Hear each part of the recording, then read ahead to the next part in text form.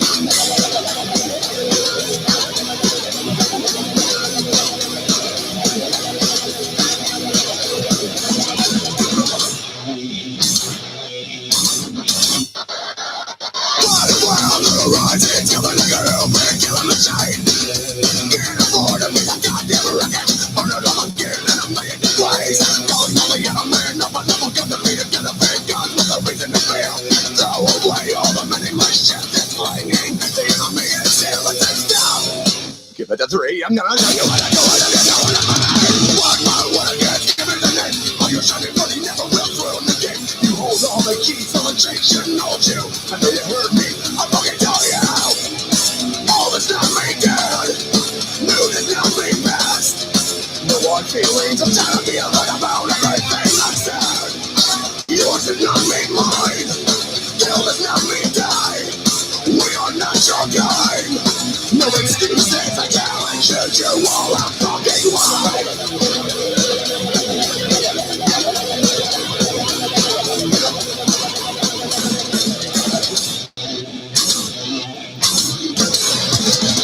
Drop that shit and put it on a pedestal. Children are afraid of the gods. Raise your eyes and show me what's possible. That means that you can never tell me the odds. Waterfall, getting stuck in a metaphor. I don't wanna go this way. I need a breakdown, break in negotiation. Get it all together and remember to say stop. Give it a 3, I'm gonna show you what I do, and if you know what I find. Drive my violence, more of the same. I can see why you're going and I'm really ashamed. Do you think when you act or just act like you're thinking? I gotta know now, you better tell me. All that's not me dead, no, that's not me best. No one feelings, I'm tired of being right about everything I said. Yours is not me mine, still that's not me die. We are not your kind. I challenge you to walk out.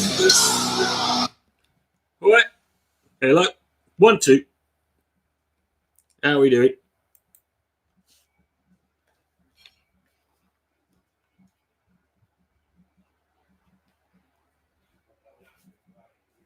Let me just share this on the old what's it.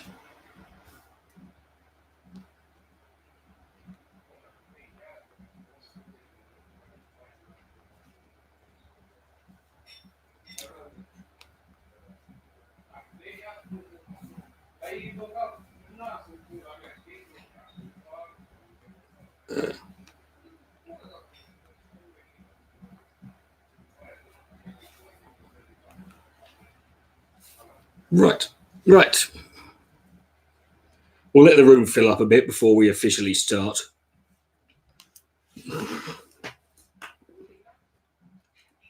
As soon as I say that, some cunt leaves. See?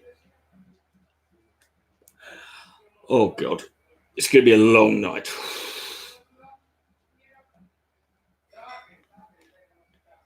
Hello? Is anyone in there? I'm talking to myself. I'm babbling away on my own.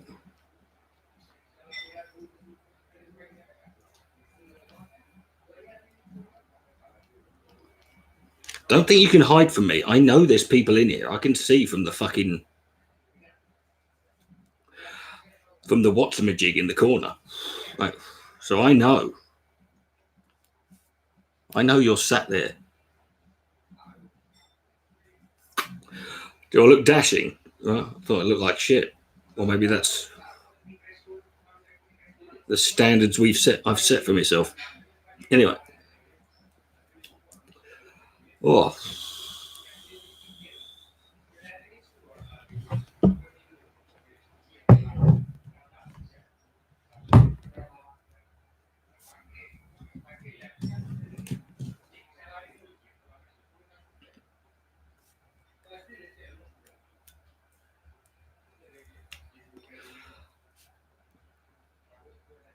next to the 2 people who've hit the like button. If the other 4 could, that would give this video a 100% liked ratio, which would mean that it is currently one of, if not the, most, successful video ever in YouTube history. Yeah.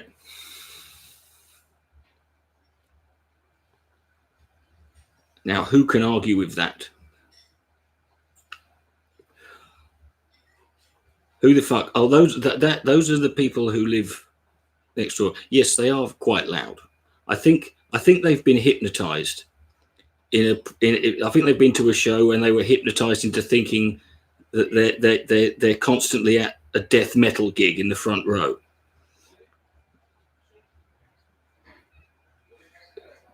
Because they generally tend to speak at a voice. I mean, and I think when your voice is so loud and obnoxious that I'm complaining about it. Do you know what I mean?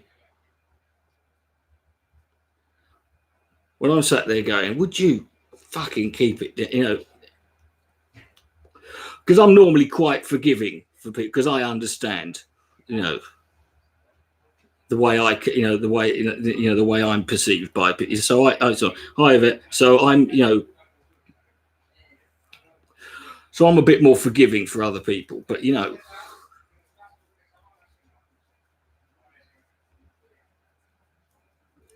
the people coming in.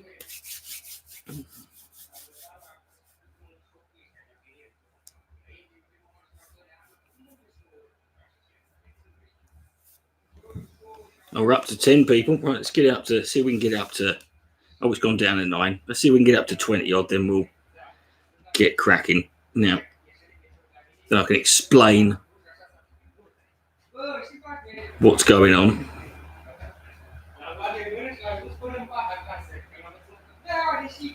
You're excited for this, are you? Good for you, Lewis. I wouldn't say I'm excited. I'm not. I would say I'm not excited, but I'm not excited, but I'm not excited, nor am I.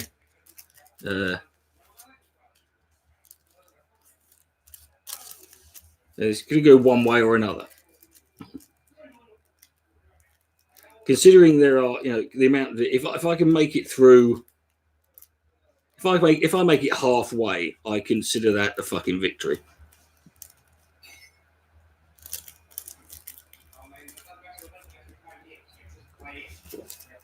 Hello to the people coming in.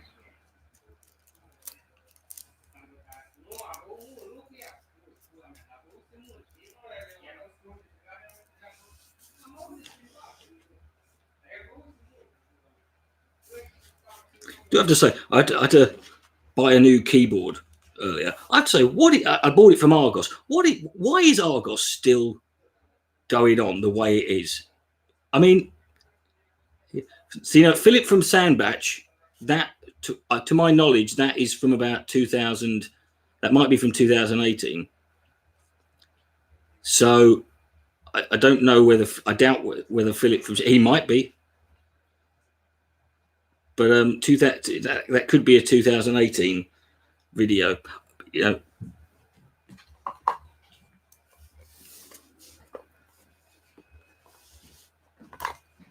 I mean, I like Philip from Sandbach because he's one of those people who it doesn't matter who the host is. Like, he never called Farage, but I'm sure if he did, even Farage would be, oh, for fuck's sake.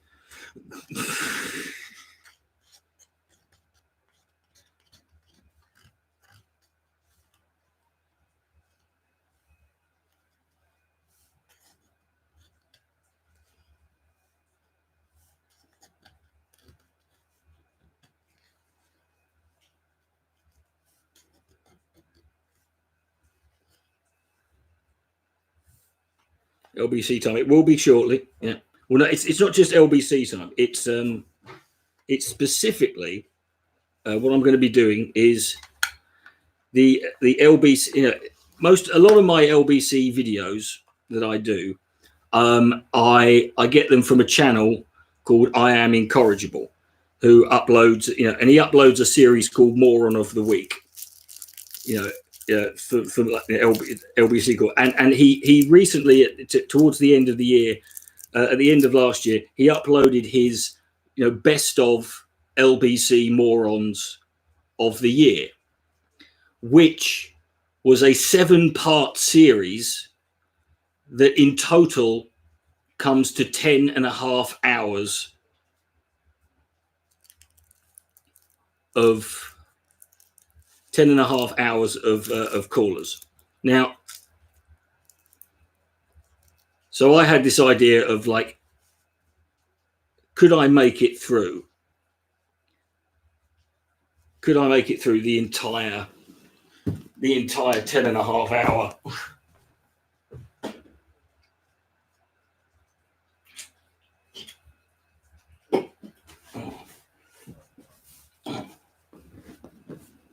And more importantly, can you?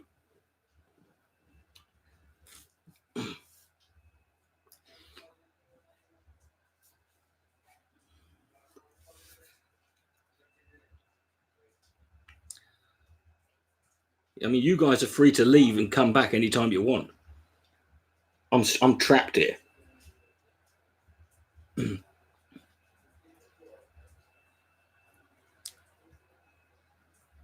Don't forget to give it a like, folks. Share it around.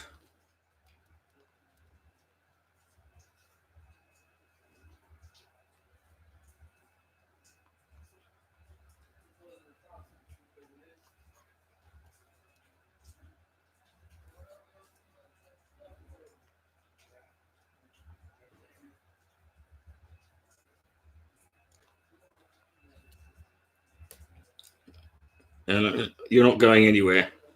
You better not, because you're the one who's been on my arse about doing this. So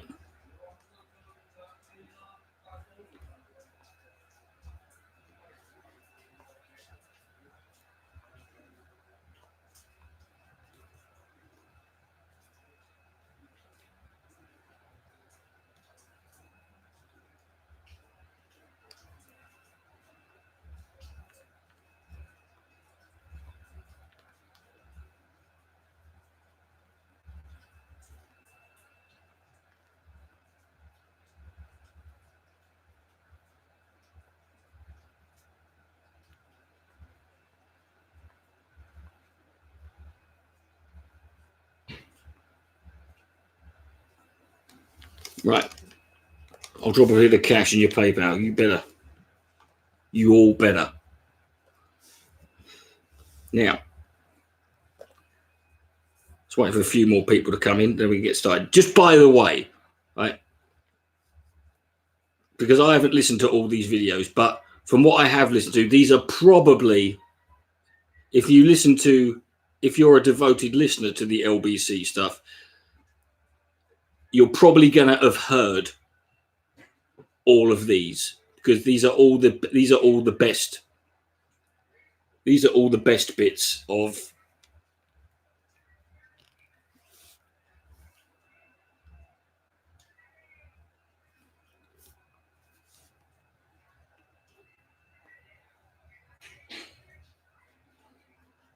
2019. So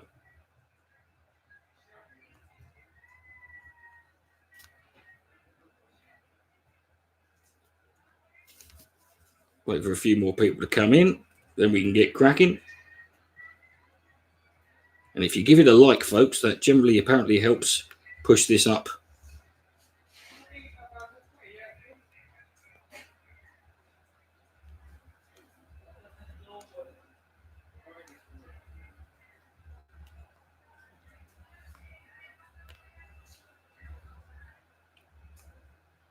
Hey, fat dog. Right. Let me see if I can get these.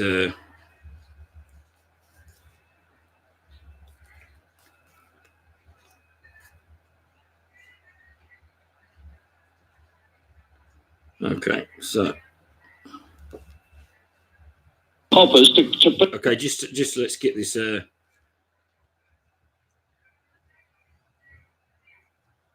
Can everybody hear this? Order! You are an incorrigible delinquent at times. Shall I turn that down a bit? That might be a bit loud. Right.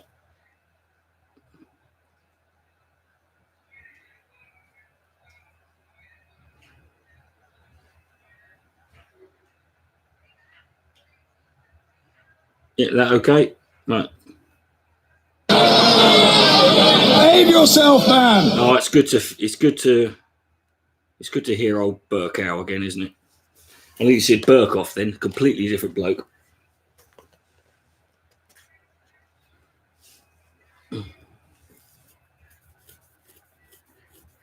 Okay.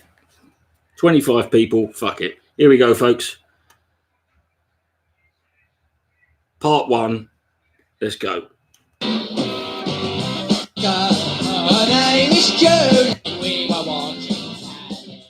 Michael in Addington. Farmers will be okay, come what may. Tell me why. Well, I didn't quite say that, Sheila. Talk about twist my words. I'm not twisting your words. I get a little note about what people are going to say, and it says we'll survive, no deal. Well, yeah, survive. What the point? Okay, not Armageddon, but no deal. Yeah, exactly. Now, if I go into the supermarket today, okay, I cannot buy a British yogurt. Everything. I already remember this caller, right? This is how fucking. I already know. This is the guy. He can't buy a British yogurt. This is why. This is what leaving the EU is all about. Is a British fucking yogurt. By two companies, Danone and Muller. Okay? Danone and Muller. One's French. Fucking Danone and Muller. That's it. You know. German. Don't know if you remember a couple of years ago. I'm pretty sure there are more than, you know, Activia. That's a different one. I can buy Activia. You know, I get those things that are for kids. You know, those fucking, what's its name? Those Froobs. You know, those yogurt tubes. You know, I get those things. Huge issue our milk farmers had with the wholesale price of milk. As if British farmers are sat around going, just sat there with all this yogurt, going, no one wants to buy it. We've got all this perfectly good yogurt. They won't buy it. Fucking the EU won't allow me to sell it. And there was a third company, Wiseman. Those three companies almost brought down the milk farmers. Do you remember a couple of years ago? Yes, I do. Right, okay. So we've already got the French and Germans here within, okay? I can't. Yogurt. I can't. Well, no, all dairy. The French and Germans here within. The enemy within, like, is the fucking yogurt, you know. Sheila, please. This is the remaining way, isn't it? I didn't say a yogurt. I said milk products. Covers a lot of things. Actually, you said yogurts, mate. You started with yogurts. You know. Yogurt. I'm just. Okay? Please calm down. I'm just reiterating what you just said to me. Your opening gambit was you're sick of seeing Danone and Muller yogurts. That was your opening statement to me. Did I say I was sick of seeing them? I didn't say I was sick. Well, no, it was the inference, mate, in all fairness, you know. I didn't think you were going, I only can get Muller and Danone yogurt, and they're fucking brilliant, aren't they? God. You know, why else would you ring? Well, you can find, which, by the way, isn't true, because I can tell you the yogurts I get, and it's neither of those. Well, okay, I shop in Tesco's and Sainsbury's. 90% of their products are Danone. Right, I shop in Sainsbury's, so this is bollocks. Right. I haven't bought a Danone or a Muller yogurt, and I buy yogurt quite a lot. So same as most supermarkets. I get Yo Valley and Rachel's organic, but there you go. But there you go. Check and see who owns Yo Valley. I get BMP special brand yogurt. The BSC problem that we had. Do you remember back in the 80s? Yes. Okay, huge bans on export of British meat across the world. We survived that. Now, the basis of like leaving the EU should not be we will survive. I mean, that should not. Anyone who's starting with that is, you know. I wanted to make, Sheila, is that, you know, you go into a supermarket today, even if I pick up a packet of tomatoes, when you look at them, they're grown in the Netherlands, They taste of absolutely nothing. We're in a situation now where they taste of absolutely nothing. To be fair, that's a lot of that's probably to do with Dutch cuisine. Dutch cuisine in general is quite bland. You know, the farmers are really under the command of these huge. I don't know what it is about fucking French, about the Netherlands tomatoes, but they taste of nothing. I don't know. I've never looked at my fucking. I can't remember the last time I bought a fucking tomato. Right. I don't know how many people here buy tomatoes. Do you check where they're from and whether they taste of tomatoes? You know, the French and the Germans are already here. They're dictating to our farmers already. Yeah, we know about German dictators. Yeah. The price of milk's going to be over the next few years. It's not right. It simply isn't right. The farmers will survive this, and they'll be in a much better position. We should be buying our veg from places like Kenya, Uganda. I like this. I remember this one. He's moaning that we get them from. He moans that we get our tomatoes from the Netherlands that taste of nothing, and then he complains that we're not buying them from Uganda and Kenya, which is an interesting take from Yeah, all tomatoes taste of nothing. If you buy ketchup these days, it's just water. It's just literally, that's all it is. Well, it tastes so much nicer. The awful. Has anyone here got experience with what I need to do this? I need to test this out. I need a Dutch and a Kenyan tomato. Right, as if there's anything stopping. As if there's anything stopping you from buying. Well, tomato flavored products won't have tomatoes in them. The same way that meat flavored products, like meat flavored crisps, don't have meat in them.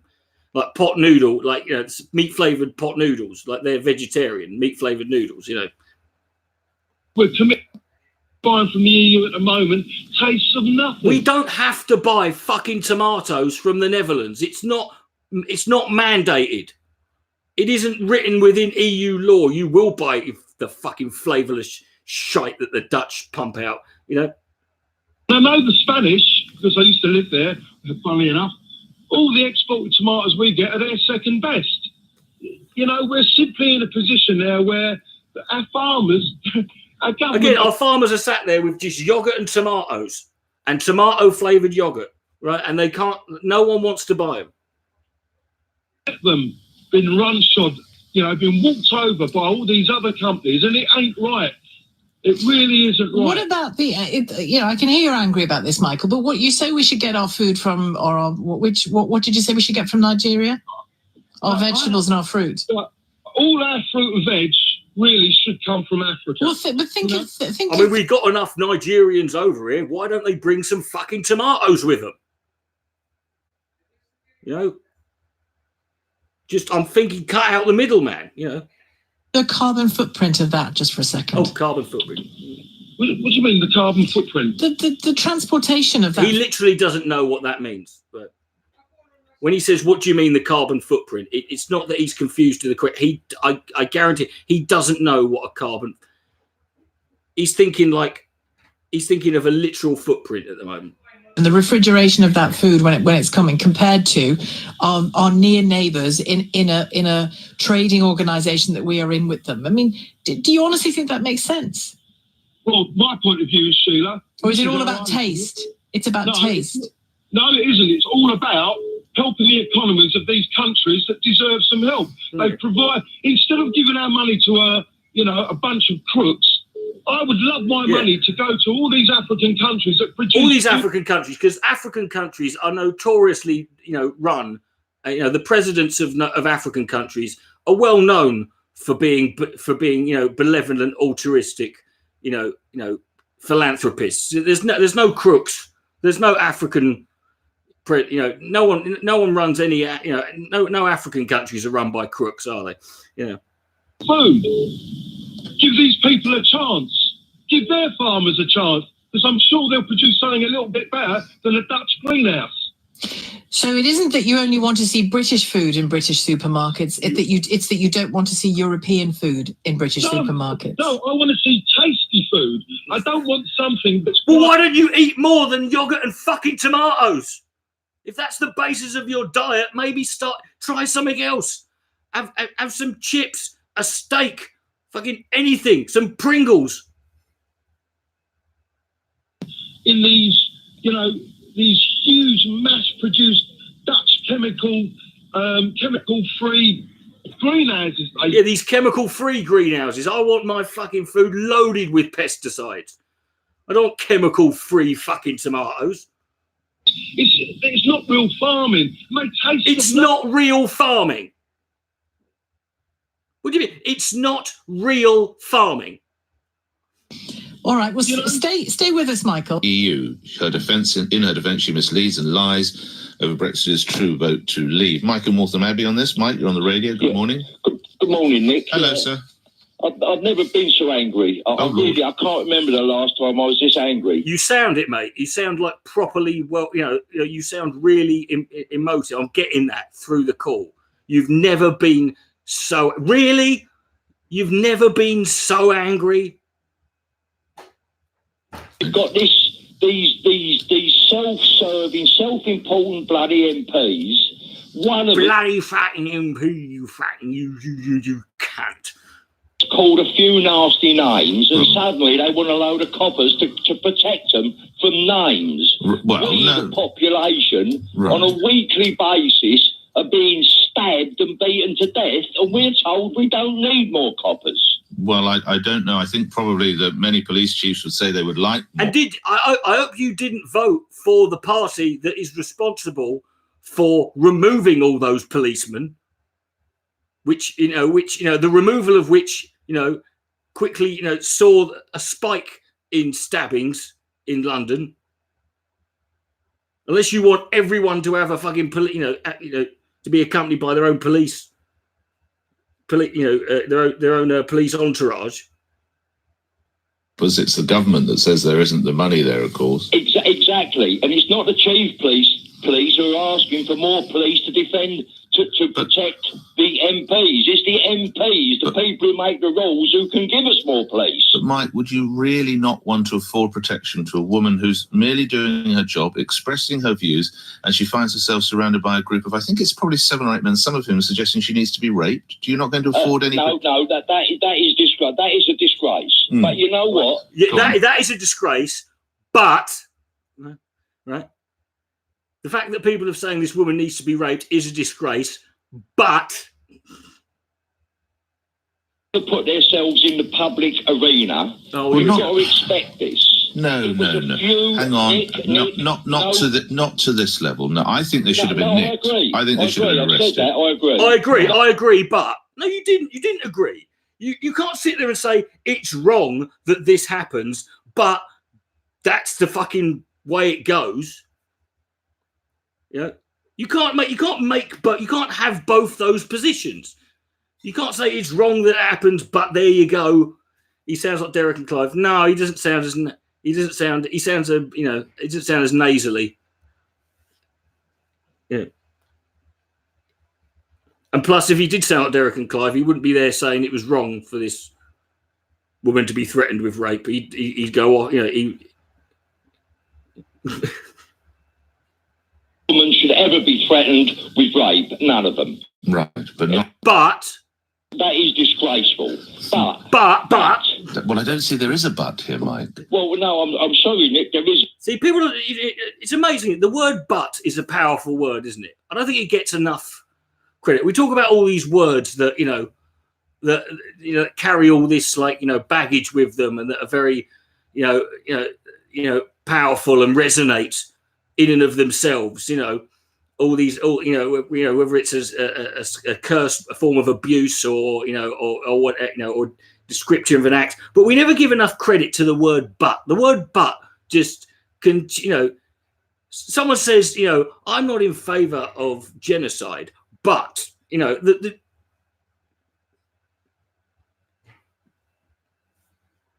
meant but with 2 T's, or as in butt rape. Okay. Because it wasn't about her my complaint isn't about her being... I know, it's about the level of, or lack of protection that's afforded to regular people. I think, yeah, but you can have both things, can't you? Can't you sit here and say that it's, your complaint is that there is there's this, spike in like stabbings and people being attacked in London, but couldn't you argue that you can solve that, and at the same time an MP, if they're being threatened, it can be warranted with, can be sort of have a bit of protection. Don't you think? Can't you have both things? What you're saying, they are in a difficult situation, and I sense, Mike, thank you. I sense this is a conversation that will carry on here on LBC, but not with me for now. Vinny's called from Stratford to talk about how we do our politics and how we keep it non-violent, how we keep it lawful, Vinny. Vinny from Stratford is about to tell us how we keep it fucking non-violent. Come on, Vinny. Hello, can you hear me, Sheila? Loud and clear, fire away. Hiya. Before I start as to why everything that has been said is absolute rubbish so far, I have to point out which you yourself fall into that mainstream problem of being a full-time professional liar. I mean, you know full well, you know right from wrong, whether you're religious or not, whether you exercise false morality or not, you know right from wrong. So let's not pretend that the vote wasn't... I've got a funny idea. I've got a funny feeling, though, and just call it a hunch, as much as I don't... Even though I've only known you, Vinny, for 12 seconds, that what you consider right and wrong is different from what I consider right and wrong. And indeed what a lot of other people consider. So, saying I know right from wrong is useless, really, because everybody knows right from wrong. But that's dependent on your definition of what right and wrong is. And if you're starting from the premise, no offense here, but if you're starting from the premise of someone you've rung up, of you're a liar and you know it because you know right from wrong, what is the point in fucking, what you're basically saying is nothing that she says matters, because if she disagrees with you, and you aren't actually assisting North Africa and the Middle East to completely decimate our sovereignty. So let's move on to Anna Sue. North Africa and the Middle East are decimating our sovereignty. Right, that's a new one.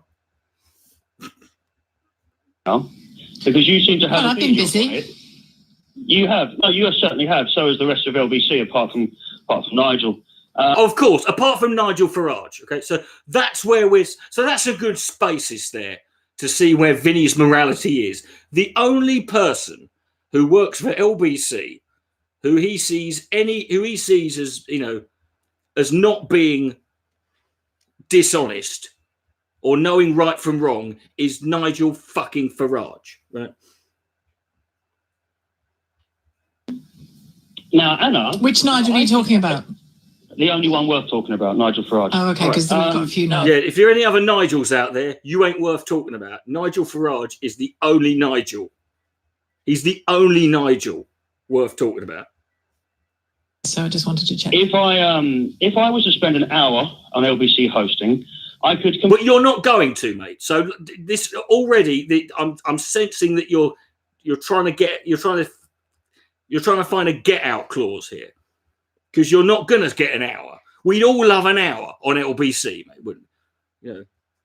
Obliterate what you're saying with multiple Nazi accusations. I myself have been called a Nazi for daring to point out anti-white agendas or problems with sovereignty. Oh, bless you. Right, they're just names, mate. Well, don't be such a snowflake. Articles on myself. James Goddard is the chap that was calling Anna Soubry a Nazi. There are organisations called Punch a Nazi by Antifa. I can show you a video and others where I have been stabbed. I have been stabbed by Antifa. This will never be... He can show us videos where he has been stabbed. Right. Should you not be... Call me old-fashioned, but if I had a video... If I was stabbed by someone and I had video of it, wouldn't your first port of call be, I don't know, the police? Not, I'm going to use this to pwn Sheila Fogarty on LBC. Yeah, I'm just, each to their own. I mean, I have spoken to the BBC. It's been covered now because you're telling me. Sorry? It's been covered now, isn't it? Because you're telling me, and I'm sorry that. I see. Being clever isn't going to assist. I'm not being clever. Sort of things. I see. I'm not being clever. Anyway, I'm telling you, you're live on national radio describing. Being clever won't wash with me, darling. Do you know why? Because I'm thick as shit.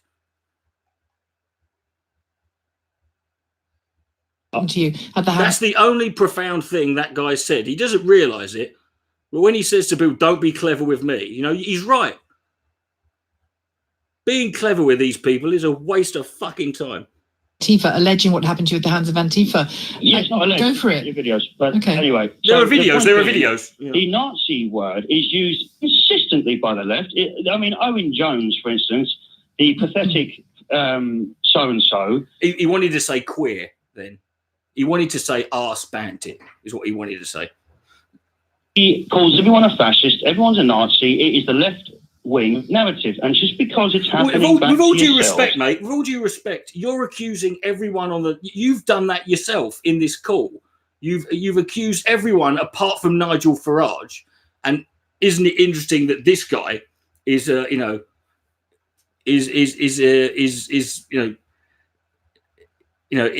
only person he seems to like is Nigel Farage, but he's going. He's accusing the left of deliberately being part of an anti-white agenda. Now, isn't that, and then he complains how everyone else on his side is fucking generalized, whilst he makes massive generalizations. The crying starts to happen unanimously. Yes, absolutely. You would definitely fall under the problem of left-wing globalism. The agendas he means Jews. You are fully aware of are the reasons that you make your waste packet. It's nothing to do with morality. You detest this country and its people. I don't detest this country. I love this country, and I love most of the people. And in terms of feel by most of the people, she means everyone but you, Vinny. Attachment and affection for most of. I want to know how this geezer fucking manages to go out of his house if he lives in Stratford. I disagree. In this country, well, I get to say how I feel about my country, Paul. You don't. Why do you get? My name's Vinny. Apologies, Vinny. Vinny Sullivan, by the way. Feel free. Yeah, but sorry, Paul, Vinny. Sorry, but all you white blokes look alike to me. And you'll find plenty of Nazi. See, there's an example there of the lying media. See, she called me Paul. My name's Vinny. There's an example of she's trying to make you think that my name's Paul when it's not. It's Vinny, right? See, they can't keep their story straight. See, exposed. Accusations, all rubbish. But that's terrible. That's terrible. You are. Have you tried to prosecute anybody for slandering you? No, because I'm not a grass. Because on the right. I'm not a grass. Wesley, you're just a whinging bastard. Then I'm sorry, you don't get to do that, mate. If you're not gonna, you can't complain about something. You can't complain about being stabbed and then say, "Well, I'm not a grass." Yeah. If the mechanisms are in place for you to do something about the fact that you got stabbed. So what you're willing to, so you're not a grass. So what you're saying is you're quite happy to let someone who is willing to stab people they disagree with just roam free. Cry over spilt milk. But if I cry over spilt milk, you got stabbed. That's not crying over spilt milk. I can write up thousands of hate crimes. If you have been slandered, prosecute the slanderer. I would. No, actually not. That's the game. And if you can't handle the game, don't take part. Well, then shut the fuck up then, pal. You can't sit there and say if you can't handle the game. You rung in to moan about the fact everyone calls me a Nazi on the internet. Do you know what? If you haven't been called a Nazi on the internet, it's because you've never expressed an opinion, right? Just open a Twitter account, just a random one, and just say something, any opinion. Just say do you know what? I quite like, the Killers. I'm quite a big fan of the Killers. It won't take long. Someone will call you a Nazi eventually. That's the law. The left are exercising a form of what would appear to the outside, if you're not well educated, to be Nazism. There you go. He just did it. He just sat there and said the left are exercising a form of what you would call Nazism, i.e. the left are all Nazis, and the problem is they always call anyone who disagrees with them Nazis. Thank you. Right there. Right. This just complete cognitive dissonance. The Fourth Reich. Germany, one of the reasons that Germany, that the EU was assembled, among many, was to stop any one country becoming too powerful. Lo and behold, Germany is the superpower of Europe. Lo and behold, they're going to get their own army. So once again, what we're seeing is Hitler's reality becoming Angela Merkel's reality, backed by people like Macron and advertised by people like yourself. All right, I've just seen something on, I think it's, yes, on your Twitter feed, suggesting that gay people are pushing degeneracy and are a pro... No, that's not what it says. Read the whole thing. I am. Read the whole thing. No, you're not. Does it say LGBT? LGBT is not about gay people or rights. It's a pro-Palestinian Labour love. Ridden. Just explain it to me. Oh, so only a moment ago it was about gay people when it's in fact about the Would you make a organisation fucking point, mate? He hasn't made a point yet. He hasn't made a single point.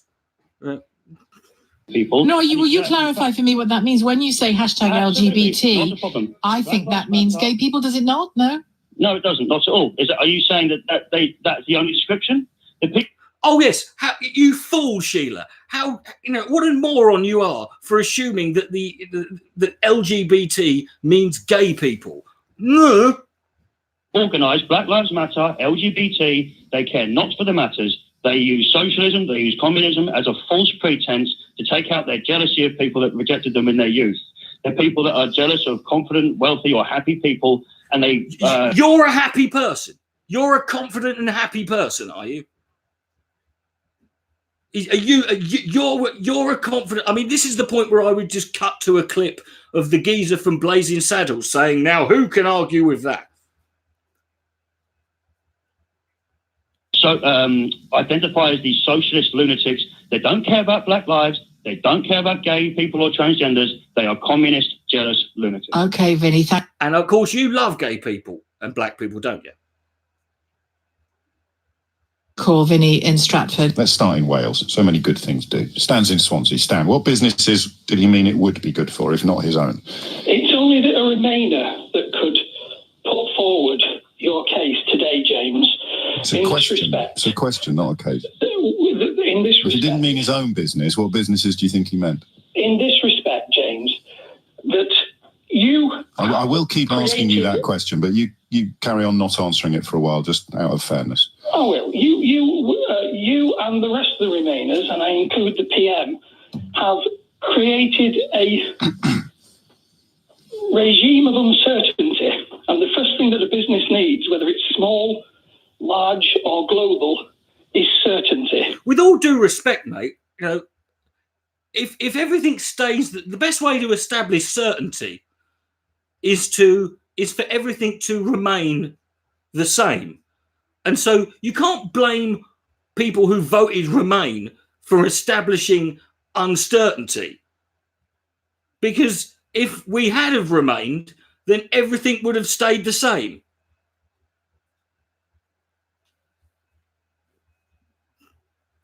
It's the people who change, No, he's not talking about Boris, in all fairness. This would have been a call. This is a call from, earlier this year. This would have been referring to Theresa May. Oh, but of course, had this guy rung up in, let's say, 2016, prior to the, Remain vote, because you've got to understand, Boris Johnson was a Remainer for a great deal of time. In fact, it's a well-known fact that, the date that he wrote two articles for his newspaper. One was pro-Remain, one was pro-Brexit. And depending on who won the referendum, depended on which article he published. Right? And of course, Brexit won, so then he became, So he could have been referring to Boris Johnson, but he's not. He's referring to Theresa May. Right?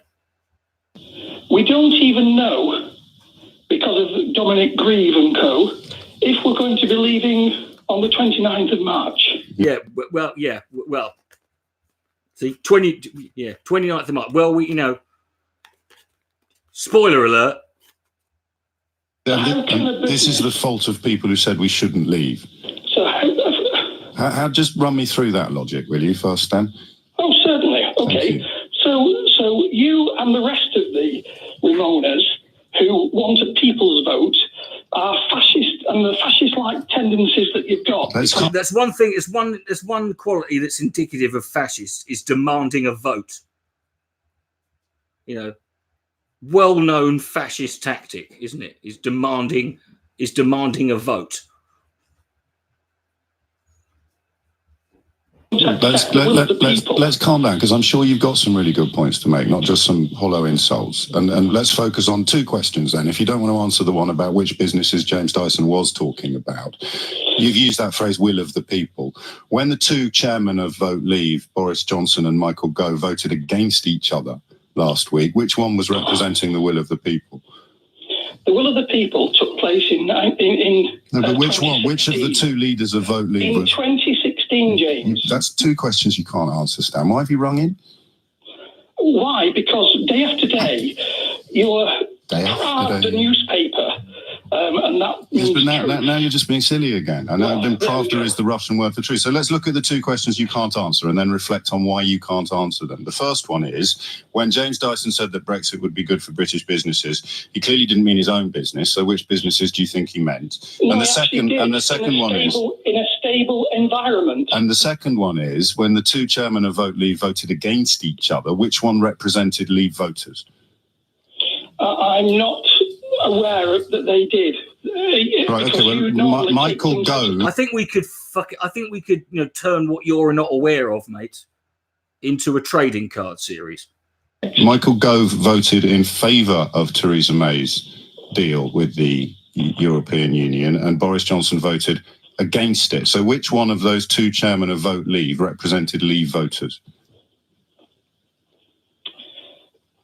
It depends where you draw the line. We'll draw the fucking line then. It's your fucking line. You draw it. Here's a pen. What do you want? Just give me an answer to at least one question I'm asking today. Some people now believe that the only way we're going to get out is to accept. Some people.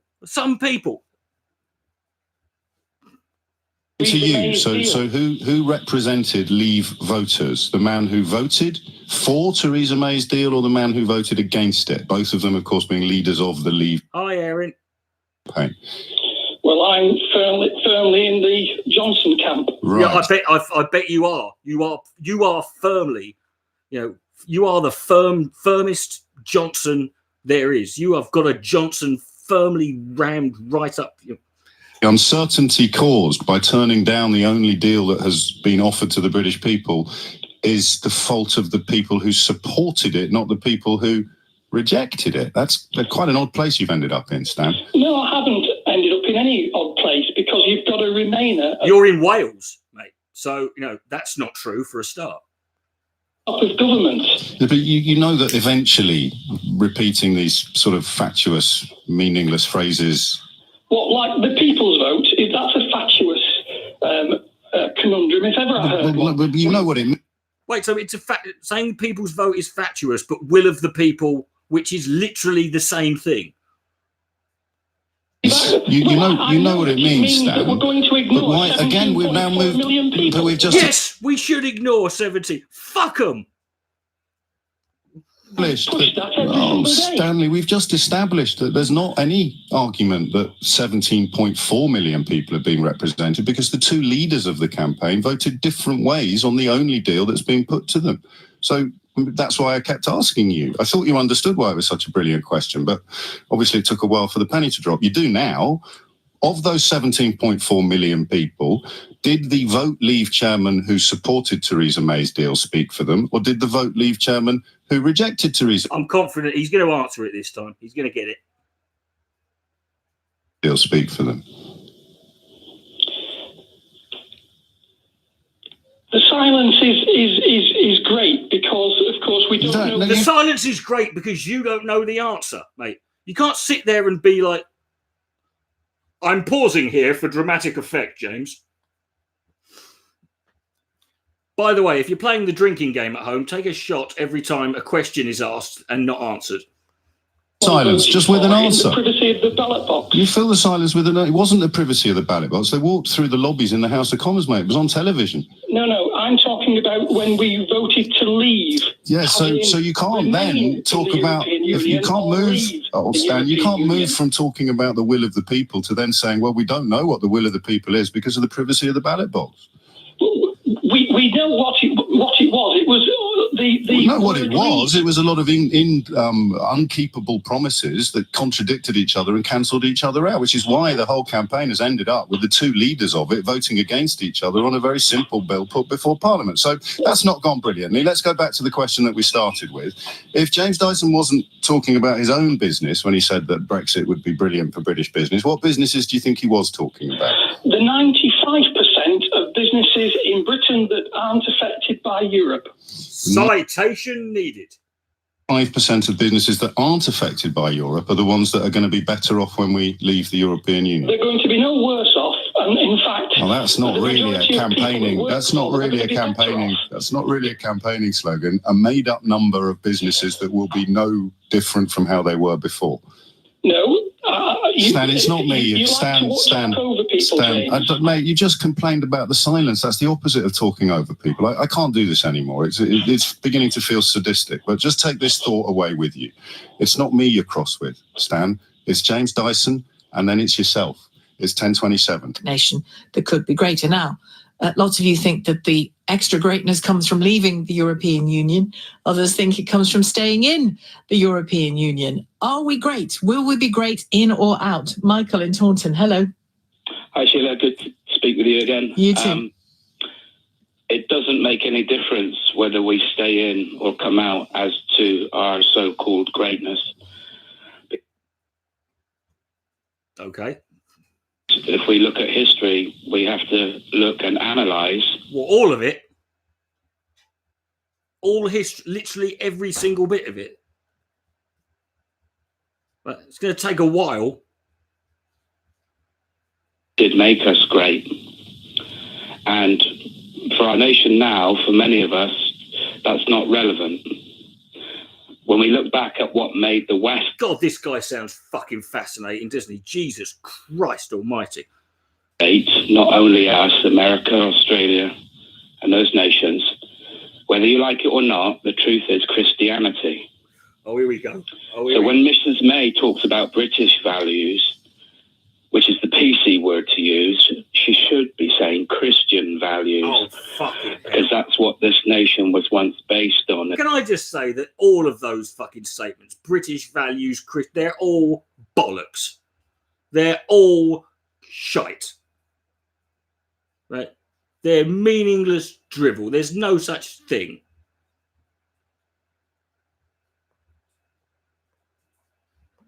And commandments and our legal system, and it worked better than anything else the world has ever seen. Christian or Judeo-Christian? Oh, Sheila, well, you're pushing it there now, love. Both. Testament, so it's Judeo-Christian.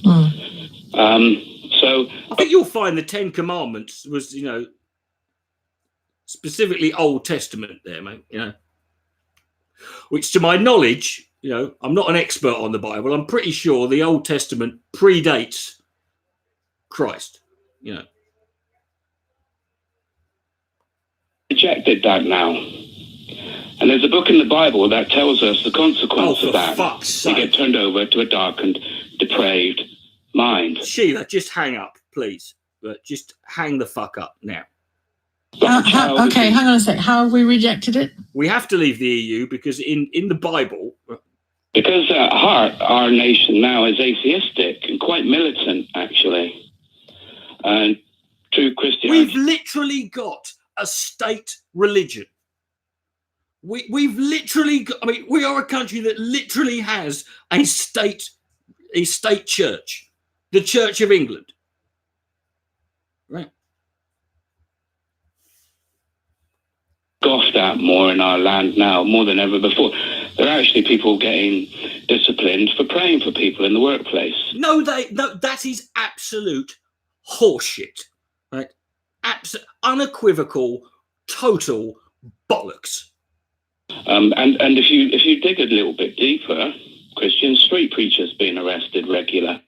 Well, actually, there's one example of that. They're not arrested; they're asked to leave, and generally because the few examples I know of where Christian street preachers have been asked to fucking, shut up and pack up shop is because they've been preaching specifically what would classify as hate speech, generally against gay people, right? But they're not arrested. Right? Again, this is all bollocks. They haven't committed hate crimes, but that's thrown out there very easily. So now we pay the price.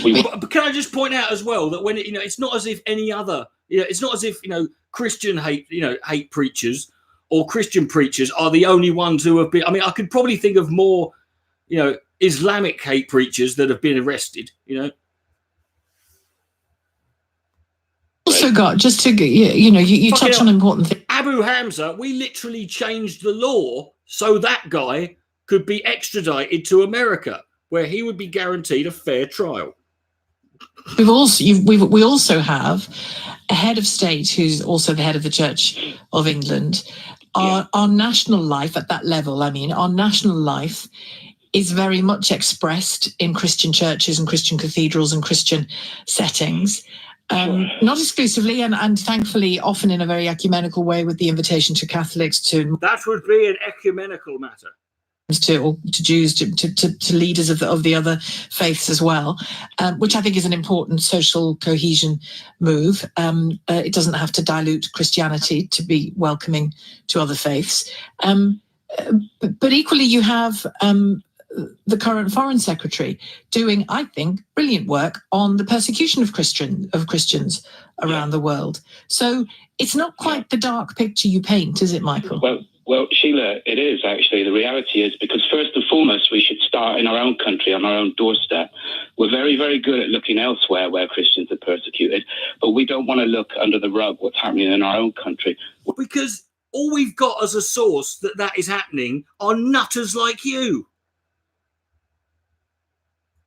Touched upon also, but what kind of persecution are you talking about? I get what you're saying about there was a situation where a nurse or a healthcare worker said she would pray for somebody and the patient took offence. Is that the story you're alluding to?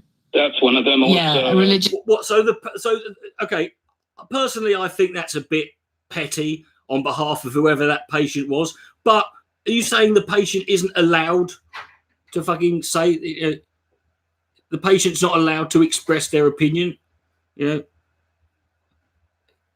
they'd rather, I'd much rather you didn't pray for me. I'd rather you gave me some fucking medicine, A nurse who gave a Bible that a Muslim lady she worked with asked for. She's disciplined. You have a Christian magistrate who in a private meeting voiced his opinion that he felt the best place for a child to be raised was with a man and a woman.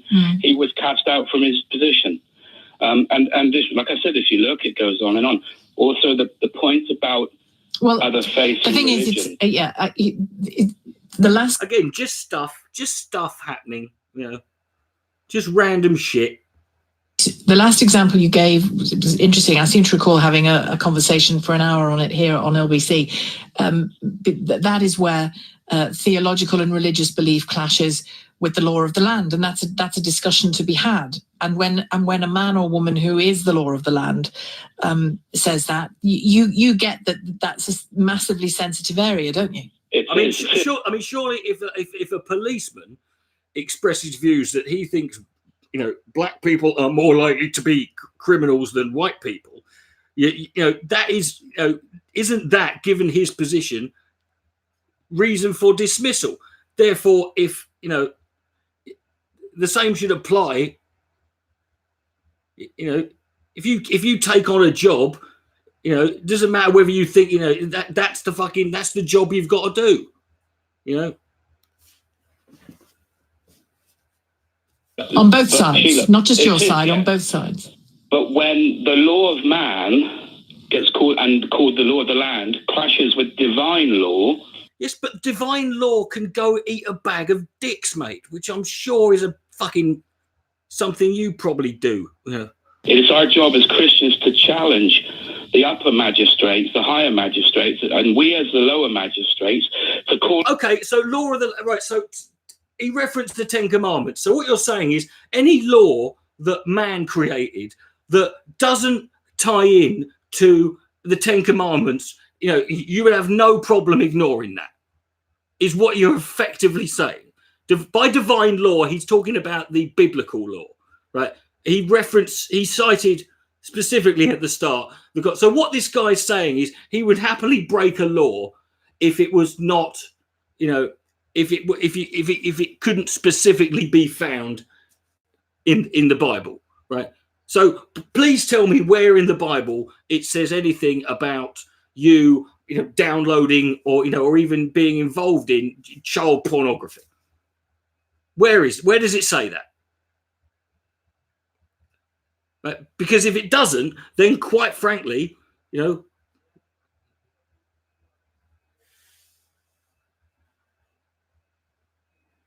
I know you are, boss man.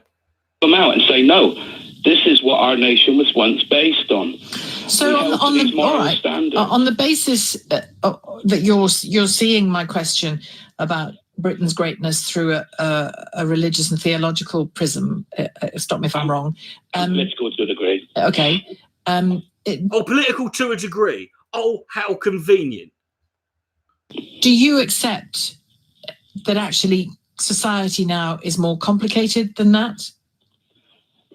Society now is paying the price for taking the course we've taken against the God who rules all the universe. Well, good. Fuck him, right? What does it say about the God of the universe that society has rejected? If you're not convinced, if society has got to a point where it's gradually rejecting what you consider to be the divine word of God, what does that say about God? If you're not convinced, if God can't convince you, then isn't that on him? And so now, honestly, are people trying to tell us that things are getting better? Look at the knife crime. Look at the drug problems. Look at the paedophilia. Oh! Look at the paedophilia. Right, okay. Right, where's that in the Bible? Or is that one of the laws that you choose? Where's the drug laws? Right, I must have missed that. Where does it say that where are all the drug laws in the Bible? Where's the knife crop? Where's the law that says you can't stabbing someone? Where is that in the Bible? I must have missed that one. Transmitted diseases in the church, yeah. Where does it say? Where does it say? Sexually transmitted diseases. Where's that in the Bible? In the church, amongst other places. So, yeah, it's not an absolute straight line, is it? Your argument, Michael. I take the points that you make. It's not a straight line. It is in fact bent. Persecution and about instances that absolutely need our focus in the workplace if somebody loses their job because they've said something Christian. I take your point. I'm not sure how it really links to our membership of the European Union, but thanks for your thoughts all the same. Paul's in Manchester. Paul. Didn't he say Brexit? He didn't say it was the will of God. I just don't. Well, to be honest, he started off like that, right? But I think he was just using that as a way of to proselytize. I don't think he also said it ultimately doesn't matter. Yeah. Like to say. It was just about the comment that you made about Bar Black Sheep. Oh, for fuck's sake, not Bar Black Sheep. No, not Bar. I have done I did a whole video that covered this Bar Black Sheep bollocks. Seed, and by removing it, you prevent that seed growing into a tree. Well, I didn't think that was a seed. I'm not sure the Bar Black Sheep thing ever happened, but I'm thinking more. No, it didn't, James. Not in the way they think it did, anyway. When people felt that there was an overreaction to something that could be construed as racist, that was designed to. It was almost like better safe than sorry. All right, maybe that bit wasn't actually racist, but I'd rather not take the risk. So that's what I think political correctness at its most controversial became. Yes. And it's most controversial. It could have led possibly to one person once, questioning the use of bar black sheep. That is the apex.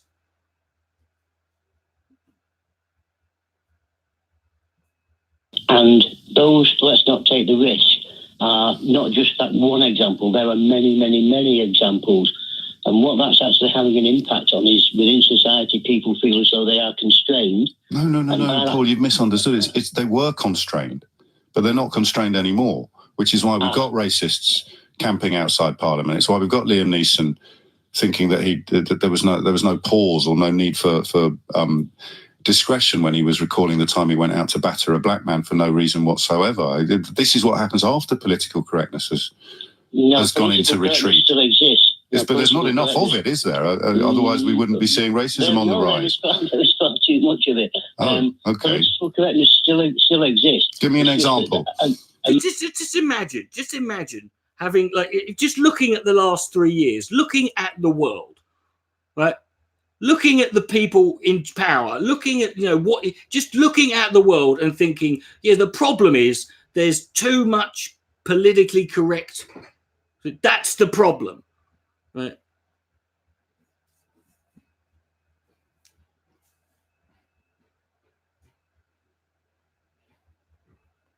Minority of people are now coming out from underneath the umbrella of political correctness. So give me an example of where it is now. What political correctness? Yeah. Like you were going about an example of you didn't believe you couldn't walk down the street carrying a flag. Well, that is actually true because I actually witnessed somebody being arrested for carrying the flag. Were they arrested for carrying a flag? Really? Were they really? Was someone genuinely? I don't think so. Yes, I do. No, you might have seen someone being arrested for a public order offence who happened to be carrying a flag, but they weren't. Flag on the basis of carrying a flag. But that's not true. You see, this is the victimhood narrative of. Okay, can you? All he was doing was carrying a flag and waving to his mates, right, whilst chanting, there ain't no black in the Union Jack, or it might have been bar black sheep. I don't know. Details by email. Tell me where it was, the arrest number. It was actually in the Oldham Town Centre. Okay, and what was the flag?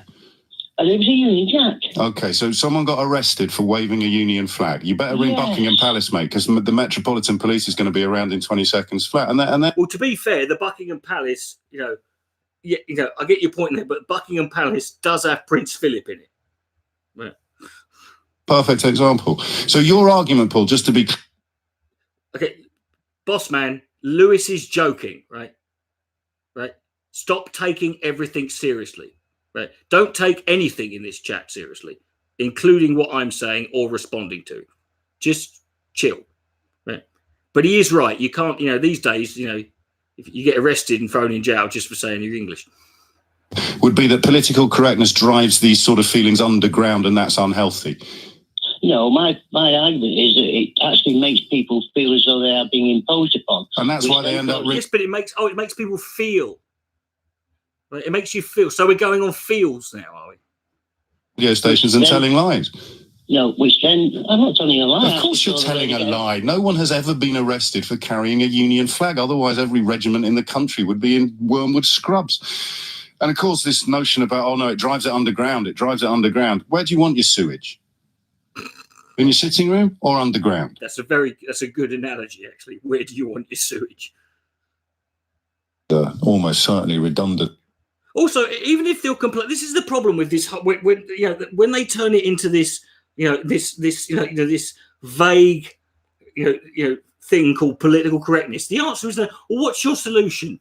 People shouldn't be, people shouldn't be offended by anything, and people shouldn't express their, I mean, this is the kind of annoying thing. It's like if someone says something offensive and people respond to that thing with offense, you'll get these people who will use freedom of speech to defend the offensive thing that someone said, but they never use it to say, but they're forgetting that that freedom of speech applies equally to the people responding to what someone said. But they never use that, do they? You know, they never use it in that, they only use it.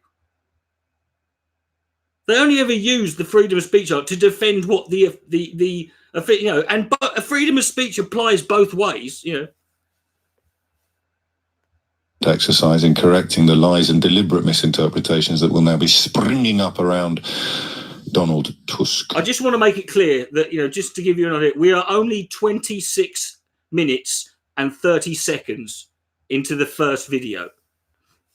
He has suggested there's a special place in hell for people who promoted Brexit without having any plan at all on how to deliver it safely. Crucial words there, safely.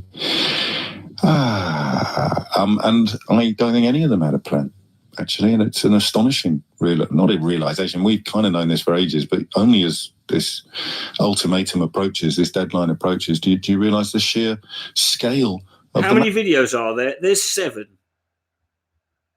It's 10.5 hours in total, and we're not even half an hour in. Who had a plan? Whose plan did you vote for? Vivian's in Red Hill. Vivian, who had a plan? Well, I'm taking my call. You're welcome. We all had a plan. Let's start from the beginning of the movement to leave the European Union. Let's start from the beginning. In the beginning, God created Nigel Farage and then thought, oh, fuck this. There was a plan to leave the European Union. We built a campaign. We gained support for that. I know how this worked, mate. I don't need this fucking. Right, we all remember. We know how we got here, right? No one's denying this. And no, you've taken us out of the conversation, and a lot of the people. You have not been taken out of the conversation. Jesus Christ, you have in there every conversation. If anything, what I'm doing now is proof that the conversation has got you fucking in it. Have gathered in support of this campaign are finding themselves without the information to support the move that they've just ultimately decided to do. Okay, that's just words. What did you even say just then? I applaud them for doing. You'll have to forgive me. I don't understand what you just said. Yeah. Thank you, James. Okay, well, what are you interested in? What part of the plan? What are you interested in? I don't know. Birds. Whose plan did you vote for? European Union, based on the information that we all know is very true about the United Kingdom and its position and its... Okay, that's just this is like a guy. This guy talks like someone who's some kid who's got to do a presentation on something but hasn't done the work and he's trying to blag their way through it. It's like, well, it's based on the information that we all know and regarding European Union forthwith, hitherto, and cool position in the world, and how it's yes, but whose plan? To the common market. Whose description of what would happen after leaving did you vote for? That's just abductive logic, James. No, that's just abductive. Did he just say abductive? Did he just make a word up there in order to create a logical fallacy? Did he mean reductive? Because I could have sworn he said abductive. Hold on, I'm playing that back. Of what would happen after leaving, did you vote for? That's just abductive logic, James. It's abductive. He said abductive. What the fuck is that's not even a word.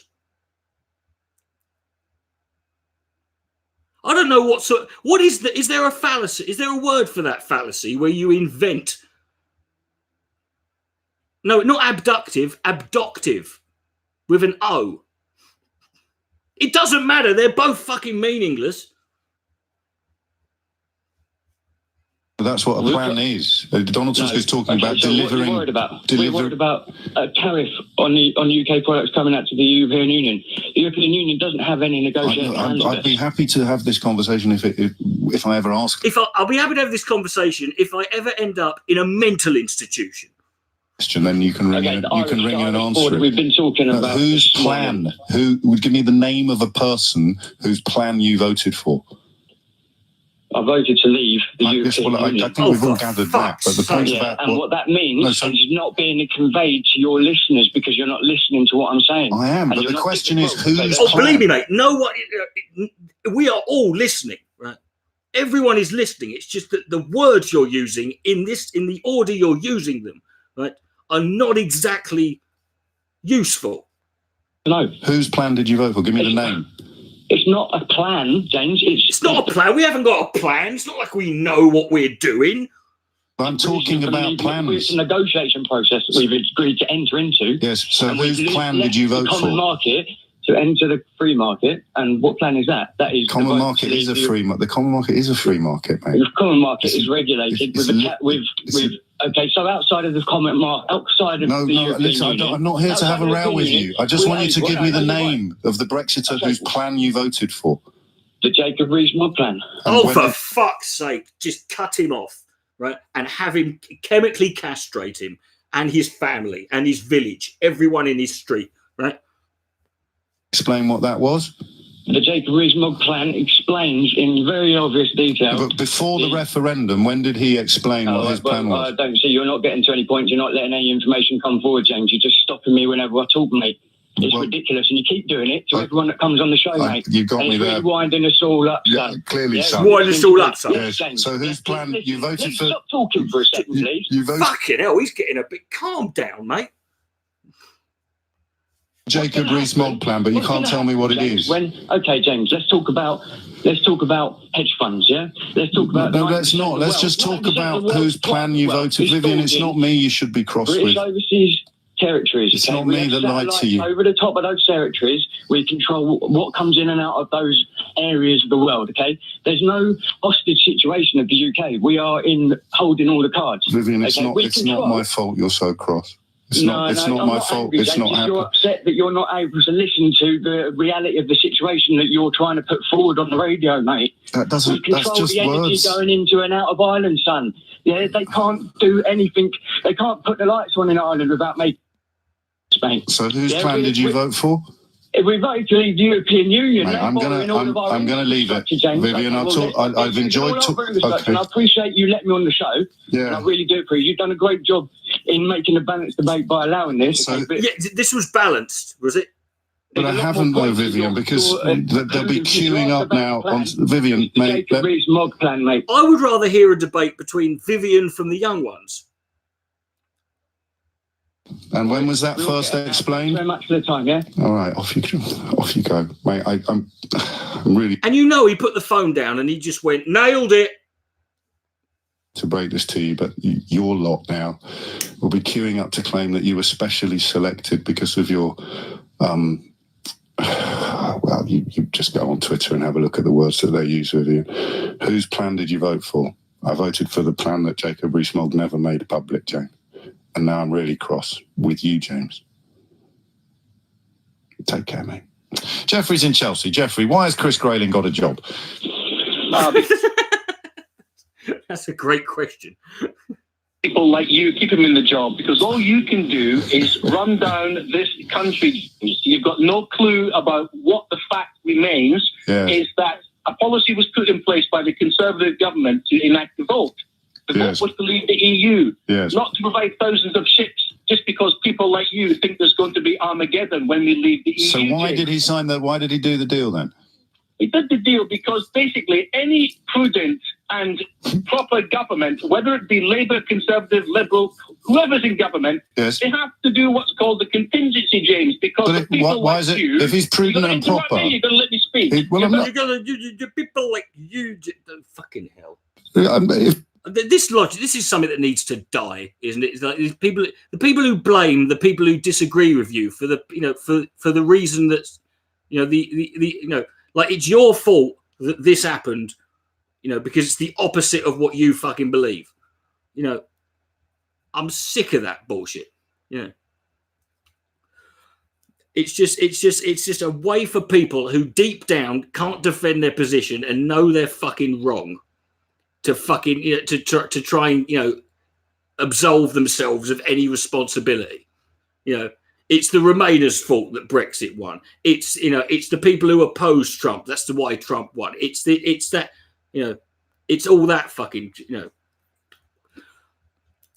It's that Dave Rubin logic of I became a conservative because the people on the left were mean to me. Oh, fuck off.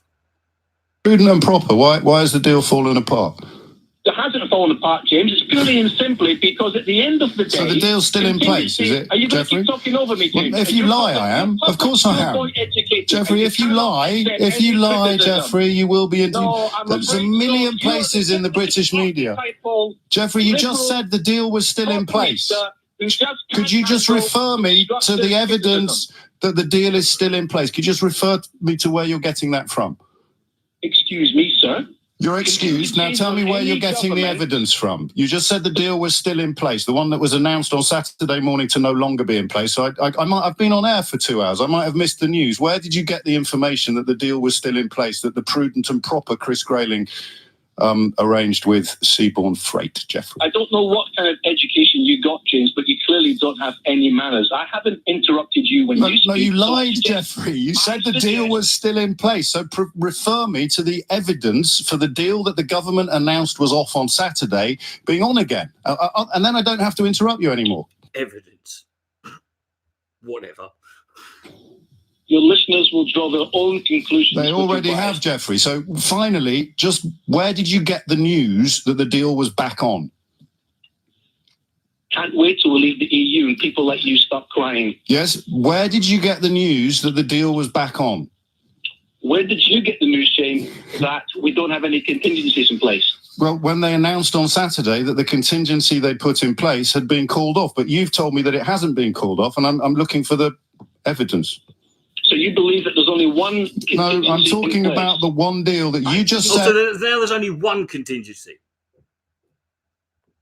Was back on. Now either say, I'm sorry, James, I made a boo-boo, or tell me where you got your evidence from. I will never apologise to people like you. No, I know you won't, Jeffrey, which is why you end up getting humiliated on national radio. Because all you had to say was sorry. Yeah. No. If you look at, so for the final time, Jeffrey said the deal was still on, the deal that Chris Grayling signed with Seabourn Freight. Jeffrey in Chelsea says the deal is still on. Jeffrey's proof comes now. You're a muppet. And that, my friends, is Brexit. Let's talk to Stu in West Bromwich. Hello, Stu. Yeah, I'm not in West Bromwich, Sheila. I'm trying to get to Dover, but I've just... All right, I'm not in West Bromwich, but I'm trying to get to Dover. Dover, yeah, yes, well, based on your accent, mate, I think you're always in West Bromwich. Right. I'm trying to get to Dover, but I've heard they've got no fucking Bovril down there.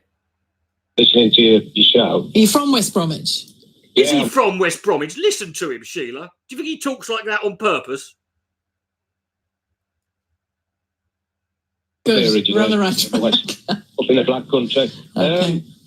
I was just thinking, the perspective in the West Midlands totally differs from the area where you are down here. It's, for fuck's sake, here we go. Everybody that I speak to just wants to get out. They're not interested in Theresa May and her future. They're not interested in what Parliament think. Well, seeing as how I live in it, I'm going to speak on behalf. I'm going to speak on behalf of the East Midlands and to say that because this is how I feel, therefore, this is how everyone in the East Midlands feels. We need to, and because it's the opposite of you, we can now have a turf war. What I'm saying is, we voted out, get out.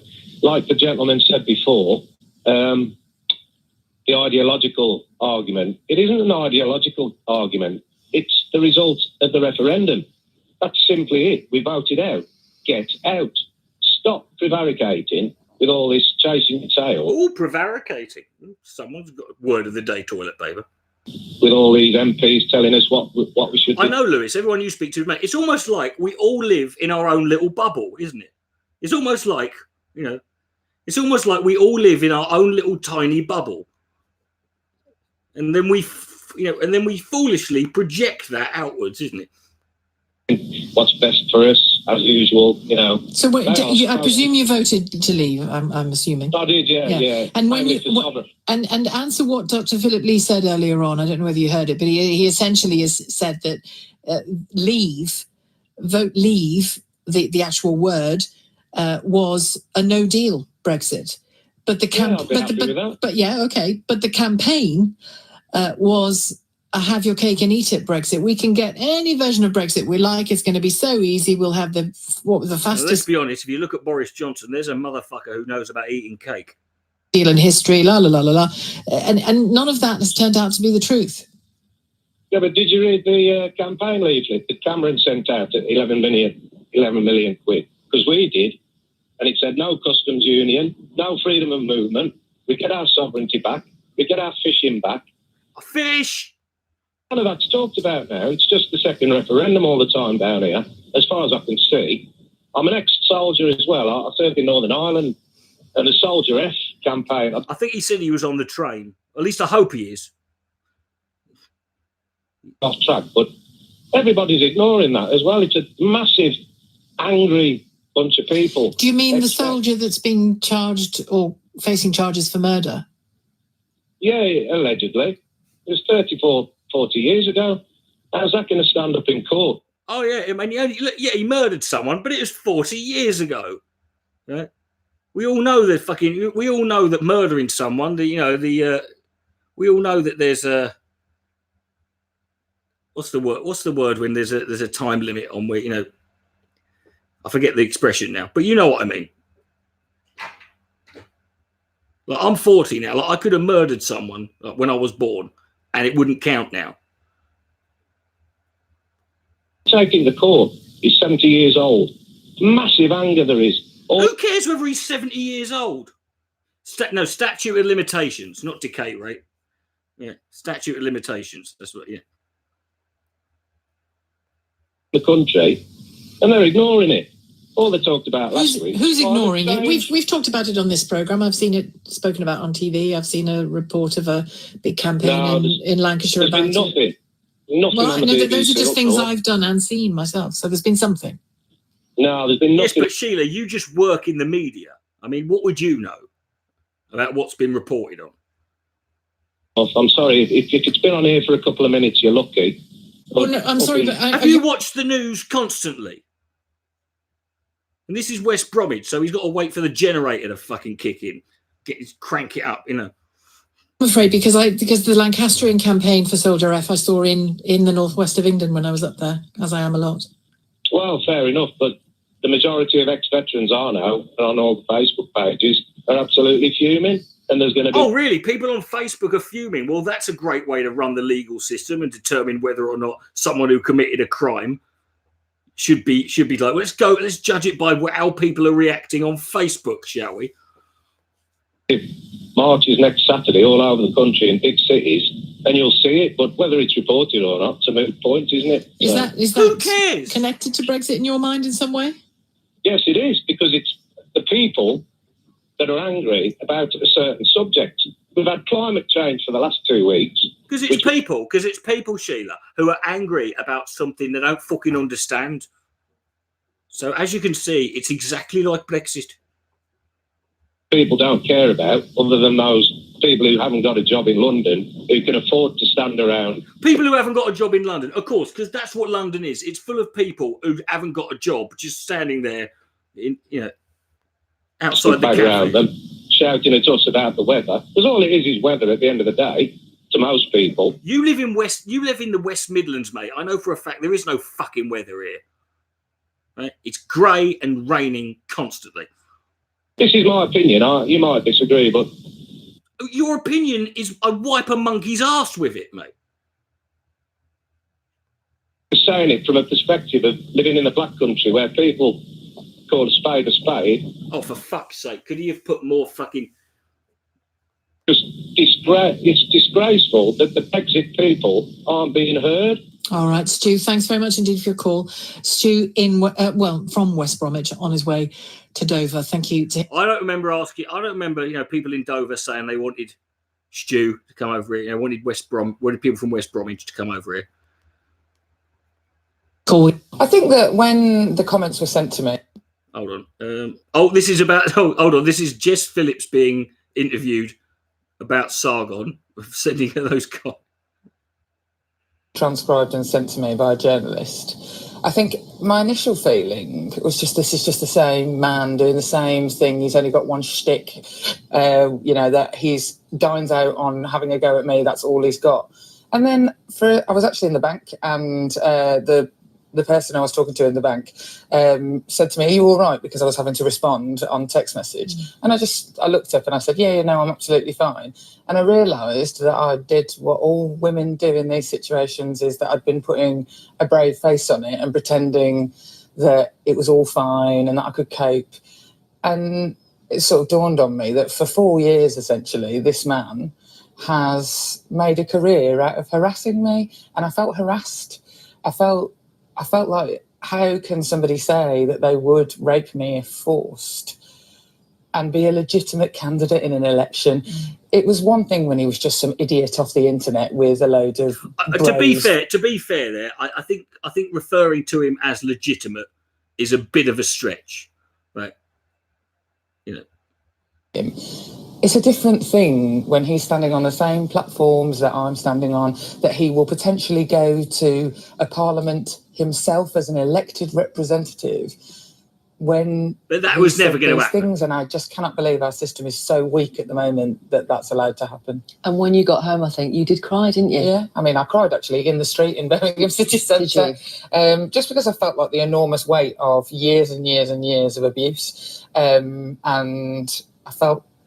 It's not that I'm frightened for the credible threat to me, actually. I'm not frightened that anyone's going to hurt me. I can't. So you don't fear for your physical safety? I can't live my life fearing for my physical safety, otherwise I would do nothing. And I really like living my life like a normal person. So I don't let that creep in very often.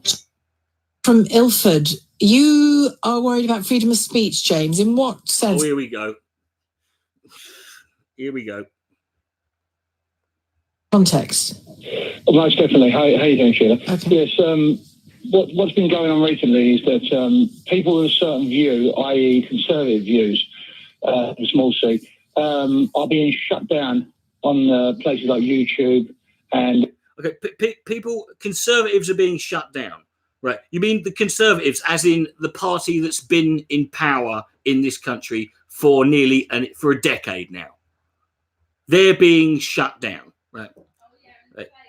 As in the party that's, the conservative, which is the party that's in power in America and has been for the last, since 2016. They're being shut down. Right? No, there's some people on YouTube, apparently, conservatives on YouTube, as in the most popular channels.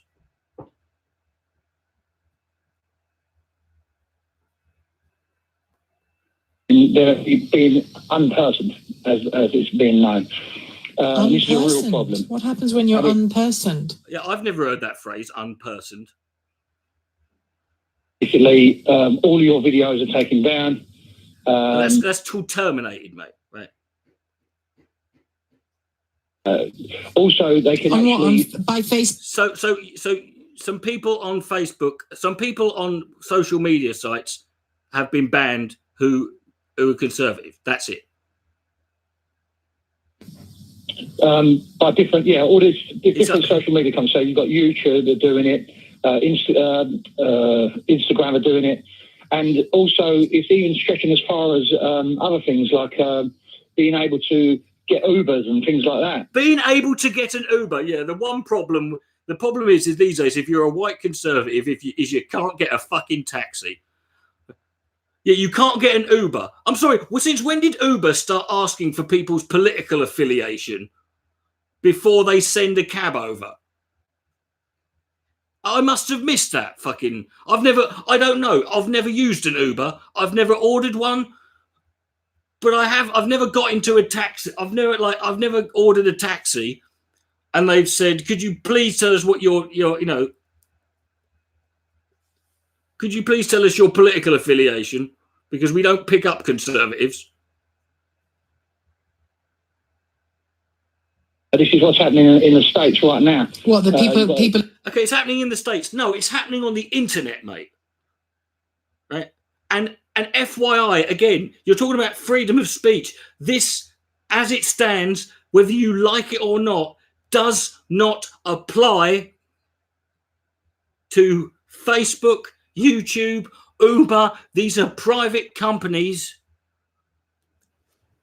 who are in, and also what is getting a taxi or an Uber got to do with freedom of speech?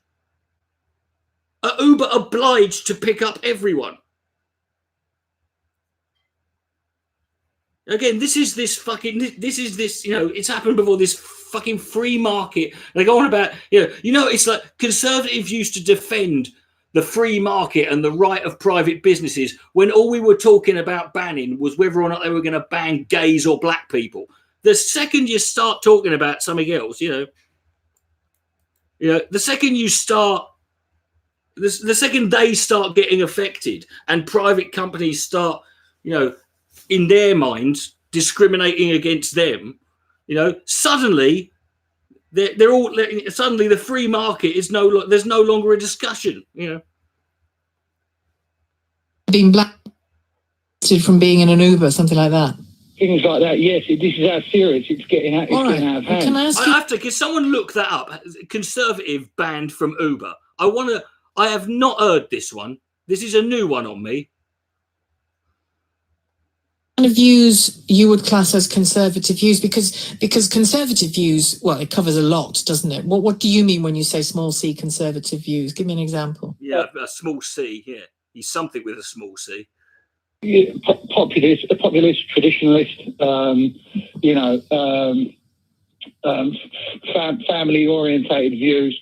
Family orientated views. I hate gay people. Just Christian views, things like that.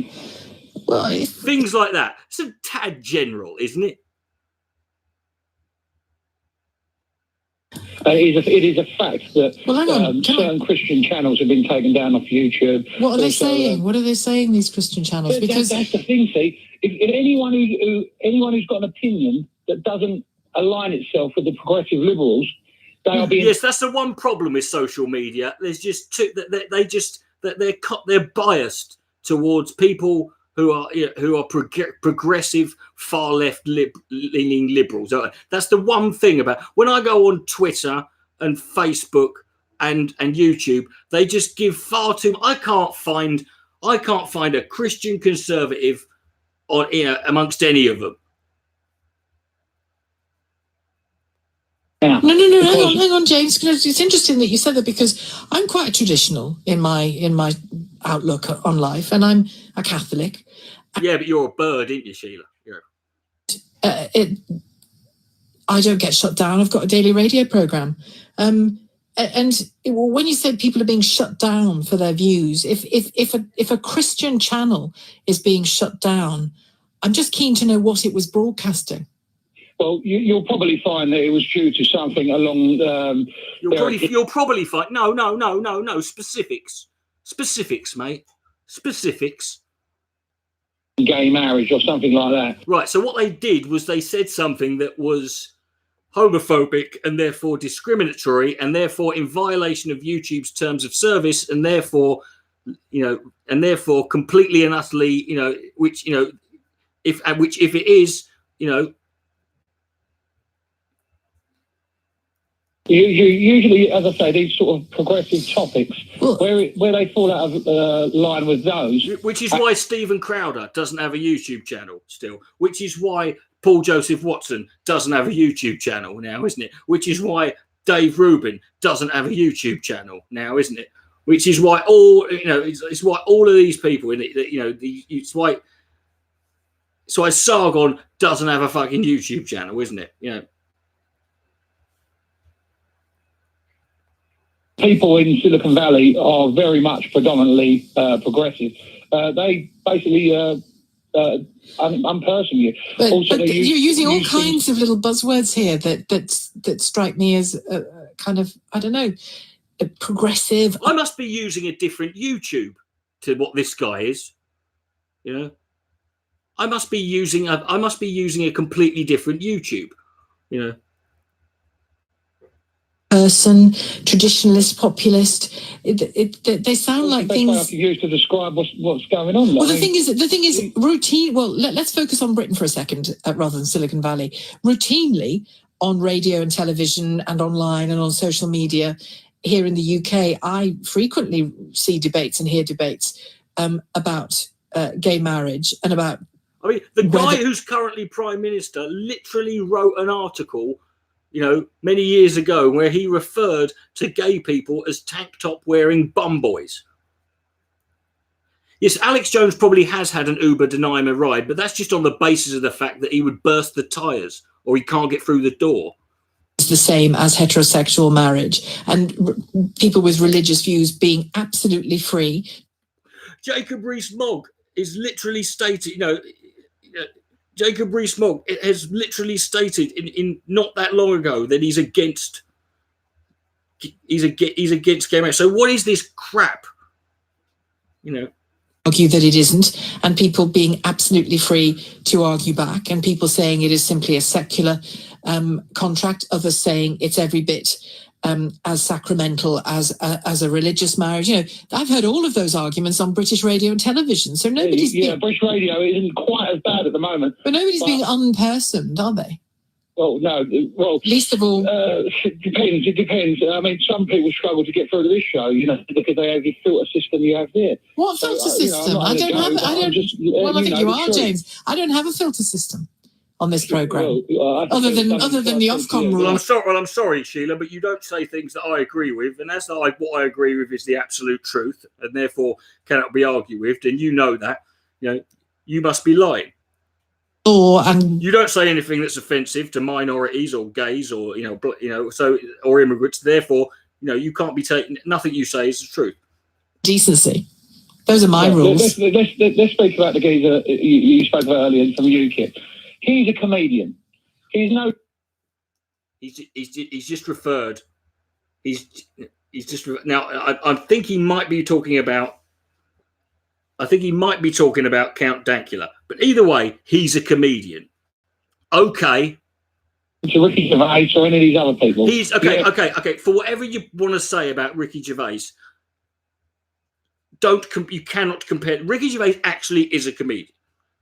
Right? He's not the same thing. Because he made a joke 3 years ago, they're using it as something to hit him with now. But it's a joke. No, but hang on. In a press conference just a couple of weeks ago, when he was asked about his... No, they're talking about Sargon, right? He just referred to Sargon as a comedian like Ricky Gervais. Now, I personally think that is a completely unfair comparison, personally. But if I was Ricky Gervais, I would sit up and go, well, this guy thinks it's legitimate to compare me to Sargon of Akkad. So-called joke. And frankly, James, as a woman, if somebody joked about whether or not they'd rape me, depending on my level of attractiveness or not, and then subsequently, when challenged about it, joked, in inverted commas, as to how drunk he'd have to be, whether there was enough beer in the world to rape me, I'd call the police. It's quite obviously a joke, isn't it? Hold on. It's something being a joke. Okay.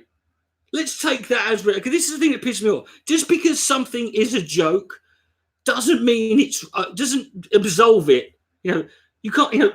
Things being jokes don't automatically make them, okay. Right?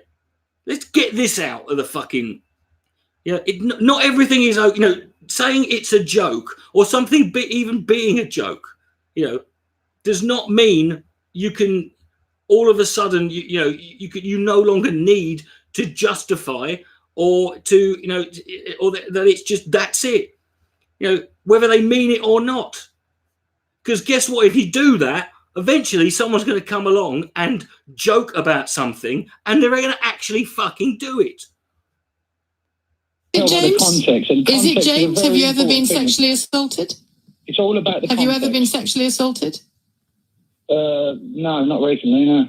No, not recently. You're so funny, mate. Well, if somebody says they're going to sexually assault you and they're rating how you look as to whether it's a good reason to or not to, that's pretty serious, isn't it? I just block them straight away. Block. Goodbye. And that's how it should be. You know, people should have the freedom to threaten to rape people. But that's what this freedom of speech thing boils. That's what he's like. That now we get to the crux of it. Right? These are people who cry if you call them a Nazi, but no, it should be you should have the right. You know, these are people who talk about freedom of speech if you criticise them or if they get dogpiled for something. But threatening to rape someone, that was a joke. Well, it's a joke if I call you a Nazi. Then I'm going to just say anything you want. You know. Get in mind, you've got to have the right to be wrong. But what kind of person? What kind of person wants to say, "I wonder whether I'd rape that woman in the public eye"? The kind of person this cunt would probably vote for. The kind of person this guy will ring up a radio station and defend. Whether I'd rape that girl. And in the context of the joke, when is that funny? It's a very deep thing. On what level is that funny, James? You're not. Okay, that just sums you up, doesn't it? You think sort of deep, meaningful comedy is threatening. There's nothing deep about that. It's pretty much as it is. I'm not laughing. Jess Phillips wasn't laughing. Where is it funny to wonder whether you would rape a woman and then claim to be a decent individual? Where is it funny? People have got to grow a thicker skin. If you're going to put yourself online... Why should anybody grow a thicker skin when somebody's talking about raping them? And you're voicing your opinion to the world, like that last lady who was on. I'm sorry, love. I mean, in all fairness, Sheila Fogarty doesn't start a radio station every day by threatening to rape everyone who fucking calls in. Tweeted it out. Talking about... personal thing. So we'll come back to her in a moment. I want to focus on thicker skin. Why should any person on the planet grow a thicker skin to accommodate someone talking about raping them? No, you are wrong. It's unacceptable. Imagine if like some Muslim geezers moved in, down the road from Sargon, and they knocked on the door of Sargon and said, "Hey, Sargon, we just wanted to let you know, we're a couple of Muslim guys. We've moved in next door. We're setting up a child grooming gang, right? But you don't have to worry about your kids because we wouldn't even rape your kids." And then they said it was a joke. Right? Do you think Sargon would take that? He'd just be like, "Oh, you wacky. Isn't that hilarious?" I mean, it would be hilarious, obviously. But I mean, what my point is that he wouldn't stand for it, I know what you're saying. It sounds very virtuous, but it's virtuous. It's not virtue. Not threatening to rape people is virtue signalling now. It's not virtue. It's decency. Fascism, Sheila. No, James. Fascism is thinking you can walk down the street talking about raping women with impunity. That's fascism. Silencing people is authoritarian, and it leads to a bad authoritarian. Down through history, that's what happens. Okay, all right. Let's linger on that for a minute. Silencing people is authoritarianism and leads to a bad place. What does talking about raping people lead to? Joke. It's a joke. That's interesting. So hang on. No. I want to. You see, you're doing what a lot of people do, saying their thing and then trotting away from what they've just said very quickly and saying something else. I'm bringing you. Here's a thought based on the reaction. Here's the thing about jokes, right? They're meant to elicit a certain reaction.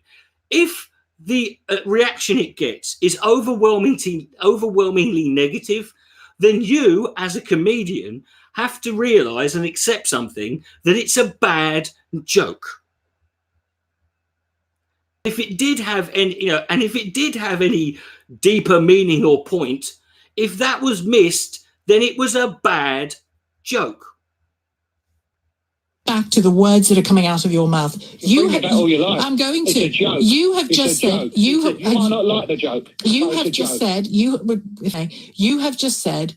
Silencing is authoritarian, and it leads to a bad place. Correct. If I say to you, actually, I find it really funny silencing people like you, silencing people who talk about raping women. I find it hilarious. My free speech. It's not funny, is it? That's great. It's not funny. You're right to your opinion, and everyone's got to have opinions. It's part of the learning process for human beings to learn. No one's right. What do people learn from being threatened with rape? That's not a learning process.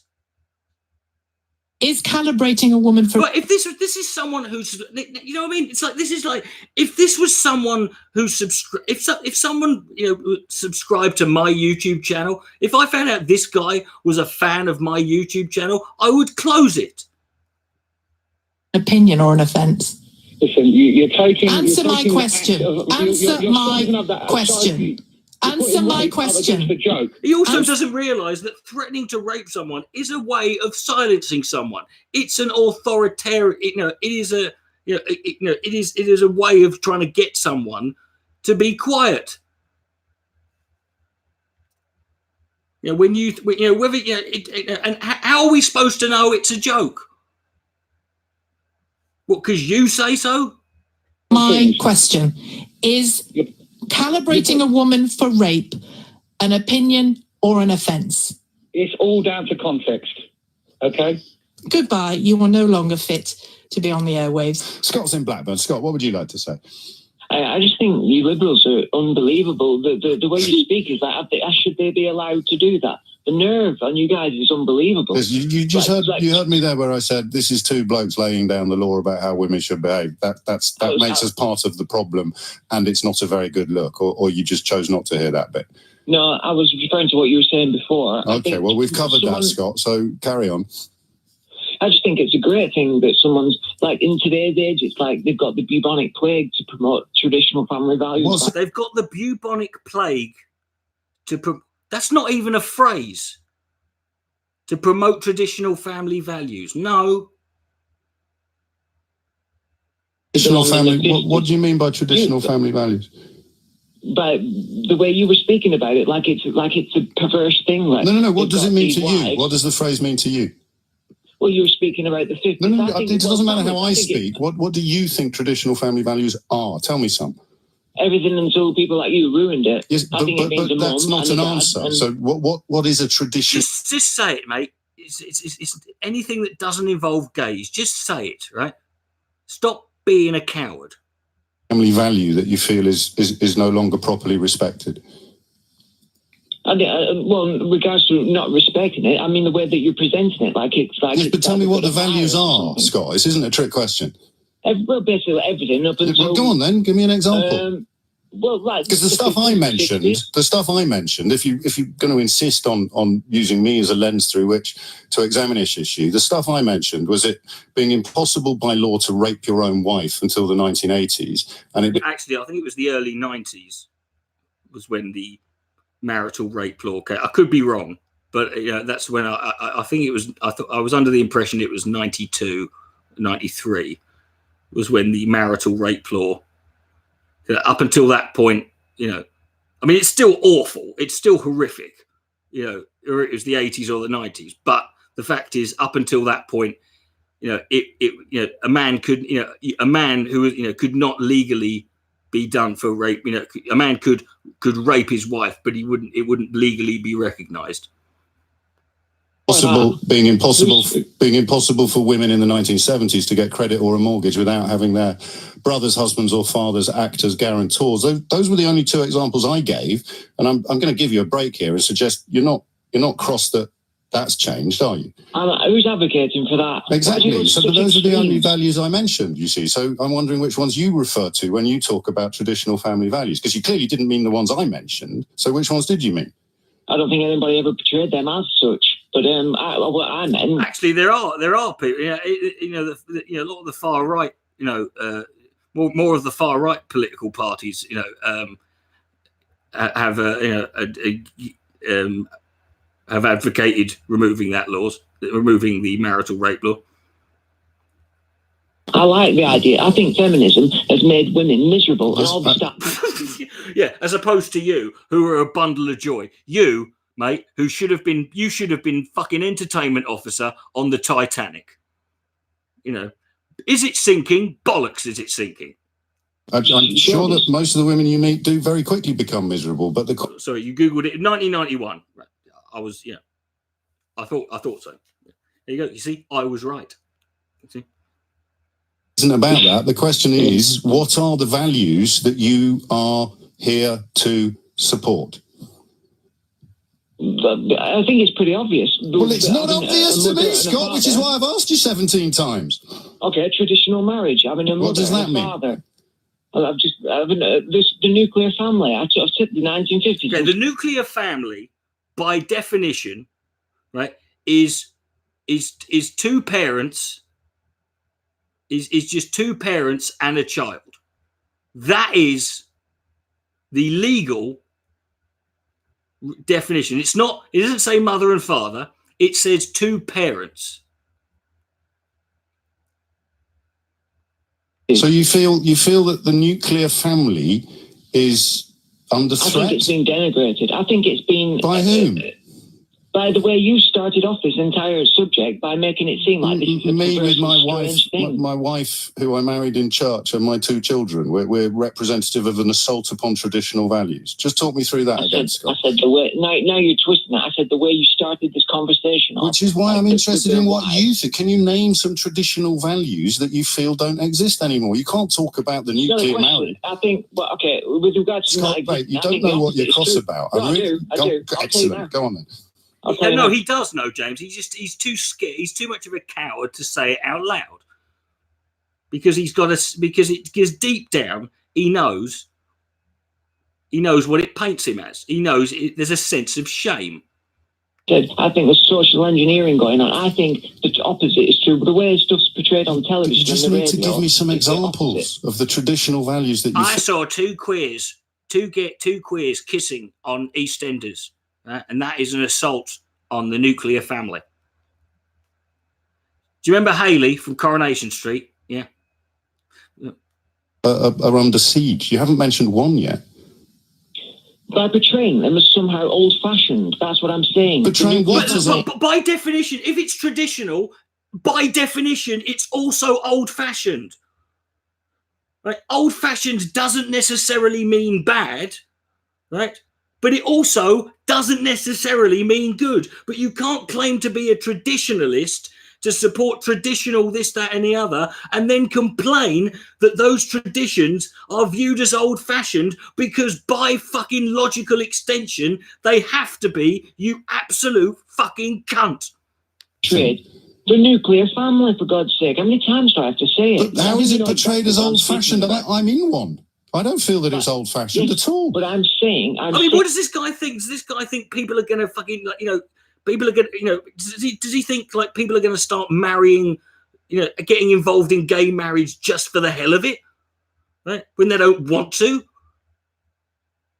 Everything on the media these days is like, if there's not... Scott, you are on the media at the moment. No one's mentioned trans except you. About movies, TV shows. So which movies have been ruined by having too many trans people in them? I'm not saying they've been ruined. I'm saying there's an they're overrepresented for such a tiny minority. Which movie? Massively Are you seriously? You're saying that that straight people are not represented in movies or TV enough, right? And do you know why that is? And it's not that they're not. It's the fact that whenever someone is gay or transgender as a character in a film or TV show, it's generally the reason they are is because it's actually going to be, a key point in an aspect of a story. Someone being straight is not you can't write a story based on that. There's nothing interesting there. It's not relevant. Specifically, I'm saying. All right, just name a TV show then. I don't watch TV. I'm saying. I don't watch TV. Then what are you moaning of? Fucking hell. Yeah, overrepresented. I don't watch TV or films or read books. I don't absorb any culture whatsoever. Right. Mrs. Doubtfire, is that what we're talking about? You mean the Robin Williams movie? Yeah. Mrs. Doubtfire. The most offensive thing about Mrs. Doubtfire is the fact that Robin Williams, the character, claims to be from England, despite the fact she's got an Aberdeen accent. Also, the fact that also quite frankly, the fact that the when you think about it, if what happened in Mrs. Doubtfire happened in real life, you think like that guy's clearly mental, right? I mean, imagine it, a guy, who wanted to be near his kids, so he, pretended to be an old woman in order to, you think that guy's,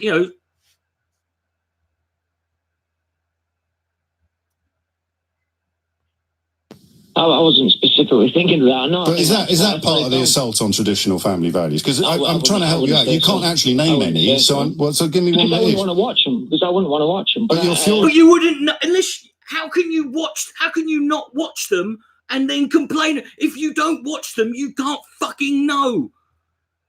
You imbecile. The things you can't name, don't know, and haven't watched. I'm not furious at all. Right. So should we have one more go? I'm not furious. I don't give a fuck. I don't care. Bollocks to it. Family values that you feel are somehow being undermined or dishonoured?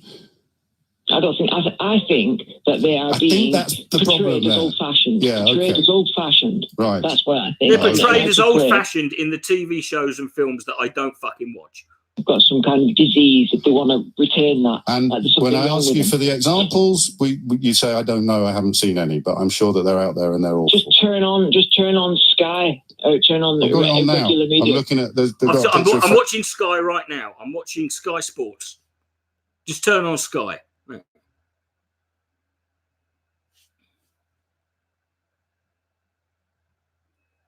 Oh. Holding up to I'm watching Gary Neville and Jamie Carragher. MTV. I have an argument. Social cultural engineering is portraying a tiny minority as being in the majority. But what? A tiny minority of what? Gay people, trans people, people that want to marry their sisters. People who want to marry their sisters. I can't move for fucking incest storylines, pro-incest propaganda. I can't move for it. Right, I'm sick of it. Right. When was the last? I don't. Forget it. Sisters. I was in a cafe the other day, and there was a woman. There was a woman there who who was saying, "You know what? My sister's got a cracking fucking ass. I wouldn't mind sticking my tongue up that." And I sat there and I was eating a fucking bubble and squeak, and it were, and I went, I know. And she was like, I'm gonna, I can't wait to marry my sister so I can eat her fucking arsehole out every fucking day. And I was like, and that woman, right. I was in a cat, for fuck's sake.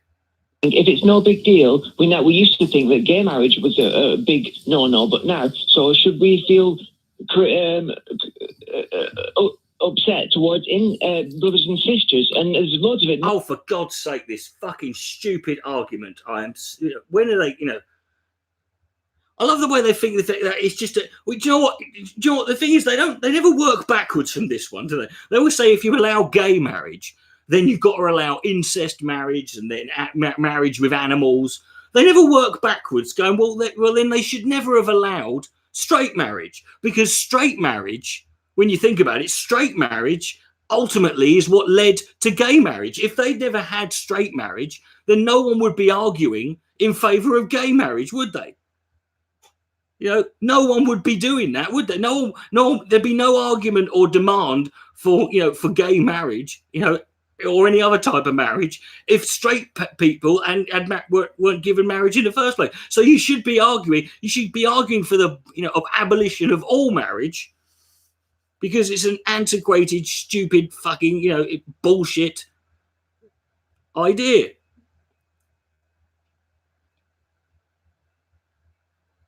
Our guys have done loads of videos on asking millennials how they feel about it, and they don't have a problem with it. Can I give you some advice? Asking millennials, what the fucking hell? Yes, there's nothing. I can't move for the pro-incest movement. What the fuck? Yeah, stop going on YouTube. Yeah. Because you'd rather me stay listening to this program. But you are. What do you mean? I'd rather you stay listening to this program. You literally are. You rang it up. He didn't fucking make you. Listening to this program, Scott. There's nothing else to do at this time of day. There's literally nothing else to do. What, YouTube's closed, is it? YouTube videos. I don't have any data. I don't have any data. So I don't have. So I'm forced, right? So it's like it's a conspiracy to use up my data. Get some fucking Wi-Fi, you fucking cunt. Also, get some more fucking data. Jesus Christ Almighty! You could maybe if you spent less time sat around fantasizing about millennials and their incestuous animal porn, legalized marriage. You know. Data. Okay. When it starts on the 25th, if you must know, 25th of the month, that's when the new data kicks in. So thank God for that. Right.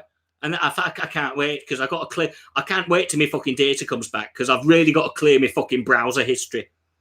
Yeah. People like you. Well, you're not, Scott. You could read a book. You could read a book, James. You card. I've read all the... No. He's got internet access. Apparently he only has internet access through his data, through his mobile data plan. Apparently he doesn't have any other. You know, even though considering how expensive data is, it would be cheaper for him just to get the internet. All right, mate. Have a great day. I'm sorry, Scott. I really am, mate. I cannot imagine the paucity of your existence to have arrived in a place where you're so cross. And neither can he, James, because you know why? Because he has no idea what that word means. That you can't even put into words. Just go out and make some friends. Seriously. Don't sit watching your YouTube videos about because we've got equal marriage in this country, sisters will be marrying each other soon. Or of course, you could run for the Tory party. Unless, of course, you could run for the Tory party. That's what it is. He's just been looking at the trending, you know what's trending on fucking Pornhub. Cannock in the West Midlands. Christopher, what would you like to say? Hello, James. Basically, my family have been in manufacturing for the best part of 350 years. My family have been manufacturing for the best, well, all of them. They're still alive. And I love that. My family have been manufacturing. What's so impressive about that? You know, I mean, what do you mean manufacturing? How vague is that? What you mean? So your family have all had jobs, but before that they were making fuck all. Before that, dealing in every industry from the leather trade to the automotive. Oh, the leather trade. Everything, believe it or not, from bondage to aircraft windows. Oh right, okay. Oh, he literally said it. He literally said bondage. I was trying to sort of infer bondage, you know, equipment there by going, oh yeah, leather, right? And then he literally said it. Now, I understand the European Union want to protect certain trades, so they protect. Yes, to be fair, if you're going to sit here and blame the EU for the decline of the bondage industry, I mean, wine producers in France, which okay, fine, it protects those jobs. Great, okay. The leather trade in Walsall in the West Midlands used to employ fucking West Midlands again. Lewis, what's going on over there? This is on you, son. Of people, yeah. But back when, for hundreds of years, right, we couldn't stop selling whips and and restraints and gimp masks and ball gags and leather cock rings, and now that no one wants them anymore, they want this natural leather. They want this fucking vegan. Leather, it's which I think just creates a lot of chafing. Nobody ever protected their jobs, okay? Yes, where were you? Where were you lot, right? Where were you? You were fine when they were protecting the wine producers in France, but where were you when people who made like leather thongs in Warsaw were going out of fucking business? Where were you then? Then you've got the automotive industry. Now, you're going to say that in the European Union, we can protect the jobs and everything else. Well, the reality of it is, in the Czech Republic, the average wage over there for somebody working in the manufacturing industry, I believe, is about 12,000, whereas over here, it's 20,000. Well, that's because we're a little bit more well off than the fucking Czech Republic. which is younger than me as a country. Johnson Control, British Airbags International, all the big... Airbags International, that sounds like one of his bondage companies. Air Corporation, all these companies up sticks from the UK, take them to another European Union country and start manufacturing there. You have a few. You have a few examples of that, of course, and equally. Well, okay. Why did Nissan open in? Why did Nissan open in Sunderland then? Because they get huge grants from the UK, right? No, come on, Chris. Don't insult your own intelligence. Why did Nissan open in Sunderland? I used to employ 125 people. Oh, for fuck's sake! But just answer the question. If it's as simple as saying wages are lower in Czechoslovakia, why were Honda in Swindon and why were Nissan in Sunderland? Would you like me to finish? Would you like to give me some examples? I'd love you to answer my question. Yeah. I don't know those exact. Well, let's have a think then. Listen, you asked me to make you a fucking studded leather, a studded leather spanking panel, paddle. Then I'll fucking knock one up for you. I don't know about Nissan, right? Let's come up with a theory. Let's come up with a theory. No, it's yours. This is your answers to my questions. That's how it works. So why is Nissan in Sunderland? Because they get huge grants, and they also. No, but you don't. That's not true, is it? Do you know what? If they get huge grants, Christopher, if they get huge grants, let's pretend that's true. What you just said. What's Hugh Grant got to do with this? It might be, but that would cancel out the wage imbalance with the Czech Republic manufacturing plants, wouldn't it? You're just picking one thing. Now let's take farmers, for instance. I'm picking the thing you said. You said automotive industry. I'm sorry, that was just amazing. That was fantastic. He brings up the automotive industry. James O'Brien stumps him and he goes, "You're just bringing up one thing there. Yeah, you brought it up via me. You went in via my fucking brain, and then you made me say that because." Why don't you ask me about the fucking, bondage industry in Warsaw? I didn't imagine that. For 350 years. And then you said the Czech Republic, yeah? Right? I didn't imagine that.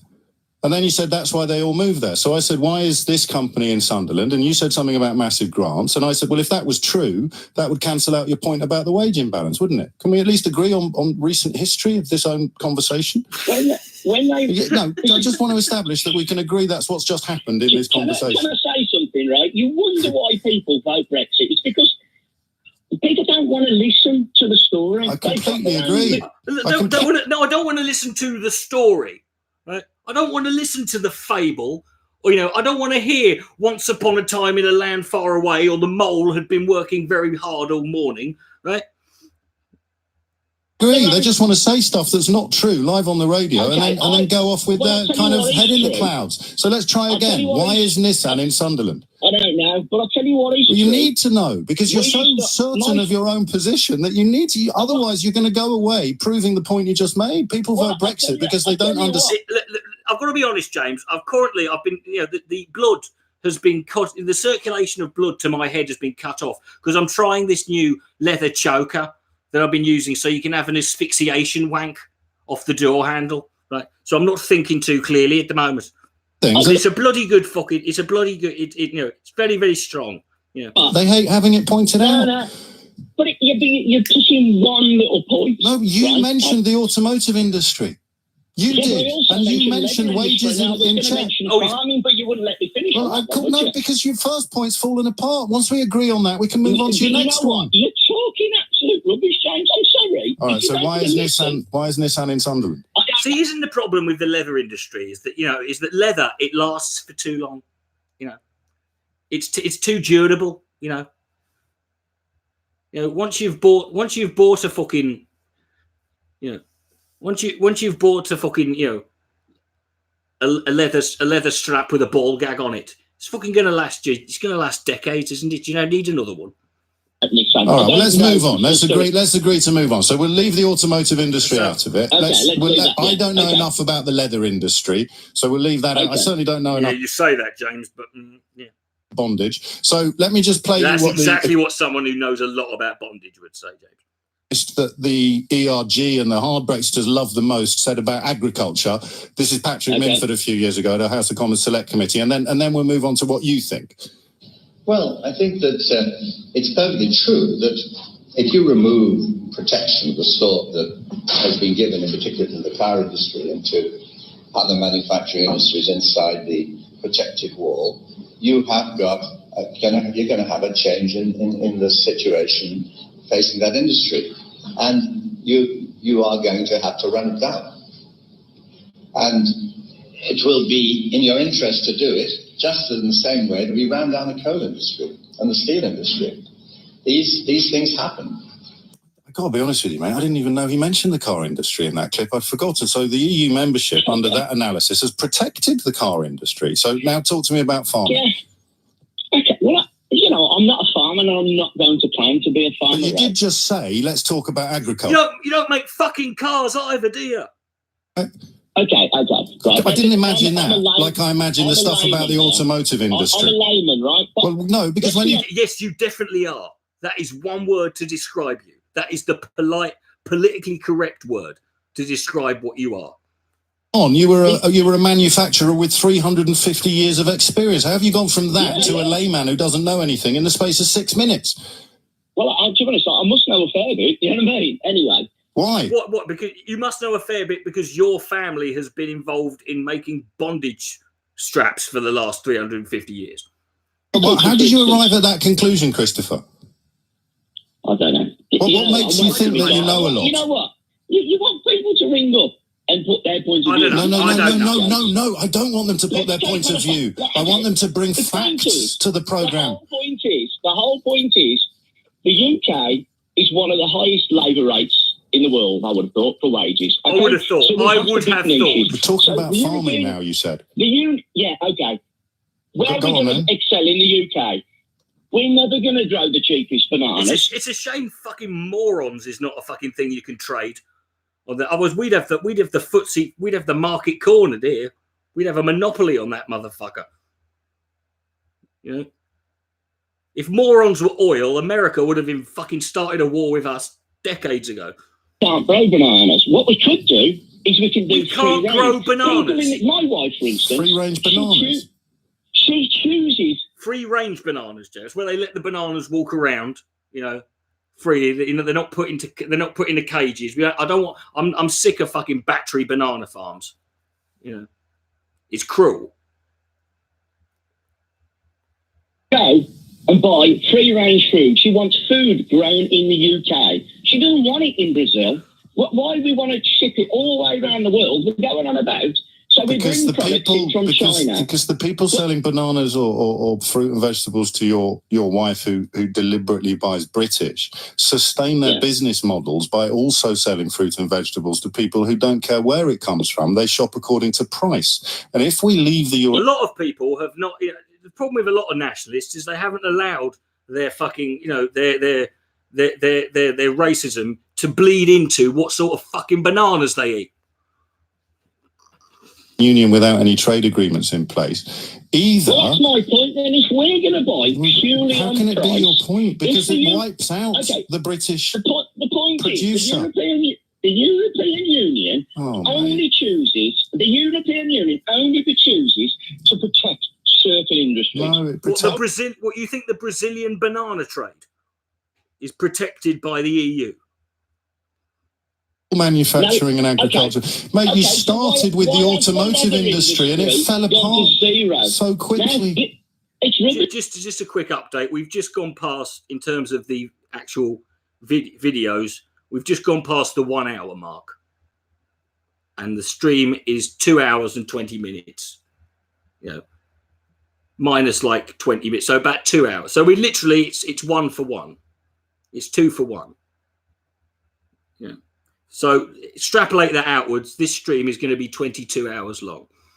No, because the leather industry in the UK, in Warsaw, has completely gone. The leather industry in the UK, in Warsaw, in my house. We'll talk about lace in Nottingham. I mean, it just... You might do, but you know what? The corduroy industry in fucking Allen Rock, right, in West Bromwich is completely and utterly, about the jobs in the automotive industry, right? That in reality, those jobs are already going to Czech Republic. Most of them are already gone. Mate, but we just said that's not true. I said, what about Nissan in Sunderland? And you not only did you not say it's not true, he agreed with you and moved on. Yeah, the ivory industry in Wolverhampton, dead. Yeah. What happened? What about Christopher? This is pointless. This is pointless. Every time you say something, I show you that the other industries that have already gone in the UK. They only choose to protect certain industries. Yes. The point is, if we leave and the UK, maybe if you made something other than fucking cock rings, that would be a fucking, they would have taken an interest. Is Warsaw a big area for bondage? I don't know. Right. Let's look that up. Yeah, someone do some. I'm not Googling that. So the UK can choose. Right, we need to protect steel. I'm late for the news. We need to protect steel. Okay. You just heard the ERG's pocket economy. Okay, James. It's nice speaking to you. I'll let you go to your news. Okay. Yeah, well done. Yeah, okay, thank you. Bye-bye. Thomas Watts is here with the headlines. I don't want to dance on anybody's grave, but that is it, really, isn't it? That is the crux of the issue. Poor old Christopher saying, you ask people to ring in with their own points of view. I said, I don't. I describe what I think is reality. I would love to be removed from that perception. I'd love to have an understanding of so-called WTO terms that doesn't entail what Patrick Minford would describe as the essential destruction of manufacturing and agriculture. And then you ring in, you say some stuff about the Czech Republic, you get asked about the Nissan plant in Sunderland, your own point falls apart and you're still angry and still banging on about leather. Where in the European Union has the leather industry? It's been farmed out precisely to the corners of the world where there are no wage protections and there are no health and safety legislations. And also, of course, I'm sure you know this, Christopher, with your 350 years in the industry, saddles aren't quite the market that they were during Warsaw's heyday. You say that. You say saddles, but saddles with big dildos on them. Yeah. In the same way that lace doesn't sell on anything like the scale it did when it was a staple of Nottingham's economy. Do you know what we need to sell? We don't sell much. Have you seen the state of the bayonet industry? Please upload this. I don't need to upload it. It will be available. I'm live streaming it, so it will be available. Yeah. And what am I? You're on mobile data. Oh, I see. You're just like that other guy. Yeah. See now, because you're too late, you don't get why that's funny that you're on mobile data. Yeah. Yeah. Wondering how on earth you end up on national radio claiming that economic harm is worth it because of free-range bananas that are going to get, I don't know, grown in the Vale of Lichfield. Mark's in Caterham. Mark, what do you like about it? Well, I prefer a WTO deal. There's no such thing as a WTO deal. Why not? Why? What? Why not? Wait, what? Where am I going wrong? WTO is a deal. No, it's not a deal. It's what happens if there isn't any deal. No, you're trying to be obnoxious. It's a deal. Well, it's not a no deal. So it's a deal. That's what WTO stands for. It stands for we trying obnoxiously. WTO is a deal, James. Who signs it? Who signs it? The British public sign it. Well, all of them. One vote, one person. It breaks the what about the other monopoly. Half? Who else signs it? Who else signs it?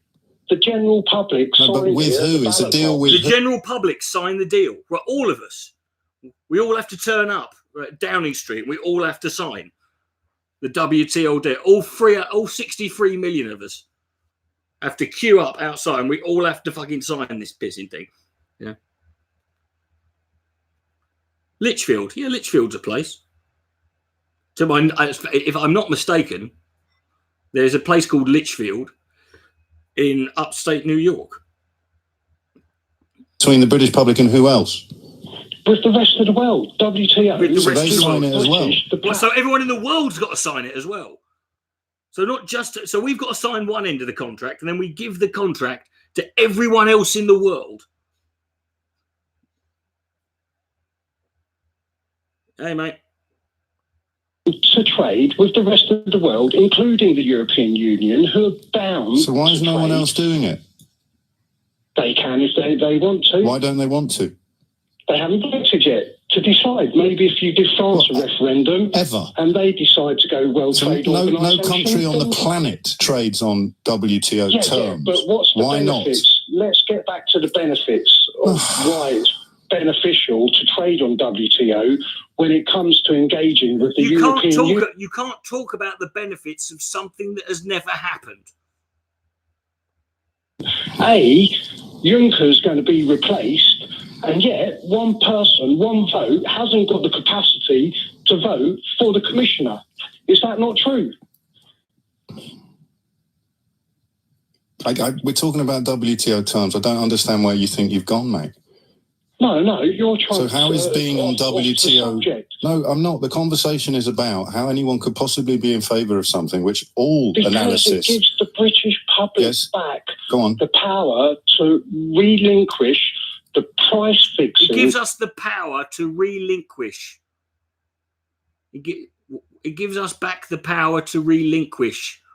European magnets are monopoly... Okay, it's magnates, mate. It's not magnets. It's not the European magnets. The word you're looking for is magnates. I don't wish to sound patronising, cunt, but there aren't any European magnets. Right? Well, there are European magnets, but they're not in charge of anything. They're not in charge of any parliament, any legal decisions. Right? The British economy by. Right. How does that work? Wages. You only have to look at the magnets, James. It's the fucking magnets, mate. Constructions by the supermarkets. Which supermarket? When I go into my supermarket, all I've got is fucking Nigerian tomatoes, and I'm thinking, why can't I get my tomatoes grown in Holland, right? And all I've got is fucking is yogurt and milk products from all of the supermarkets, and that's not limited to food produce. That could be a car supermarket. A car supermarket. A car supermarket. A place that sells cars according to this, I don't even remember his name now, right? Gary in Walthamstow might as well be, right? According to this geezer, is called a car supermarket. That's that's not a place. That's something that a 4-year-old refers to a car dealership as a car supermarket. It reminds me of a joke Michael McIntyre does when he's like, he couldn't remember what a jerry can was. He wanted to buy a jerry can to put some petrol in it. And he was in a petrol station going, I need one of those things. What are they called? I think it's called a petrol suitcase, right? Like car supermarket. Yeah, i.e. Nissan. How many Nissan employees? Nissan, that world famous car supermarket. Family tax credit at the cost of the general public purse. For a car supermarket. I don't know how many. Nissan Tell me. is in profit, so that means Nissan shareholders. I don't know. I've answered the question. I don't know. I'm admitting I don't know. You haven't listened to what I'm stating. I've listened to every syllable. No, you can tell from my... All I can hear is car. Sorry, mate, but I stopped listening to you after you said the words car supermarket. Right. From that moment on, my brain shut down, right, and refused to take in anything you fucking said. Because it felt this cunt thinks there's a thing called a car supermarket.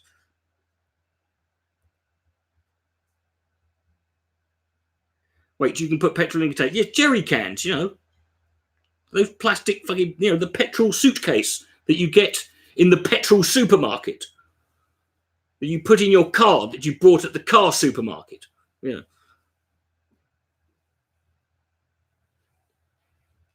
What needs to happen is the National Crime Agency needs to go through the Chancellor of the Exchequer's front door and arrest him. Okay, that's what needs to happen. The National Crime Agency, the police need to arrest the Chancellor of the Exchequer. That's your solution, is it? Right. Down at the police supermarket.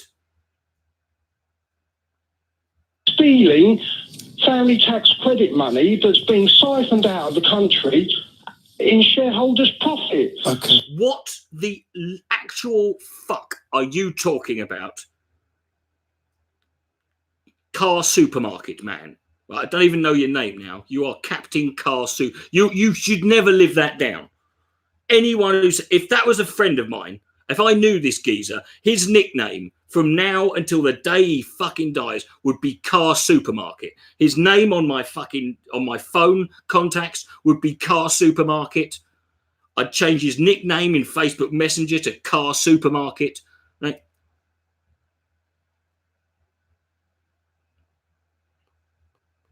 Duplicated. So who's paying for these workers? The general public are paying. But the workers are the general public, aren't they? Exactly. Right. So they're being. So the workers are paying for themselves. Briefly, run me through how. So it's job share. We haven't got full employment. We've got job share. Just run me through how things are. Sorry, I think you mean job supermarkets there, mate. Better after we. It's jobs that you get from the job supermarket. Is there any deal? Well, an EU Remain government legacy with Blair. Yeah. We've made. Okay. Tony Blair has not been anywhere near. Okay, you cannot bring him into this. I'm not defending Tony Blair, but he's not been in power since 2000 and pissing bastard 7. Whatever. However long ago it was. It was a long time ago.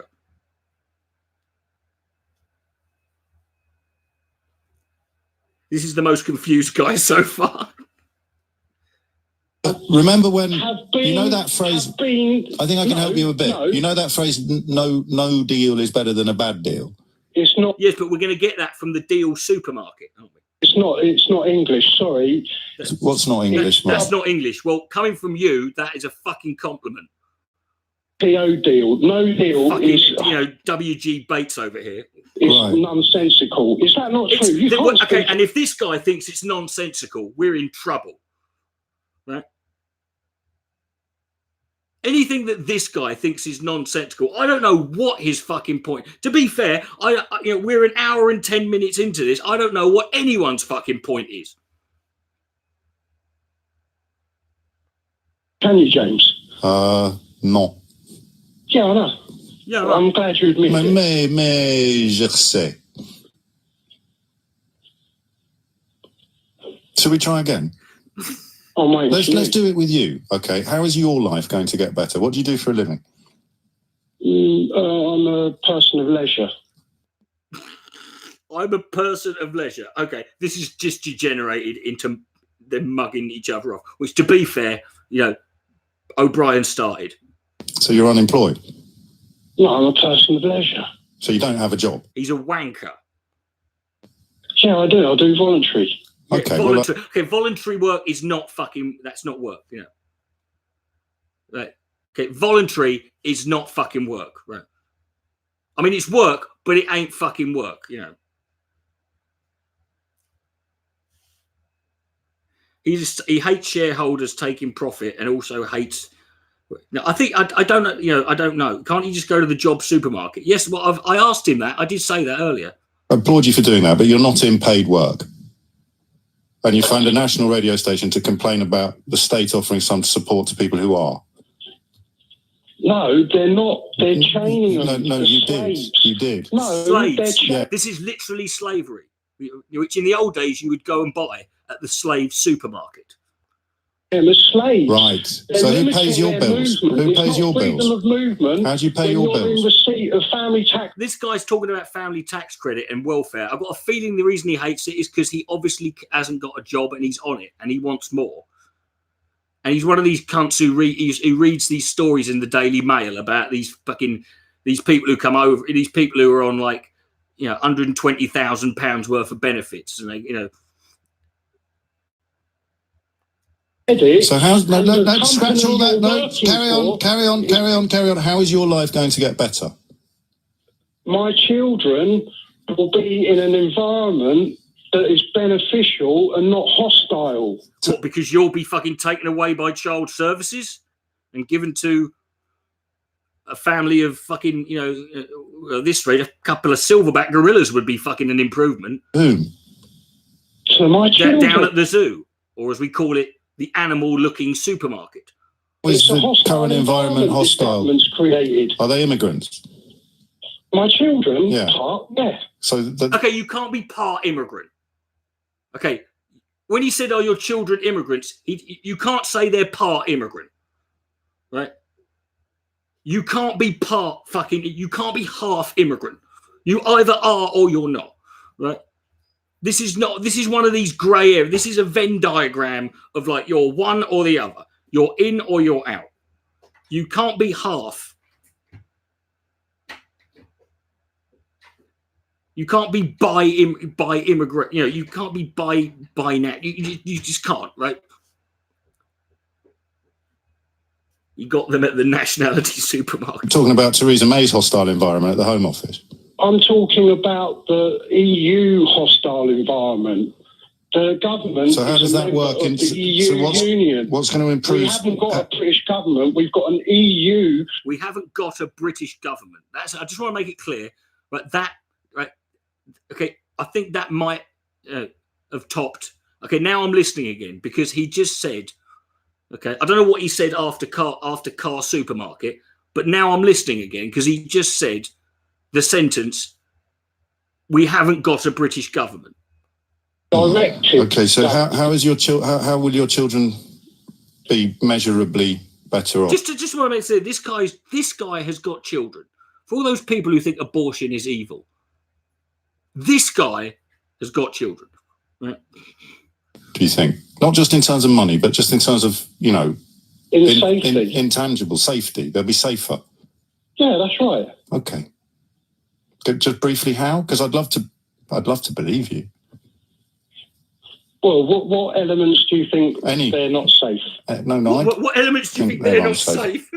Yeah, James, what, are you threatening my fucking kids? Do.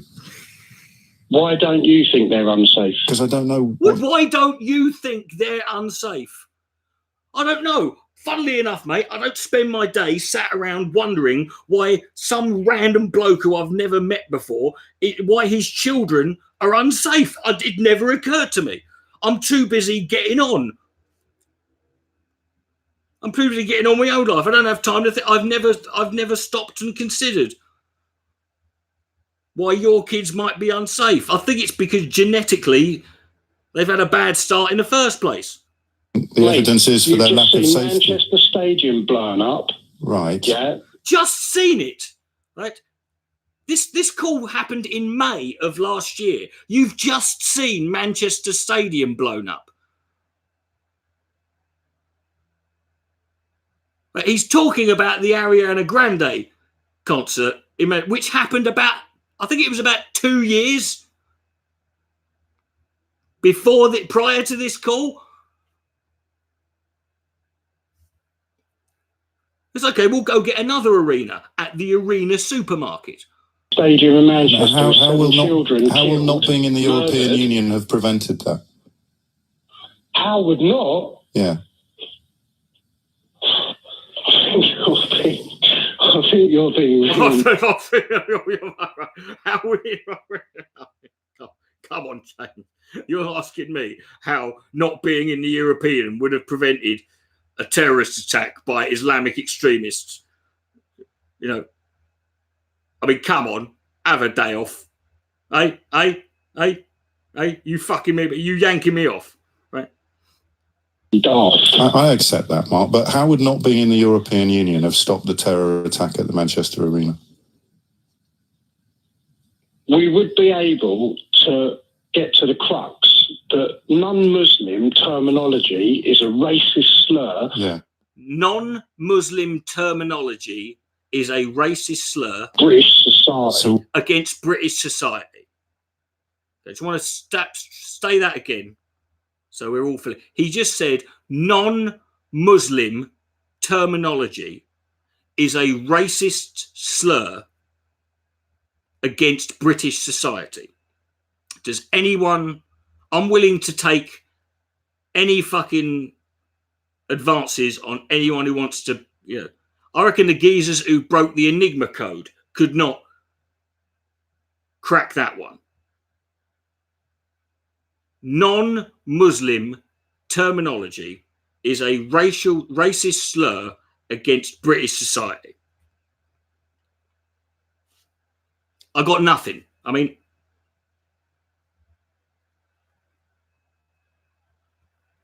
which European Union countries are Muslim? It cuts across all fields of society. Okay. It cuts across all fields of society.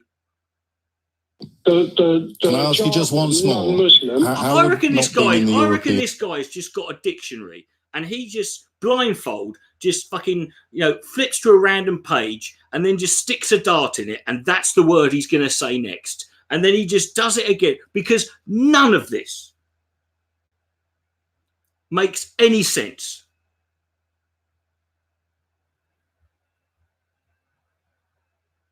Prevented the atrocity in Manchester. You're playing semantics. No. I got a funny. It's amazing for a man who literally, has just said random words for this entire call is accusing anyone else of semantics. A guy who just said that non-Muslim terminology is a racist slur against British society. A man who said that sentence, right, out loud. A man who used the words car supermarket, and a man who just went on to claim that we don't have a British government. That guy, right, is accusing someone else of semantics. You told me your children will be more safe. Let's just run through it. Just pause it a second, mate. You said your children will be more safe if we leave. I said how, and you talked about the Manchester terror attack. So how will not be in the European... The next phase before the final solution. We would be able to challenge the Kaaba. We should be able to cordon Saudi Arabia. We should be allowed to challenge the Kaaba and cordon, as in James Corden, Saudi Arabia. Right. Can I just repeat that just again? He just said we need to challenge the Kaaba, which I think is those. Isn't the Kaaba those big sticks that Scottish people throw up? And we need to cordon Saudi Arabia, which I believe means we need to sort of like when the police cordon off an area, we need to.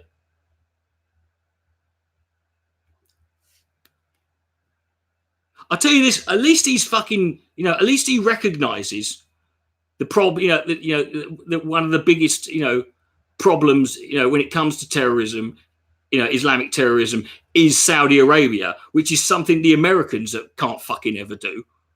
They seem to have a problem. And he at least has fucking got that, and that's this guy.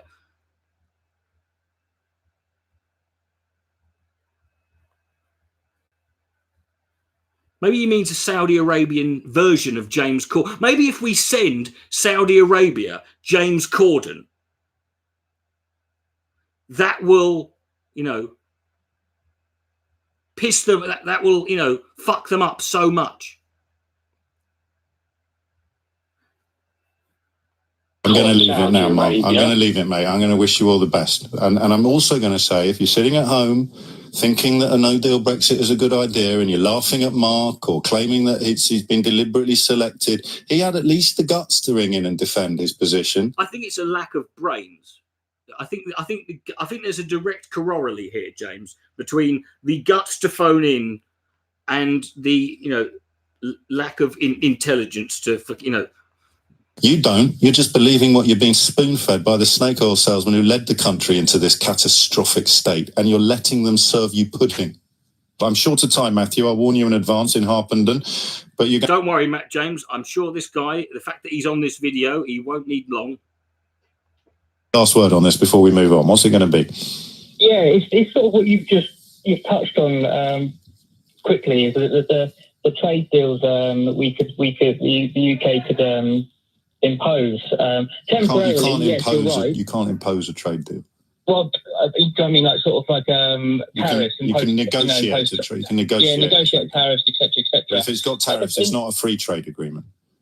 Right, no, I understand that. But what I'm saying is the first couple of years, it doesn't have, however long it takes, it's a very small. But I don't know. If you're talking about tariffs, you're not talking about free trade agreements. We just need to clarify that. Yeah. So that's what I'm trying to say. So with tariffs that will be imposed both sides of the channel, you can't impose. He literally just said you can't impose a tariff. With regards to trading with Europe, as soon as you impose one tariff with one country under WTO terms, you have to apply it to every country on the planet. Yeah, but this is going to be a temporary measure until trade agreement. You think they would rather send a nuke than James Corden? Don't know. I mean, I've never experienced a nuclear bomb, but I have experienced James Corden. I'm willing to. I know they say grass is always greener, but I'd be willing to take that chance. Worked out, and when you've just mentioned about India since 2007, trade agreements with whom? With as many countries who we choose to trade with. We've got about 80. At the moment, we are. Sorry, we've got about 80, 20 in the pipeline. Yeah, but what I'm trying to get at is that we can put the throttle down and then work out some more trade with other countries. Which countries? Apart from the 80 that we've already got trade agreements with, because we're tearing those up. I don't know how many countries are in the world, but there's well over 150, 160 countries in the world. Yes, but to be fair, a lot of those countries are countries that you don't fucking bother with trade deal. I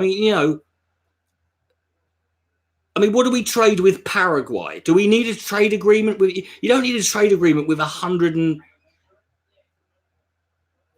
with every single country.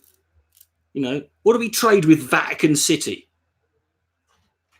What's top of your wish list? Would be top of my wish list? I don't know. Maybe something like Canada. We could work with. Canada have just signed a trade agreement with the European Union. It took about a decade to negotiate. Yeah, but this is what I'm saying. But how can that be better than what we've currently got, Matthew?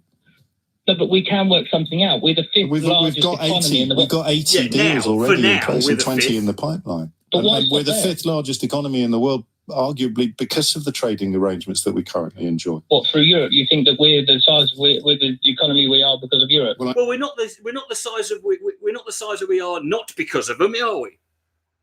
You can't say we're the size of the economy we are in spite of it. 60.7% of all our goods imports and 66.9% of all our exports are with the rest of the European Union. Yes. Yeah, but that's what I'm trying to say. We could expand so much. In all fair, in James Corden's defence, he has been, in him being in Cats, he has basically said that, he's heard it's shit. And to be fair, he's, I don't expect, you look at some of the people in Cats, you've got Judi Dench and Idris Elba, who you should expect, who you'd normally wouldn't expect to be wasted on something as shockingly awful as that. But, hey, but you say it, I think Cats is going to be a lot bigger than people think, because it's the right kind of awful. It's the kind of awful. If Cats had just been okay, then you know what? People would have just been. It would have just done whatever. But the fact that it's so awful, it's going to be one of these films that becomes big because it develops like this sort of cult following because everyone wants to talk about it because it's so awful that people have become obsessed with it.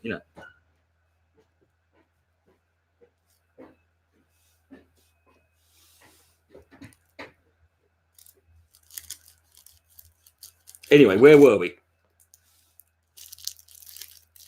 Come on, play you cunt. More, so that we don't have to trade so much with Europe. We the could trade 80 with so many more other countries. There's the 80 countries outside the European Union that we already have free trade agreements with.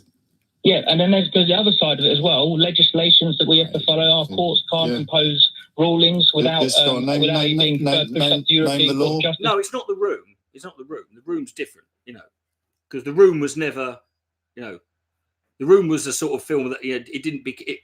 If it wasn't for the internet,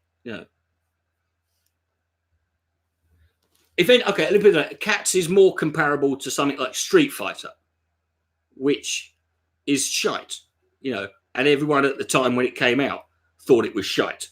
But over time, it developed, you know, it sort of, you know, or it's like, you know, it's like 50 Shades of Grey. You know, it's shite, but it's still, you know, but it's popular shite. It's so shite that it, you know, no, not like Star Wars, obviously. You know, name the law you can't wait to not have to obey anymore. Well, there's always things being pushed up into European Court of Justice. Like with that, what's that? I remember, what's that baby that they were trying to fight to keep this baby alive? I've forgotten his name. Fighting to keep a baby alive. 2 years ago. That EU legislation that demands that certain babies have to die. Yeah, I forgot about that one. But it went to European Court of Justice, and we couldn't. You know, our own. So what was the law there medical that you opinion. didn't like? Well, it's like certain rights and things that we have to abide by. What right do you What right is there in the European Human Rights Act that specifically allows babies to die? Can someone? I must have missed that bit. But I'm not a lawyer, James. So I'm trying to get on national radio, trying to claim that you've got a basis for what you believe, and I'm asking what the basis is. Yeah, what I'm trying to say is we are, like, for instance, I remember a lot of people remember the 50 watt toasters and light bulbs. We no longer can use that, you know, make these sort of things because of the European Union. He just went from a baby that was about to die to light bulbs. That was right. He just abandoned the baby. Right, and he thought, no, fuck it, the baby thing ain't work. The dead baby isn't working. What's the next one down? Fucking, that was a hell of a frigging drop, weren't it? I would just like to take this moment to ask those of you in the room who have not already to like that smash button, because this is going to be, you know, you can hardly make it illegal for. He's not. I don't think he was making it legal. I think he was arguing that there was something about a baby that needed treatment that couldn't get it, but he just gave up on it so quickly. You know, he's not allowed. Yeah, he's not been to the law supermarket. You know, certain things like putting. I can see that dying. I can see that becoming very. I can see that becoming annoying. Very. This is going to be an in joke. And jam to make them more, which we made them more flavors, and we had to stop doing that. You're on jam now. You went from light bulbs to jam. He gave up on the light bulbs. He's gone from dead baby, light bulbs, jam. That is a trajectory. Imagine that. Imagine having an argument for something and you went dead baby, light bulbs, jam. Those are the. What's up? What's next? Thimbles? Because of the European Union, etc., etc. What ingredients in jam? I'm just going to Google that. It was a colouring in the jam. How does a colour make something more flavoursome? Well, no, it was the way it was made, and we were told to change it because it didn't fit with the European Union. Yes, legislation. They thought it was carcinogenic. Sorry? They thought it was carcinogenic. Usually, when we look at things that the European Union has sorts of a lot of the stuff the European Union that oppose on us, like our fishing grounds. It was an E number, right? Fish. He's gone from dead baby, light bulbs, jam, fish. But some of them are approved by the EU and some why of them can't we? If a nation chooses, no, you're right. Why can't we poison up? Why can't we? Why, if a nation chooses to use carcinogenic light bulbs that give you cancer, why can't we? Isn't that what freedom's about? Damn that EU for protecting us from the kind of stuff that. I'm sorry, but if the best you can get to sort of like, if you want to try and argue that you are, that you live in a society that lacks freedom, and your first port of call is you don't have the right to use a daily household implement that gives you cancer, then pardon me if I feel you're trying desperately just to look for something to be upset about. It's like arguing about seatbelts being mandatory. I should have the right to fucking be able to, if I crash my car, to go hurtling through the windscreen. Scrupulous producers, mate. You were eating horse meat 3 years ago, pal. You want to be protected from producers that would put horse meat in your lasagna? Or do you want horse meat in your jam? Do you want dead horse babies in your light bulbs? I don't think so. Want to just remove all the regulations so they can stick whatever you want in your jam or your lasagna or your pop? You could be next. It could be dead babies in your lasagna, in jam and dead babies in your light bulb lasagna, or whatever it is you're having for your tea. Norma's next in Stoke-on-Trent. Norma, hello. What do you want to say? Oh my God! Can we just have a round? Can we just, can we all get excited? A woman has phoned in. It only took us 3 hours. Wholeheartedly. Donald Trump coming here. Absolutely. He's for this country and he's for his own country. He's for his own country. Okay, Donald Trump is for this country and he's for his own country. I don't even think that's true. Well, obviously, he lives there. So why is he so good for this country? He's good for this country for trade. This woman sounds like she's just woken up from a fucking... she's on life support machine. Because he'll make deals. He's a businessman. Oh, for fuck's sake. He'll make deals. He's a businessman. Well, also, he's the president, which is a little bit more important than a fucking businessman, because other fucking I don't know if you noticed this, but other presidents who were not businessmen and had no previous fucking experience in business also made deals. I like the fact that people make out as if Donald Trump's the first fucking politician to ever make deals. Like as if making a deal is like you have to be in business to be able to make fucking deals. Been bankrupt several times. Oh, good God. Yeah, good God, he's been bankrupt several times. Oh, well, to be fair, it was with very risky, businesses, that, that's what those bankruptcies were, things like casinos, where those places where people turn up and give you money in return for nothing. Present you with the facts. That's Norma. Trump. I'm indifferent to him. That was amazing. That was less than a minute, I think, that call.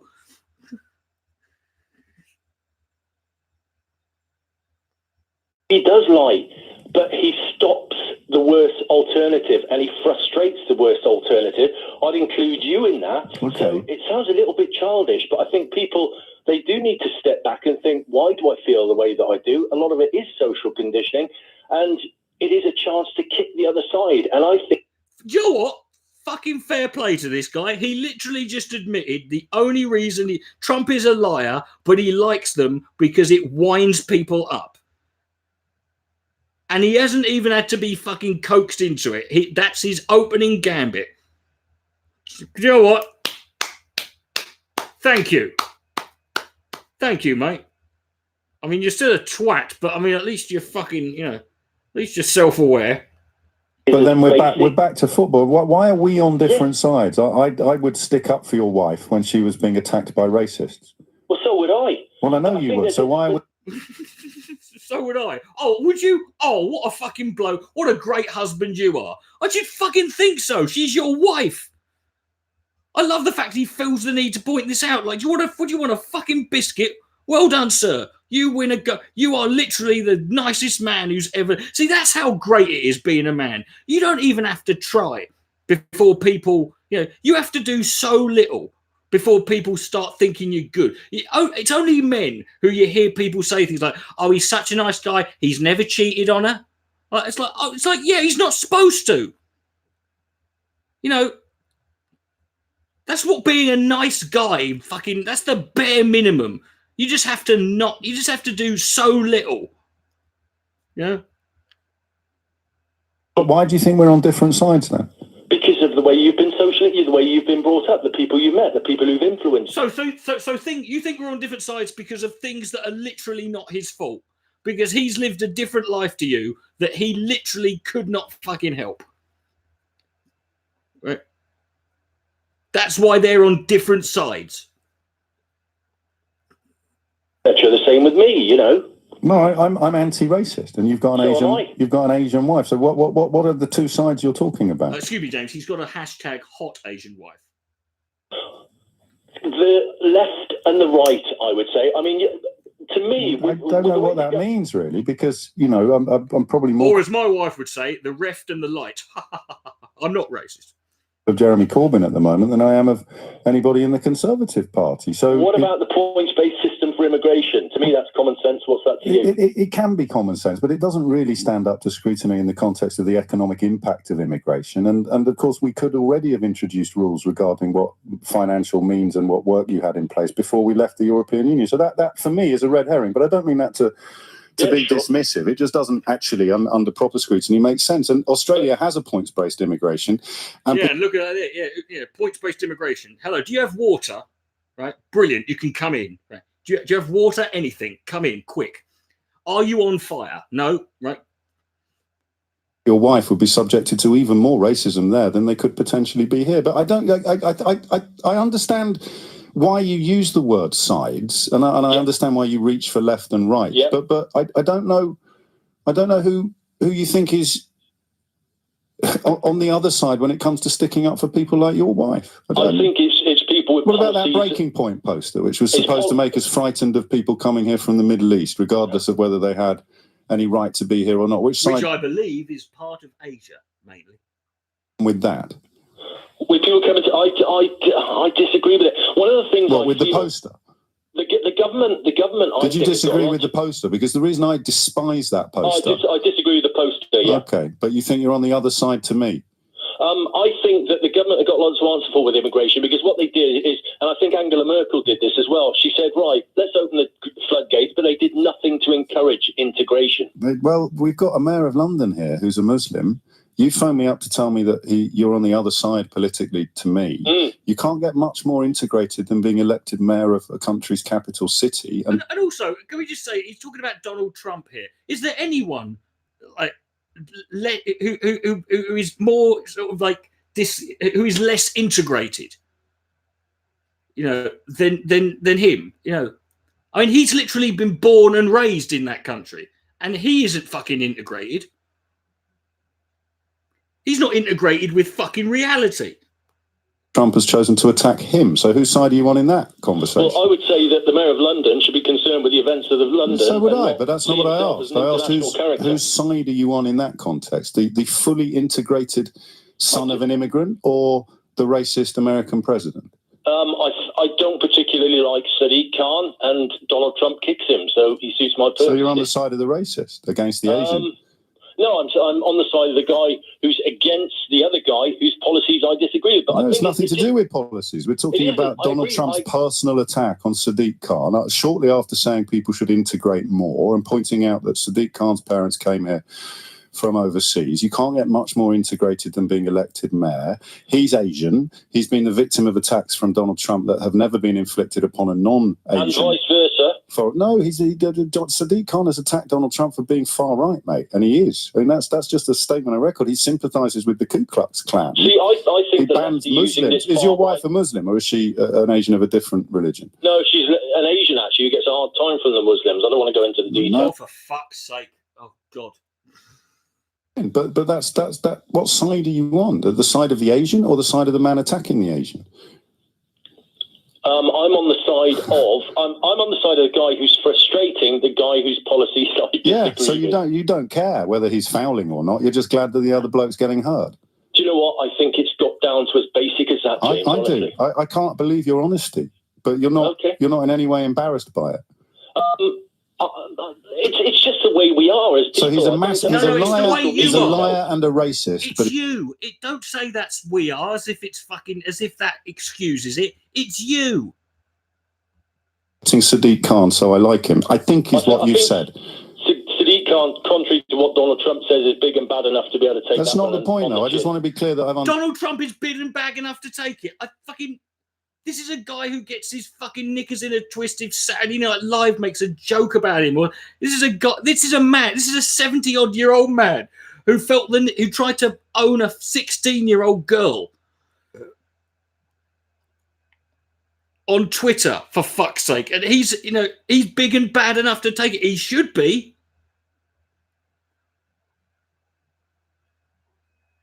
Ironically, the ones with the thicker skins are the ones that you're against. Do you know how much fucking abuse people like Sadiq Khan or Barack Obama used to get on Twitter?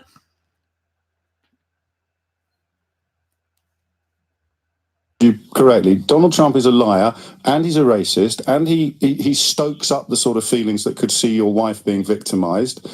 But you're on his side because he's hurting Sadiq Khan, who you don't like for whatever reason. If Donald Trump frustrates what I believe to be the detriment of our society, yes. And the detriment of our society is people not integrating, which is why you don't like Sadiq Khan, who got himself elected mayor of our capital city. Detriment of our Sadiq Khan and his pro-non-integration policies. Is people not integrating, which is why you don't like Sadiq Khan, who got himself elected mayor of our capital city. Sadiq Khan is Labour, and he doesn't understand basic economics. Looking at the performance of Labour governments over the years, it would be disastrous. You're jumping around again. What has economics got to do with this? Oh, because Trump does. Not really. Well, you are, because we're talking about the words that you've said. Why do you like Donald Trump in the context of a battle with Sadiq? I didn't say I like Donald Trump. All right, but you talked about but you talked about sides. Yeah, I do. And I think that's what it's come down to. No, I think you're right. We can talk about policies. No, I think, we can't talk about policies in a conversation about Donald Trump versus Sadiq Khan, because Donald Trump's impact upon, and also Sadiq Khan has incredibly limited powers over the economic scenarios in this city. But I'm agog with admiration for you. Admiration is not quite the right word. Gratitude. Because you were the holy grail caller I was looking for, and your honesty is really, really refreshing. But it scares the hell out of Though some of that money is not spent, as there is a rush at the end of the year to spend it. We know places have their own, whether it's space programs. We know airports have been built and actually the runways are in the wrong direction because of the winds. What we are saying is there are vulnerable. Where has that happened? There are vulnerable people So where has back that happened? at home.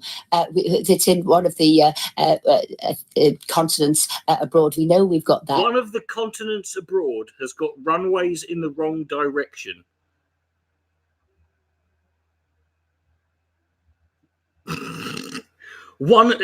There are countries where the runways are facing the wrong way because of the wind, and it's in one of the continents abroad. Airport where we can't take off and land because. By the way, this is not a caller. This is a politician. I can't remember her name. The crosswinds there. But what we've got, Ian, is people in the UK who are the most vulnerable here. Well, Johnny's in Buckinghamshire. Johnny, what would you like to say? Is it me? I don't know. Are you called Johnny? Yeah, I did. And are you in Buckinghamshire? And have you rung LBC in the last 20 minutes hoping to get onto the James O'Brien programme? Yes, thank you very much. Then we've narrowed it down, and I think it's almost certainly you. Marvellous. Okay, which of your points would you like? Whatever you rang in to talk about. I rang in to tell you that the point of leaving a no deal on the table is an internationally accepted negotiating tactic. An internationally accepted negotiating tactic. Right, this is literally something that's never happened before, and it's an internationally accepted negotiating tactic. Okay. So what previous international negotiation would you point to as a precedent for this? One doesn't spring to mind. I'm talking through. But you said it was internationally recognised. I just want one example of where walking away. That, ladies and gentlemen, is an example of bullshit. Negotiation involves walking to a completely new status quo as opposed to returning to the old one. Just one example, John. Esther McVeigh, that's her name. Hang on, you're misinterpreting what I'm trying to get across.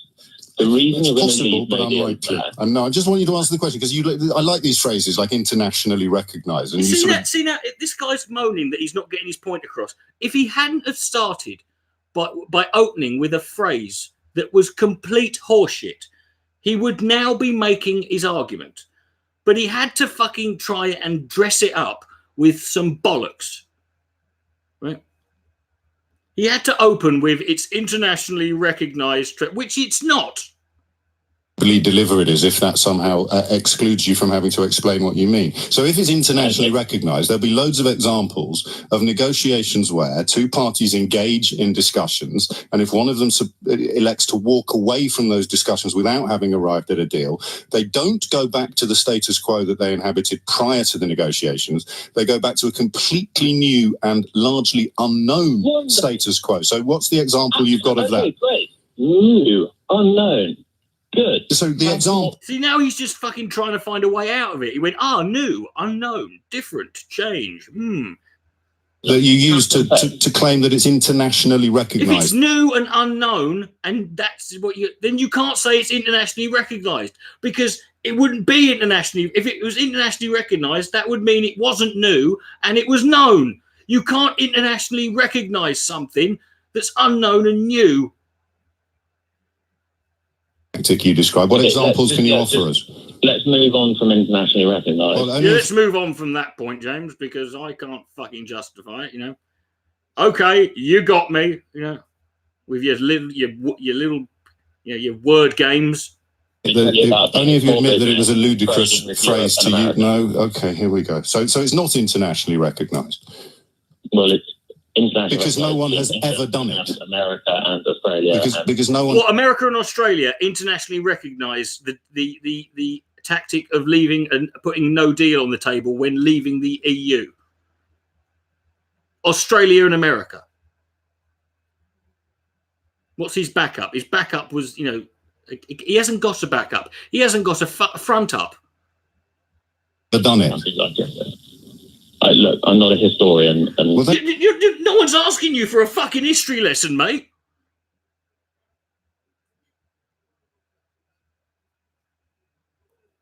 You don't have to be an historian if you're saying this is internationally recognised. He moves to fish. I don't know. Well, is he going to? Well, no, he's gone for Well, he might go to fish, but fish is on the scale of things. We've got jam, tomatoes, light bulbs, dead baby. Come on national radio and tell my listeners, who are intelligent and deserving of a lot more respect, stuff that you know to be untrue. That's us. That's us. There, he's talking about. That's us. Yeah. I was calling about your car analogy, and you said it was a car analogy. So, for those of you who had bananas, fish, tomatoes, yogurt, or dead baby as his backup plan, it was cars.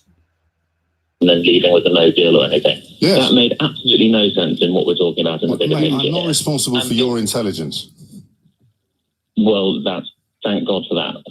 Next, the point of moving into an unknown is because when we made the decision, rightly or wrongly, to leave Europe, we wanted to leave the control they have over us and also the other 60 nations, or 40 nations or whatever, who are not productive. 40 nations?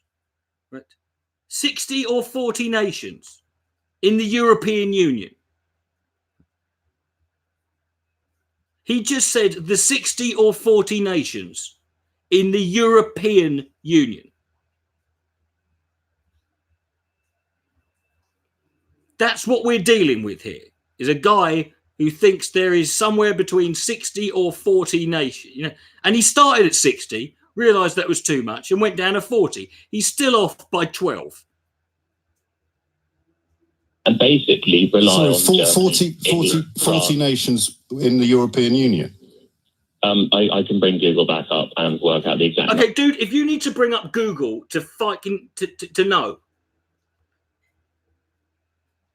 Don't need Google. There's 28 currently, of which we're one. So there are 27 other nations. And let's just pick up on that word you used, control. So what is it that we can't do at the moment that we'll be able to do when we don't have any trade agreements in place at all? Okay, take your bets, folks. Take your bets on what you think he's going to say. He's just been asked what he thinks he'll be able to do. Place your bets now. All right. I'll be revealing his answer in 5, 4, 3, 2, 1, and it's in place at all. Set our own customs limits. Set our own customs tariffs. customs. We can't do that under World Trade Organization most favored nation status. As soon as we offer or impose one thing on one country, we have to impose it on every country in the WTO. You can find this on Google. That's fine, but as a sole trader and a businessman, we will still end up being able to trade. Where we're forgetting is that the question is, how would it be better? Uncharted territory. How would it be better than what we currently have? The world can change. So that the world can change. So that generally we can move into a new phase of even greater global trade and move away from by leaving the biggest single market on the planet, walking away from 81 established free trade agreements and countless other attendant arrangements and treaties, we'll be able to trade more than we currently do. We will be able to trade more than we currently do. Okay, Johnny. I think we use different Googles. I think we use different Googles. So tell me the thing that is going to be the fly in the ointment of your plan, the reason why this unicorn land won't happen. Is it because of EU intransigence or lefties? The people who are negotiating on our behalf are politicians and civil servants and people who... And politicians... Okay, hold on. You can complain about the specific politicians and who are doing the negotiating, but you cannot, if you're going to complain about the fact that the people doing it are politicians, full stop. Who the fucking hell else did you think was going to negotiate an EU deal to leave the EU other than politicians? What do you think was going to happen? And not business savvy. Yes. Okay? For example, people who know that there are 20. But this cunt thought there were 60 countries in the fucking EU, and he's criticised. I'm pretty sure. Jesus fucking Christ. Members in the European Union, rather than people who think there are 40. We should have people who think there are 40 countries in the European Union. 40 is more than 28. That's a hell of a negotiating tactic. And to be fair, he went down from 60 to 40, so he's willing to haggle. That's a sign of a good businessman. In the negotiations. Is that what you're telling us? Because that's what I've taken away from this conversation. You don't think they know what they're talking about, but you can't even count. It's a bit like Groundhog Day. If we crash out of the European Union with no deal whatsoever, something it's very important we leave on the table, because although we know it will do us incredible harm, it will scare the other lot into changing their mind and abandoning their negotiating position of the last 3 years and somehow doing something else. Mm-hmm. But we'll be okay. Can you give me some proof that we'll be okay? But this guy is the smartest guy when he's with his friends. That's because the rest of his friends are potted plants. Okay, we won't sink under the waves, but the whole point of Brexit is to improve the situation that we're currently in. So how can you improve the current situation by making it worse? Whether you want to say short-term worse or not. How do you improve a status quo by making it worse? And I guess if you don't ask yourself these questions before you ring in, you end up sounding like Johnny in Buckinghamshire. And no one wants to sound like Johnny in Buckinghamshire. Okay, that's the first video. Finally, with 3 hours, 17 minutes, after 3 hours, the first video is done. And before we carry on, I need to take a break, just a short break before we go to part 2 of 7.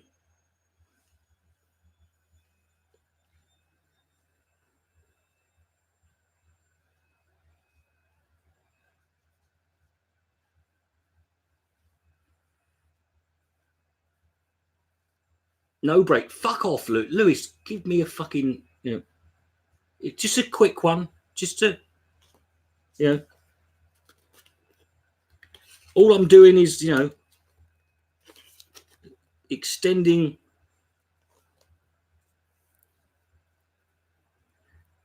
You will. I just need I don't need caffeine. Don't need anything. I just need to have a quick, without bollocks going through my ears. If you're, thank you for. Tell you what, the numbers have been up for this one. We had like 45. We had like 50 for most of this school. Do I need a hug? No.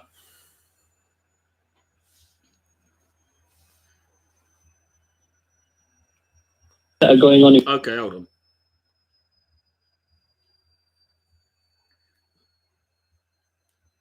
Okay, part 2.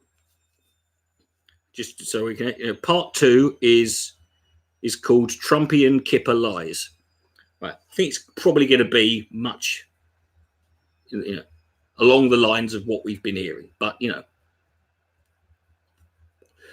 we shall keep going. If you're in the room and you haven't done already, hit the like button.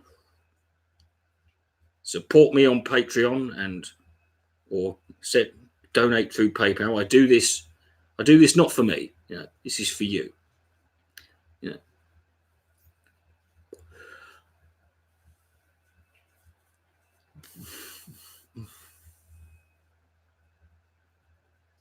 Come on, there's 50 people in here. You must want to talk about something.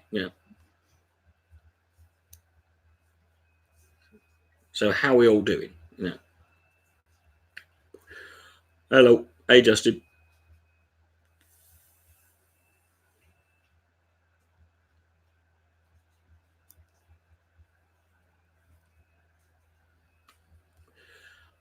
I don't need hugs or drugs. Nugs. Nugs would be nice.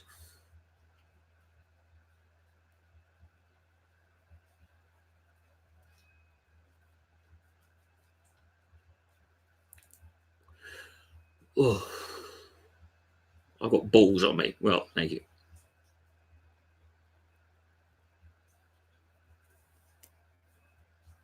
You have the flu. Did you get that at the flu supermarket?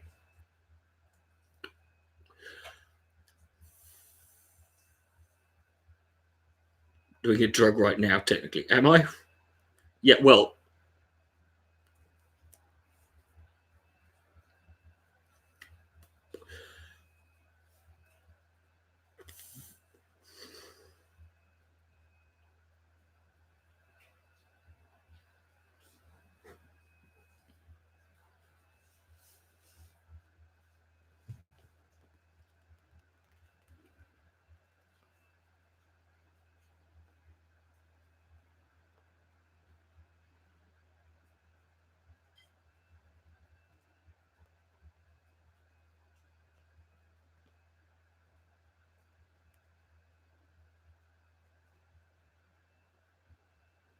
Well, for those who didn't see it, I did a new drawing earlier. Did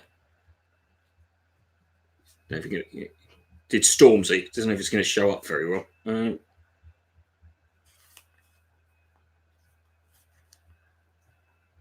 No.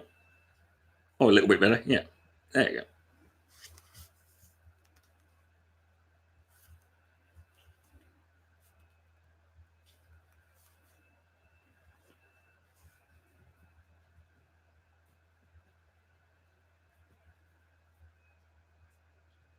Has the BBC? See, here's the thing about the BBC, right? If you look at it, if you look at the criticism it gets, people who are more to the sort of further left always complain that the BBC has a right-wing bias, but everyone on the right complains that the BBC has a left-wing bias. Yeah. And the reason for that is because effectively it has neither.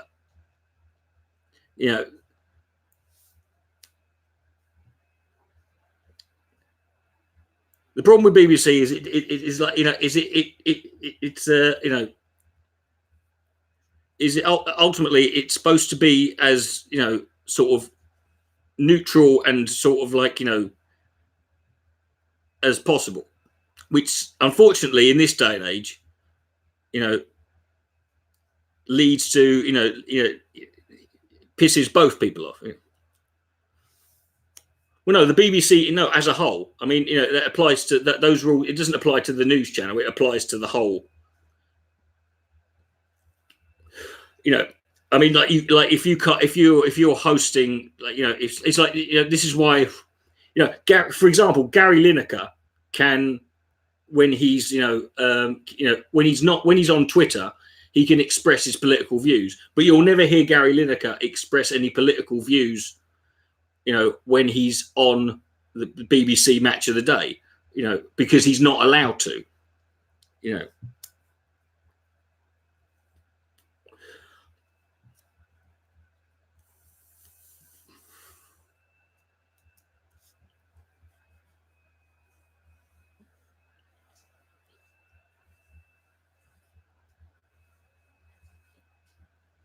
Yeah. Anyway.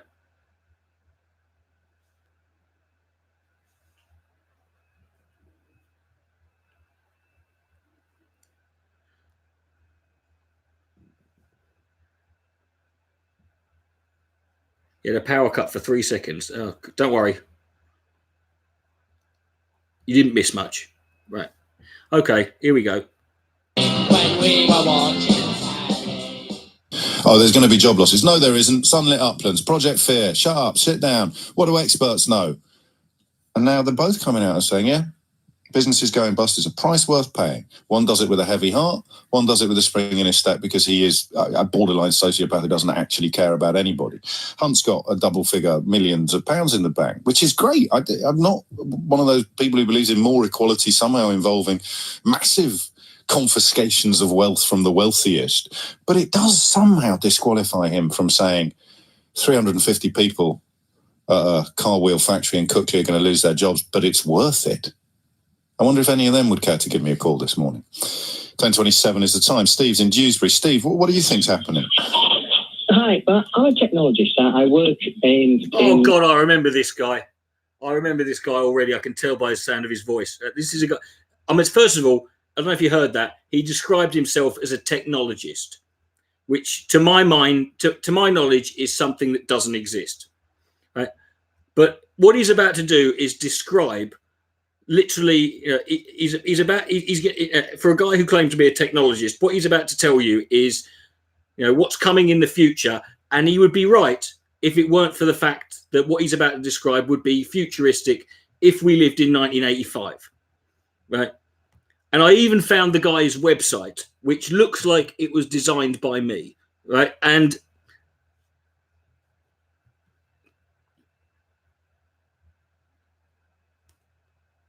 upcoming technologies.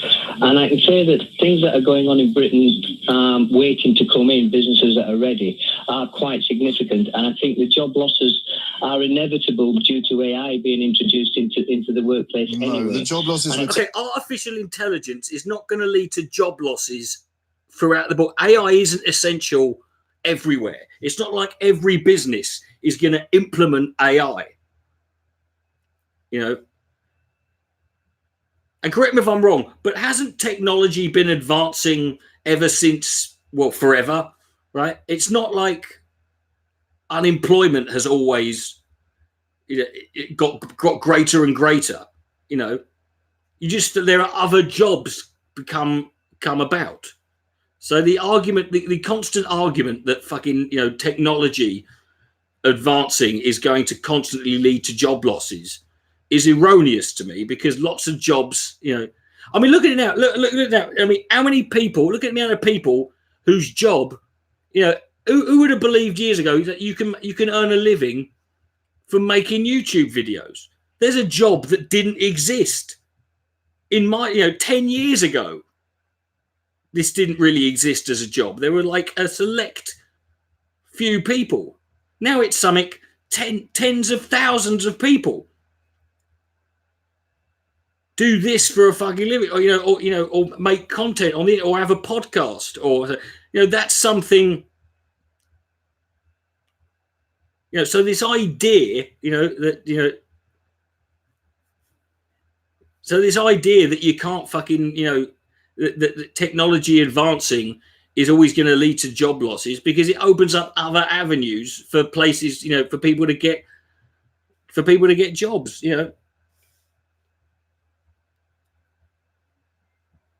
Talking about today have nothing to do with AI. The chief executive of the company. Well, we're not talking in general about theoretical, fictional businesses. We're talking about production lines that, when the product at the end of the production line is subjected to export tariffs, will not be financially viable anymore. Now, did you vote for that? I voted to leave. Yes, I could tell that already. But did you vote for businesses to go bust? To actually say you are... I love the fact that this guy is going to talk about artificial intelligence when he hasn't even got the actual, the non-artificial version figured out yet. To go bust, and you're not going to go bust. Yes. This guy could be replaced by a Sinclair C5. who's going to cherry pick? There are going to be... No, you misunderstood me again, Steve. Jeremy Hunt is saying businesses will go bust as a direct consequence of a no-deal... And to be fair, it's Jeremy Hunt saying that, right? And the fact that, you know, and this is one of those occasions where, that Jeremy Hunt saying that, something like that, actually gives it more validity. It's not often, you know.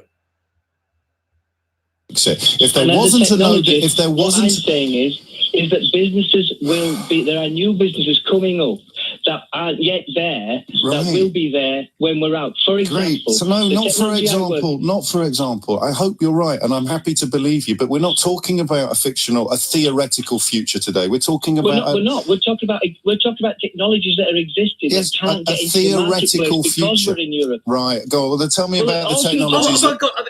We took technologies that cannot get into the marketplace. I can't move for new technology. I mean, Moore's law. I mean, like, what technology is there that is struggling to get through? I mean, Christ Almighty, it's like we live in. You can get. I mean, the things you can get, the things that you can, the technological advancements we make now, the things you can buy that everyday people can fucking buy and own. It's, what is there that's more advanced than what we've got now that's busting to get out of the fucking marketplace? Yeah.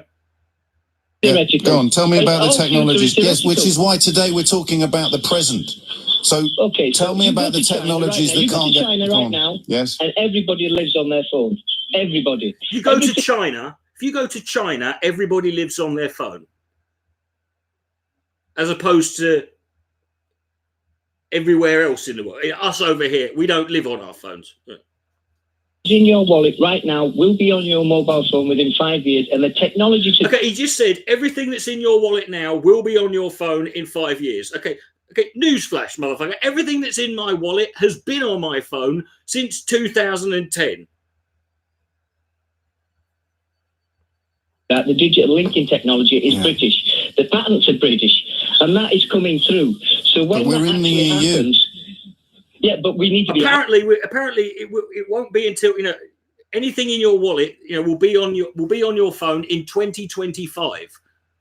We've got but that's the year that this guy reckons. This technologist who's been to China.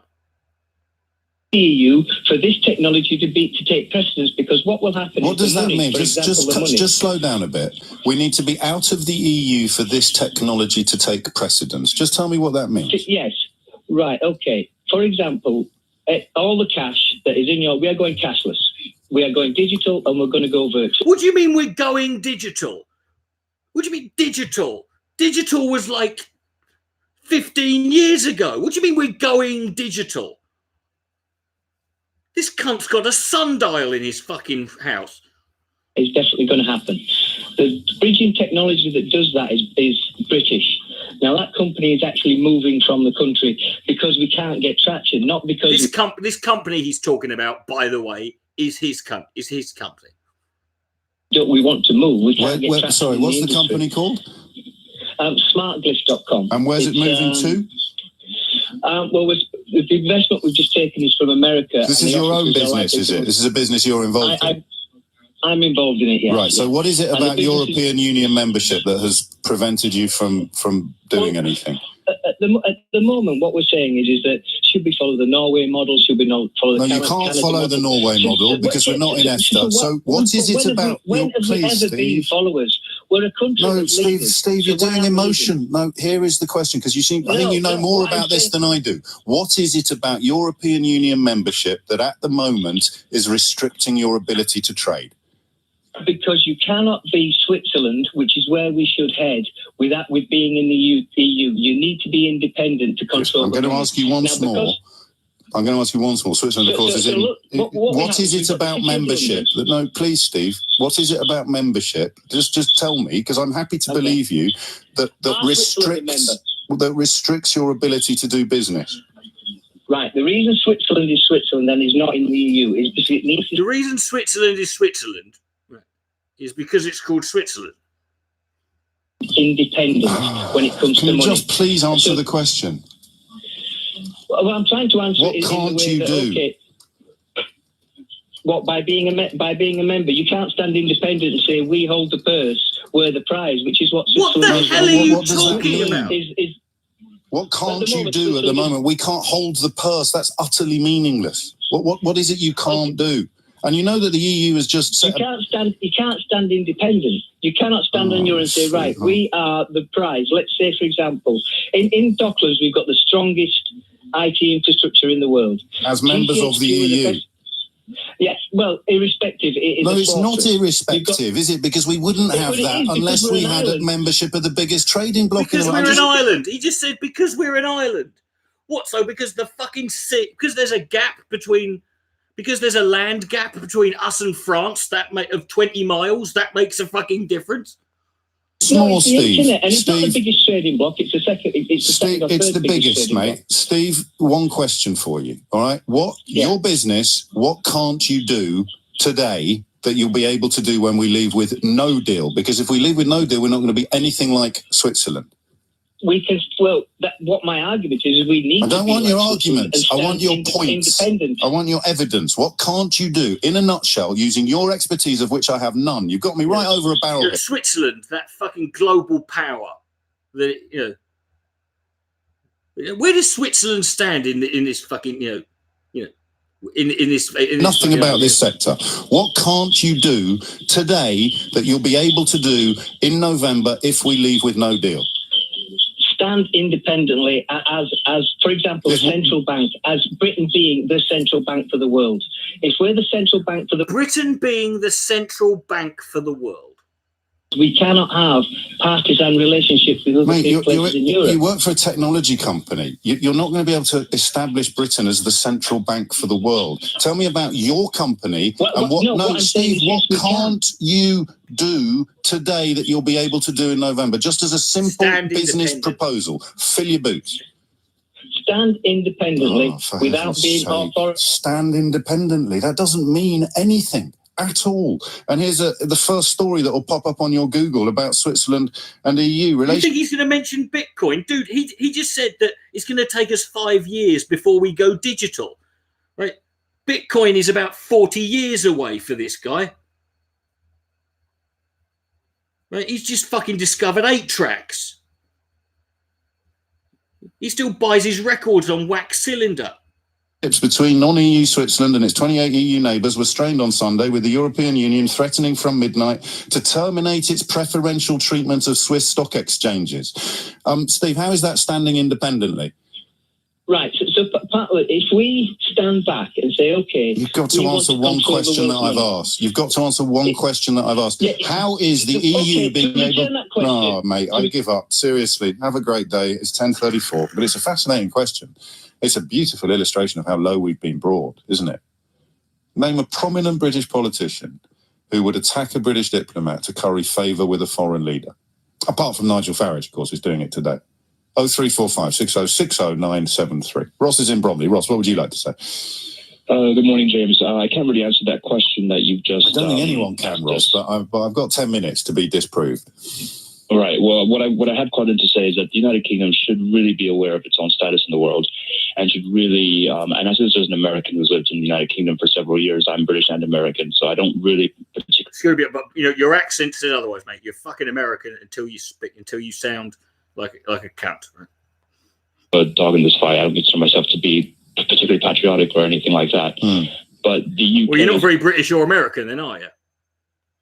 A vassal state of the UK in terms of its political and economic and military power. So it's a vassal state. The UK is a vassal state of the UK? Of the US, the United States. Sorry, you misspoke. That's all. Yeah. Do you think so? I don't like this, lad. I like this guy. This guy said he hasn't got a dog in the fight, and his only gambit is that Britain is the UK is a vassal state of the United States. That sounds like,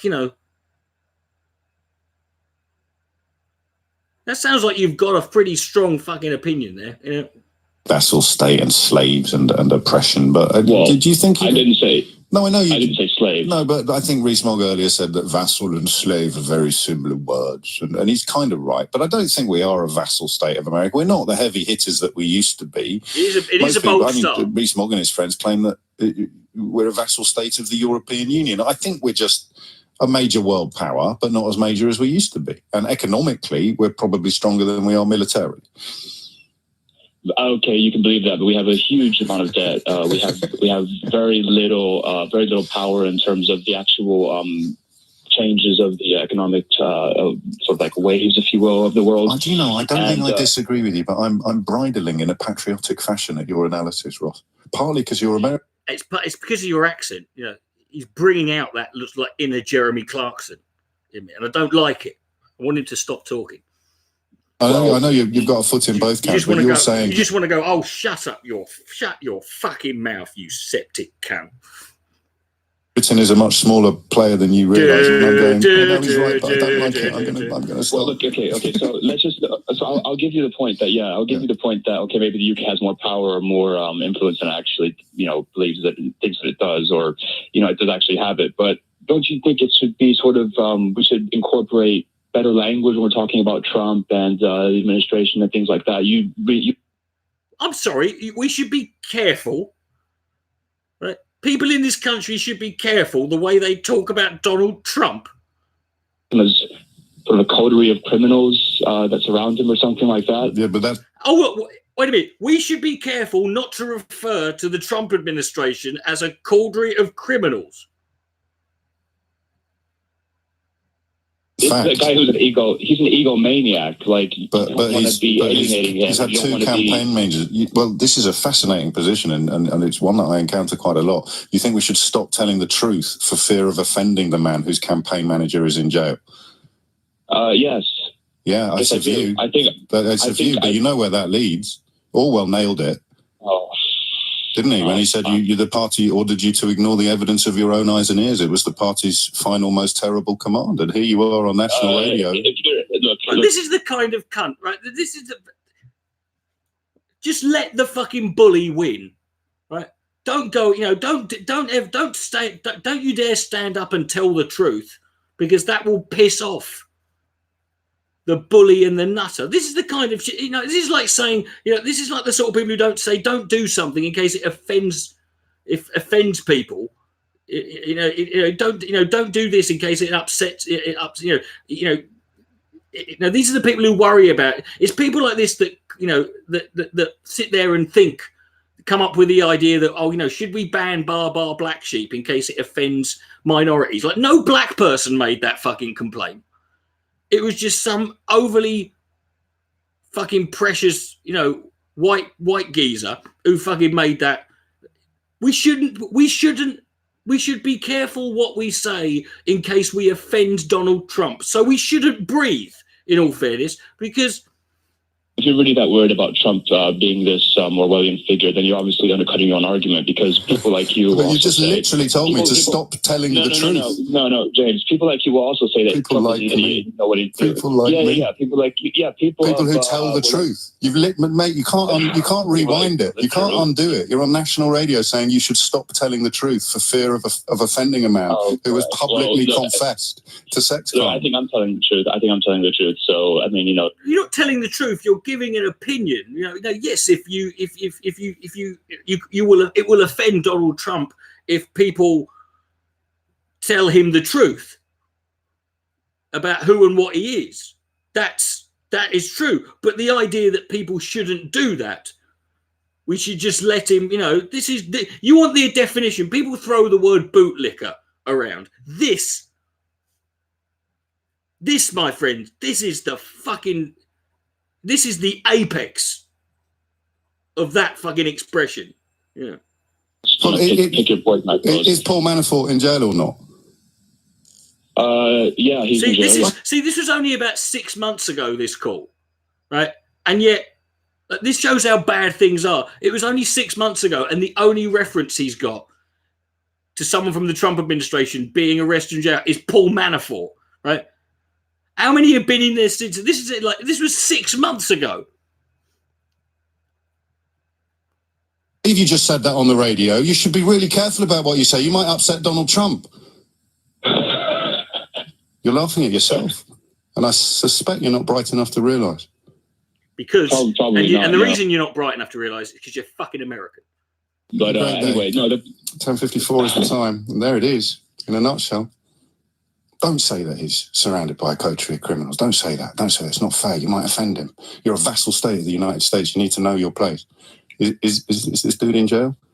Oh, yes. I mean, as that guy was talking, I literally had the Damn Busters theme tune going off in my head, you know. Why? I'm not exaggerating when I say that it's an assault upon observable reality now. Brexit and Trump combined survive and persist precisely because people are now saying, don't look at the facts. Ignore the evidence of your own eyes and ears. Trump himself has stood up in public and done exactly what Ross wants me to do. And so don't believe your eyes, believe what I tell you. And there you have someone relatively sensible sounding, actually endorsing the idea that we shouldn't tell the truth anymore. Relatively sensible sounding, and, you know, despite having an American accent. Upset the American president. Peter's call from Newcastle. Hi, Peter. Hello there. You've always, or historically, you voted Labour? Yes, all my life, yeah. And you voted how in the referendum? Leave. And so your take on this is that he's caving in, is it? Yes, he's caving in on everything. How can we trust someone who can't get the anti-Semitism? He nearly said antiseptic. Right? He nearly said he means anti-Semitism. He nearly said antiseptic. He said antiseptic though. You're my vassal state. Oh, you better believe it, baby. Things sorted out. He sends people out to do his work. He hasn't got a full response. He should be leading from the front. He isn't. Right, okay, and if he wants to have a criticism of Corbyn regarding the issues of anti-Semitism in the Labour Party, that's fine. But you can't then just go and vote Tory as if none of that fucking shit, as if nothing, as if you can't make similar. If that's your problem, fine. But you can't then just say, you know, you can use that as an excuse not to support Labour, fine. But you can't then just go and sort of like, as if that's okay, as if 1,000,001 similar problems don't exist on the other side, you know? Just a little bit of, what I wanted to mainly say is, you know, there was 17+ million people said that we wanted. Oh, was there 70? Did you know that? Did you know there were 17.4 million people who voted Leave? I didn't know that, because it's not like every fucking bastard who rings this station points that out. I know. No one has anyone denied this? Has anyone ever denied it? Right? No, not even Labour Party. And as you know, as anyone should know that the Labour Party, being riddled with anti-Semites, one thing they're good at is denying the existence of millions of people. No, we don't think you leave anymore. We need to leave and get out of there. Yes. Oh, is this it? Is this all you've got? We need to leave and get out. No, run. Out of the EU. Yes, but we can't just go now, mate. It's not like we're hanging about. We're just sticking there with our thumbs up our asses. You know, there's a deadline and certain things have to be in place. All right. Is that okay with you? Back in. They've started again, the EU putting tariffs on our fishermen. Oh, fucking fish. Who had fish? Who had fish? Like, take a shot if you had fish. I live 5 miles from a fishing port. Oh, really? Well fucking done. You live 5 miles from a fishing port. Well, fucking Yaboo sucks to you. They're still waiting for the government 3.5 years later. What, 3.5 years? The fishermen have been waiting, just standing around. to do something about it. So Jeremy Corbyn wanting another referendum. Remember, but to be clear, just a minute, Peter. But to be clear, that this announcement today is calling for another referendum to stop a no deal or a bad deal. Now, how do you feel about either of those two options, no deal or a hard Brexit deal? To stop it, he shouldn't be stopping it. You think just do it, even no deal? The people of 17 million people said. And you're not, for fuck's sake. Do any warnings about the dangers of no deal? No. Well, they had warnings about the monetary fund and you know. Dude, could you at least fucking wake up before you've? Could you put some energy into this? Could you sound like you're not just laid out with emphysema on with a fucking tube up your nose? It doesn't work with us. You think out matters more than anything? I'm 70 odd now. I don't. Oh, you're 70 odd. In other words, you'll be dead before the fucking consequences of this bollocks fucking comes back to bite you on the arse. Shut the fuck up, you old cunt. But I worry for my grandchildren. I really. So do I. So do I. Because how old are they? Themselves out. Never mind Europe. How old are your grandchildren? 17, 18, and so on. And I bet they're at home dividing your fucking clock up now. Are you troubled at all by the fact that they would lose their freedom of movement around the whole of Europe or the member states? Well, you see, this is what you're saying. I bet they're going, was that Grandad on the radio? Oh, for fuck's sake. This is what people say, you're going to lose this, you're going to lose that. But it's true, Peter. In that instance, it's true. How many people... I'm sorry, I'm a leaver. Could I just explain this? How many people go to Spain on holiday? Oh, yeah. No. How many people go to Spain? Who cares? You can't go into Europe. I'm talking about... I'm just saying you were restricted. It isn't any... They're not going to restrict anybody from this country going in. No one said they're going to. Who has literally made that argument? Go, if we leave the EU, you won't be able to go to Spain. No one's making that point. No one's saying if we leave the EU, you won't be able to go on holiday. EU country. They're not going to stop delivering... To live and work as freely as they can now, they will. And vegetables to this country. We don't need any vegetables in this country. We've got you here, mate. It's there. It's their livelihood as well. Nobody's talking. What the fuck are you talking about? Just die. Fucking old people, they should all be killed at birth. Them, all the people who are talking. This is why fucking, like, when they had a fucking vote in one of the national newspapers last year about what is the best British comedy, Mrs. Brown's Boys won it. It's because of fucking our pricks like this. Politicians. Have you spoken to your teenage grandchildren about it? What do they say? Oh God! All they want to do is have a living wage to compete with. Well, isn't it a good job that the Tory party, who are now fucking fully going to be in control in a couple of weeks' time, are already voting to fucking get rid of like the things like that? You know, are already getting to putting in the groundwork to remove workers' rights that are in place. Because of the EU, you stupid old fucking bastard. With other countries. Now, you mentioned there and you laughed. Well, our economy is doing better than a lot of the EU countries. Yeah, and so is America. Mm. Yes, but we're not fucking American, are we? Apart from what's that got to do with it? Advice, he's got the best economy in the world. And you people are laughing at him.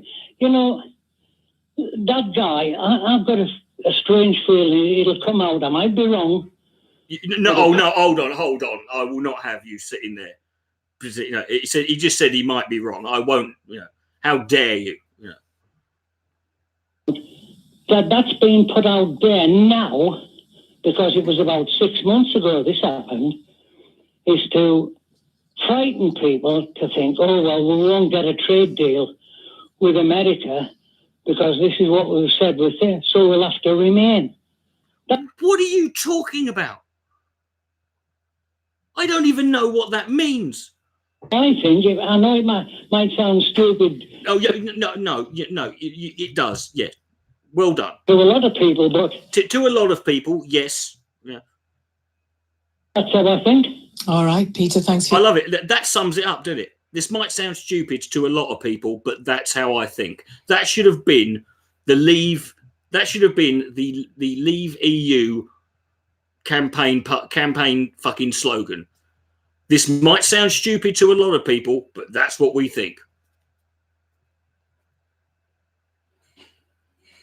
Peter in Newcastle, Tanya, we're in the northeast of England. Michael's called from Worthing already. You're furious with me, Michael. Why? Oh, Sheila, please, really. What do you Sheila, darling, babe, love, sweetheart, treacle, sweetheart, darling, babe, sweet lover. To do? In what context? What do I want him to do? He said to the reporter, I want you to bring somebody to chaperone you. So okay, this is in reference to I think a politician, I don't know who it is, but a politician saying it might have, was it Mike Pence? It might have been, I don't know if it was a British guy who wanted, he said he didn't want, he was going to be interviewed, but he said he didn't, if it was going to be a female or a woman doing the interview, like in private, he wouldn't do it unless they brought a chaperone with them. Like, he didn't want to be locked in a room with a woman. Right, and this guy is about to defend the geezer, who did that. Yeah, sure that everything's above board. He said it at the last minute, having agreed to it. It doesn't matter. I am really fed up with the Me Too argument. I'm fed up with the Me Too argument. What argument is that? That that women in general tend to, on a basis that is a lot higher than we first thought, experience great amounts of sexual assault. I'm sick of hearing about it. I will not be in a room with a woman by myself now. Right, but that says more about you, though, doesn't it, mate? Saying when you say I won't be in a room on my own with a woman, that says more about you, doesn't it? Than it does about women. What are the odds? What's more likely, that you're a fucking problem or that all women are? Because of that movement. What do you think the Me Too argument is? Well, it's just like, keep your hands off me. Right, and you've got a problem with that. Right. So he just said the Me Too argument is keep your hands off me, and he's sick of hearing. He's got a problem with that.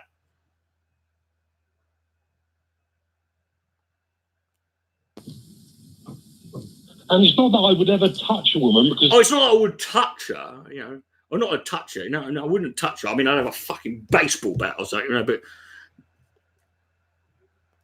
I'm a gay man anyway, but... I'm a gay man anyway. How long have you been gay? Well, since the Me Too movement started. Thought it was best to be on the safe side. Because obviously, because I'm much more trusting of men in private situations. Point. I do not like being in a room with a single woman. I know that I'm a man and maybe I should stay in my lane for this one, but I would like to say on behalf of probably most women, right, alive and or dead, right, that the feeling is more than fucking mutual. Because of the Me Too organisation. The Me Too organisation, first of all, it's not an organisation, it's a hashtag. Right, and seriously, do you think this is a new thing? What do you think the danger is to you? Well, she could be, psychotic, or she could be bipolar. She could be, I don't know, a woman, She could be she could be psychotic or bipolar. Isn't that true of literally anyone? And since when was that a prerequisite? Since when was being psychotic or bipolar a prerequisite? Is there a correlation between false accusations of sexual assault and people being psychotic? I have no idea, Sheila, but I still feel uncomfortable going into a room with a woman. What percentage of people are psychotic or bipolar?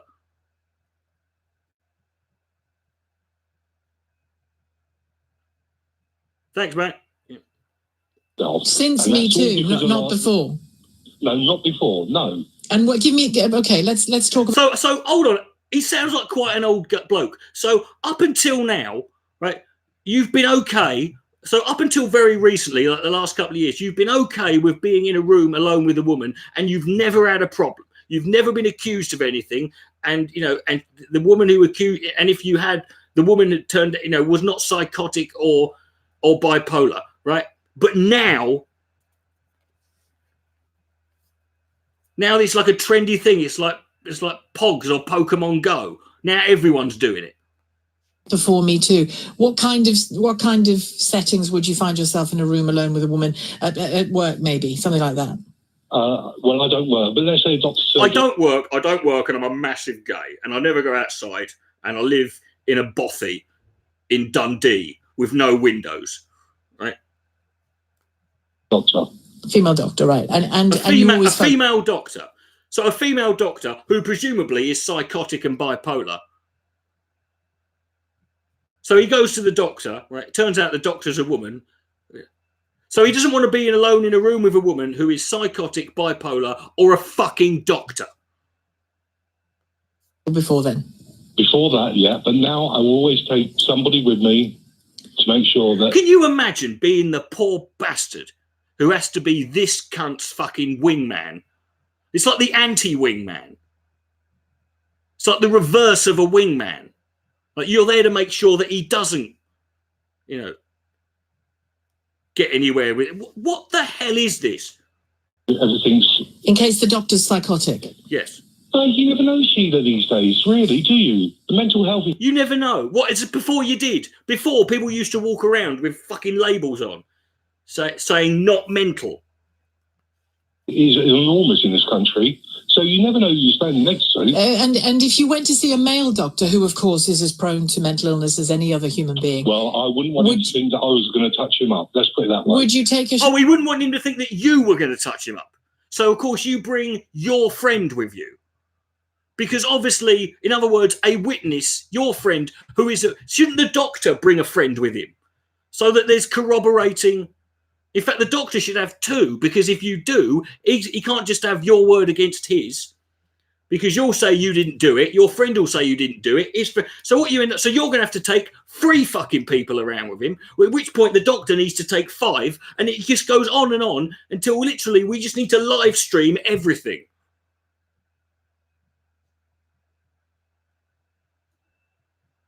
This is paranoia on a level that I cannot fucking understand. Into it with a male doctor. And he wasn't worried about the doctor touching him up. He was like, I wouldn't want the doctor to think I was going to touch him up. Why would he? Why would he make that assumption? Yeah. Oh, you will? Yeah, of course will. Oh, so this isn't about Me Too or gender or the fear of being assaulted. Oh, so it's nothing to do with fucking... Wait a minute. He won't be... He's now saying it's nothing to do with gender. It's man or a woman. So what the fuck was the point in the call? Why did you start with... Right, so the Me Too movement has made you paranoid about being alone in the room with a man.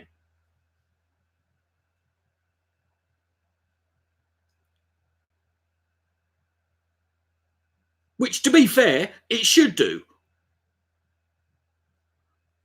No, that Me Too thing covers all bases. No, it doesn't. It literally doesn't. Me Too does not cover all bases. That is absolute shite. Me Too does not cover all bases. Hang on. It covers women being protected from harassment. Is its central message. Oh, so you're now sexualizing it? What do you mean just sexual? That's literally what it is. This is like going, Black Lives Matter. It's not about race.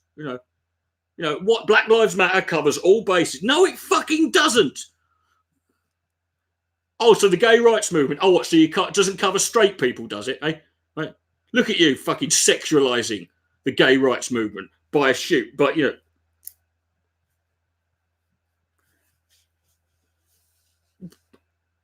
cunt.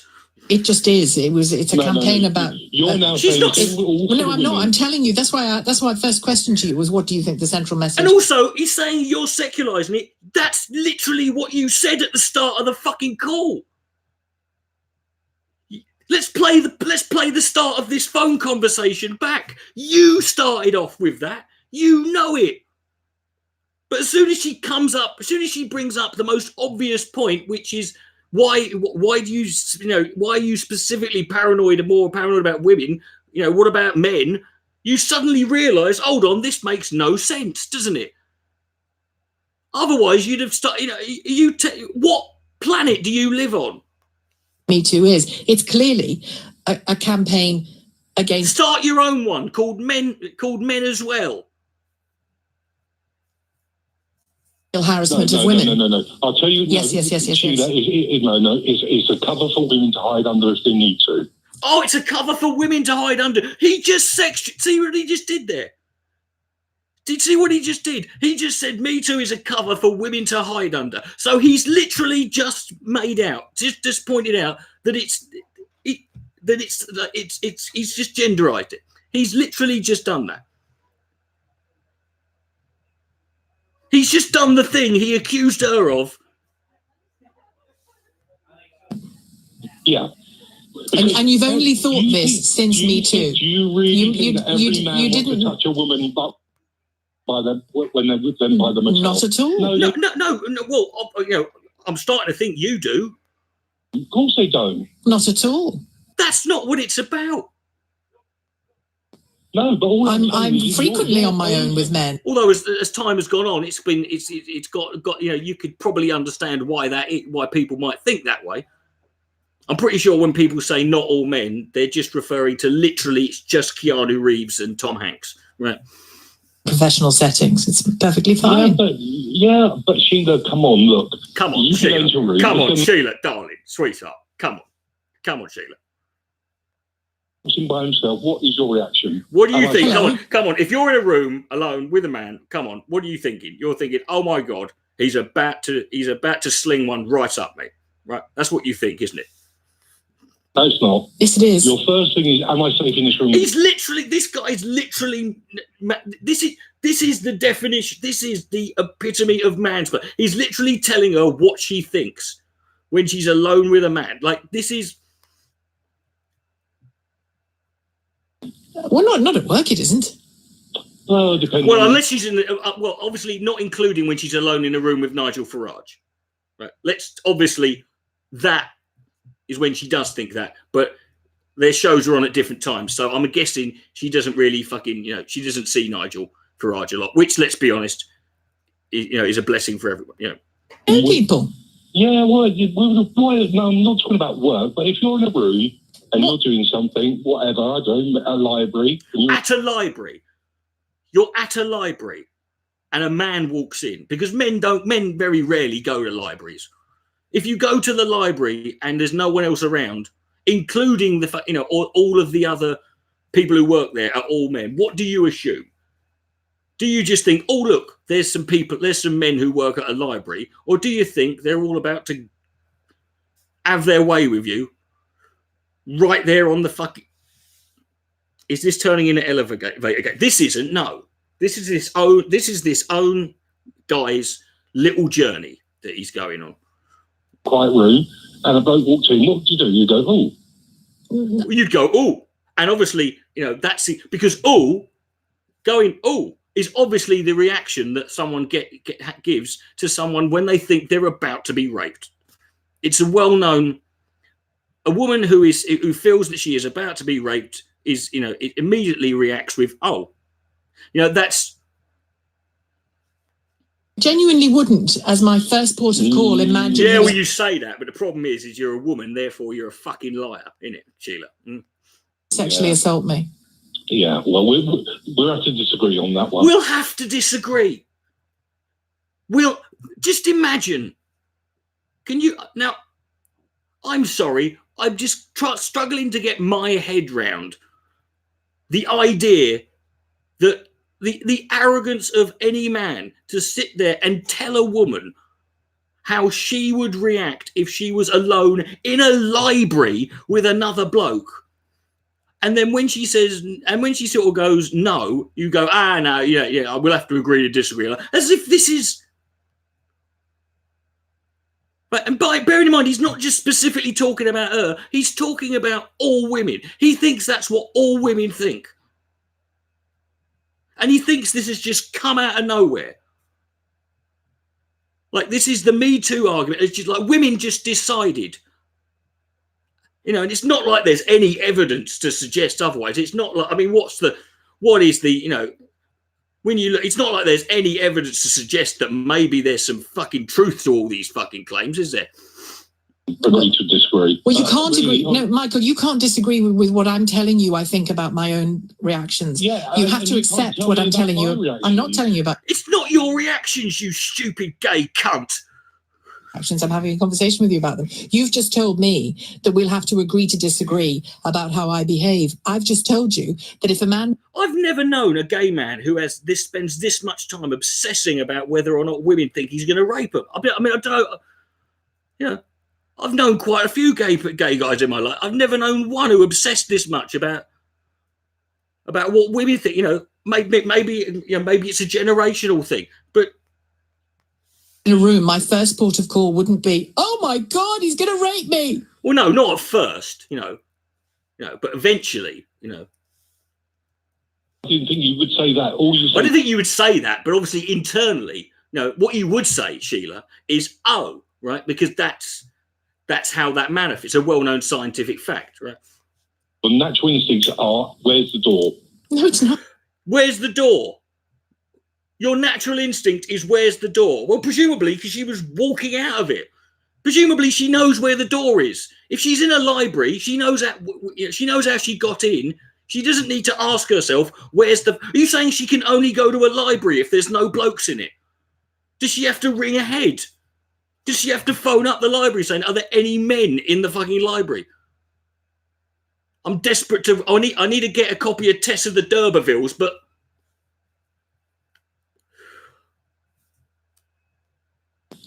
Even if he's a sinister-looking bloke, even if he's got "I am a literal rapist" on the T-shirt, she still knows where the frigging door is. And even then, I'm pretty sure the geezer's not going to do it in the library.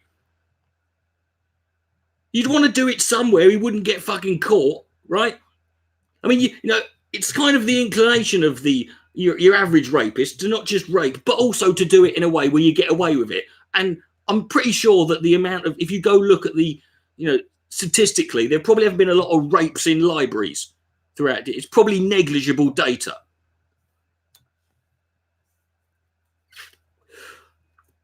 The library, that well-known fucking spot for rapists, you know. About that? Excuse me, have you got How to Rape People by J.R. Hartley? I'm completely sure about that, Mike. Try it out next time you're in a room. Yes, try it out next time. Oh yeah, try it out next time. He just told her to try it out next time, as if she's never been alone in a room with a bloke before. So what's she supposed to do? Just hang around in the fucking, like, in the staff waiting room at work, waiting for Nick Ferrari to fucking walk in so she can see how she ran. She'll go, oh, do you know what? You were right. Now, do you know what? She's going to think that now, do you know, because that's all she's going to think, because this phone call is going to be embedded in her frigging brain. It's like if I said to the audience now, there's 52 people watching, I was like, next time you're masturbating, just before you come, whatever you do, don't think of this. But you're now all going to think about that. Next time you're masturbating. You don't want to, but you won't be able to get that out of your frigging head. Right? That's... Right, and I apologise for ruining that. No, you didn't. There you go, see? And I apologise for ruining everyone's, but you won't be, but now you're going to think that, right? It's going to take months for you to shake that off. Right?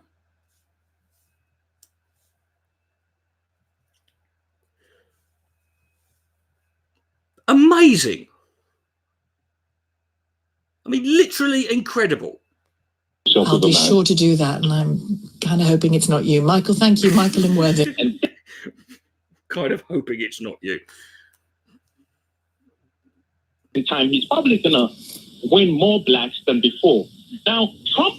Hold on, a black guy is ringing LBC. Take a shot, whoever, do everyone down all your drink.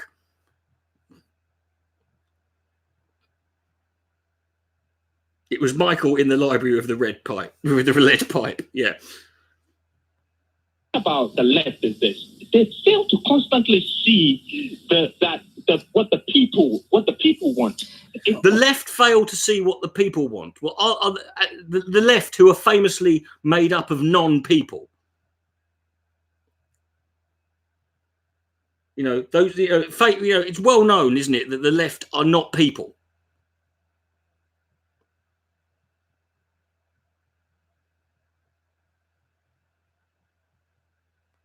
Trump tweeted out, it's not what basically everybody's saying it. Even me, as a black person from Africa, how is it possible that a congresswoman coming to a country, America, giving you this opportunity for you to be able to bring this racist behavior? Joe, everybody's racist. Three of the four of them were born in the United States. They are citizens born. Okay, they're talking about Trump, when he tweeted that thing about the squad and saying go back to Africa or whatever. And actually, let me finish. Even if they weren't, and just as I would never say to you, get back to Africa, Well, he's already there. The whole point of America, it seems to me, is that people have the freedom to argue politically the case that they wish to argue. No. That's what it is. That was the idea, right? Things have changed. Hopefully, in a manner that doesn't involve racism. Yeah, we all like that shit. I mean, yes, we'd like to argue. We'd like to live, we'd like to say you can come here and, you can freely express your opinion without racism being involved. But, I mean, yes, we'd all like that, Sheila. Racism in everything. I don't see racism in everything. If Ilhan Omar does... I'm sorry, but this is the worst example. I mean, if you want to sit there and accuse people of misusing, of unfairly, accusing people of racism, that's fine. There are loads of examples you could bring up, right? But this is literally the worst one.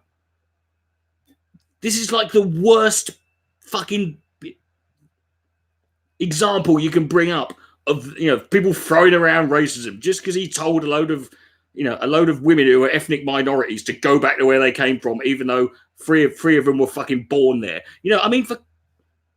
What is that? I mean, I think America is great. Just yesterday, I think she made a comment. She said, when you go outside America, everybody thinks America is great, but when you come here, we don't actually feel the greatness. Well, says who? Says who? Well, says her. Says that's her opinion. I mean, he says who? This is America. Nobody owns slaves. Yes, but nobody owns slaves. But Joe, you can argue.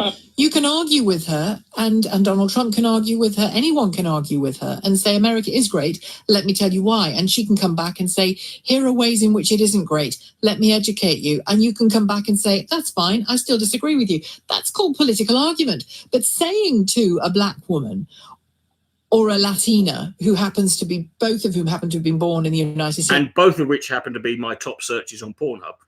Saying go home is because of the color of their skin. It's saying go home black lady, go home Latina. It's saying go home. It's racist. No, it's not. And we're tired. It's not racist to tell black people who were born in America to go back to Africa. Right. Well, I'm lost then. Okay. And hey, I'm supposed to listen to what black people say. I can't. Apparently, I can't. As a white person, I'm told. I don't get to decide what's racist. Well, I'm overruling this fucker. I'm overruling. He's wrong. I'm right. Right. Bronx. Home is the Bronx for AOC. No, you know we're that. Tired. No, we're tired of leftist, white left. What do you mean you're tired? Who's called you racist? People trying to tell Africans or black folks how we should feel. No. Do you know what? I can sympathise with that. I don't choose to tell people. I'm not telling you how you feel. If you're not offended by this, great. But you know the definition of racist or not racist is not what Are you offended by it? That's not the definition of what race. Just because you can find black people who are not offended by certain things does not. Just the same way I can find Jewish people who are Holocaust deniers. It doesn't suddenly make Holocaust denial fucking valid. I hope you don't think I'm telling you that. I'm not telling you. We are happy in America with Trump. Yeah. Good. We have jobs. I'm pleased. We're able to move forward. We have jobs. You don't need jobs. What do you mean we have jobs? Everything. And we don't want Ilhan Omar and these liberal democratic leftists to continue to sow. Who's we? Who's this fucking we? I'm guessing the people who fucking elected her as their fucking as a congresswoman. I'm guessing those people don't count then. The white people were the ones who led out of slavery. The whites. It's not the blacks, it's the whites. The white people were the ones who fought anti-slavery. So, yes, do you know? And who will we fight? Yes, it was white people who fought to end slavery. Yes, and who were we fighting against? Oh, yes, right.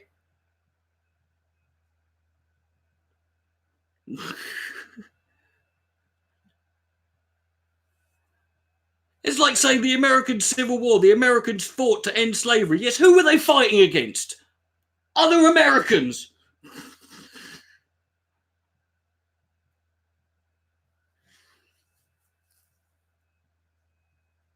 I'm sorry. This guy's call would make this guy's call would this guy's call would make a lot more sense if he was doing it with the voice of Uncle Ruckus. To demonize white people, it's just ridiculous, and this shows a lot of division. And this is so. I mean, Joe, it was okay. Joe, please stop talking for a second so I can come back. Please stop talking for a second because you're an absolute knob.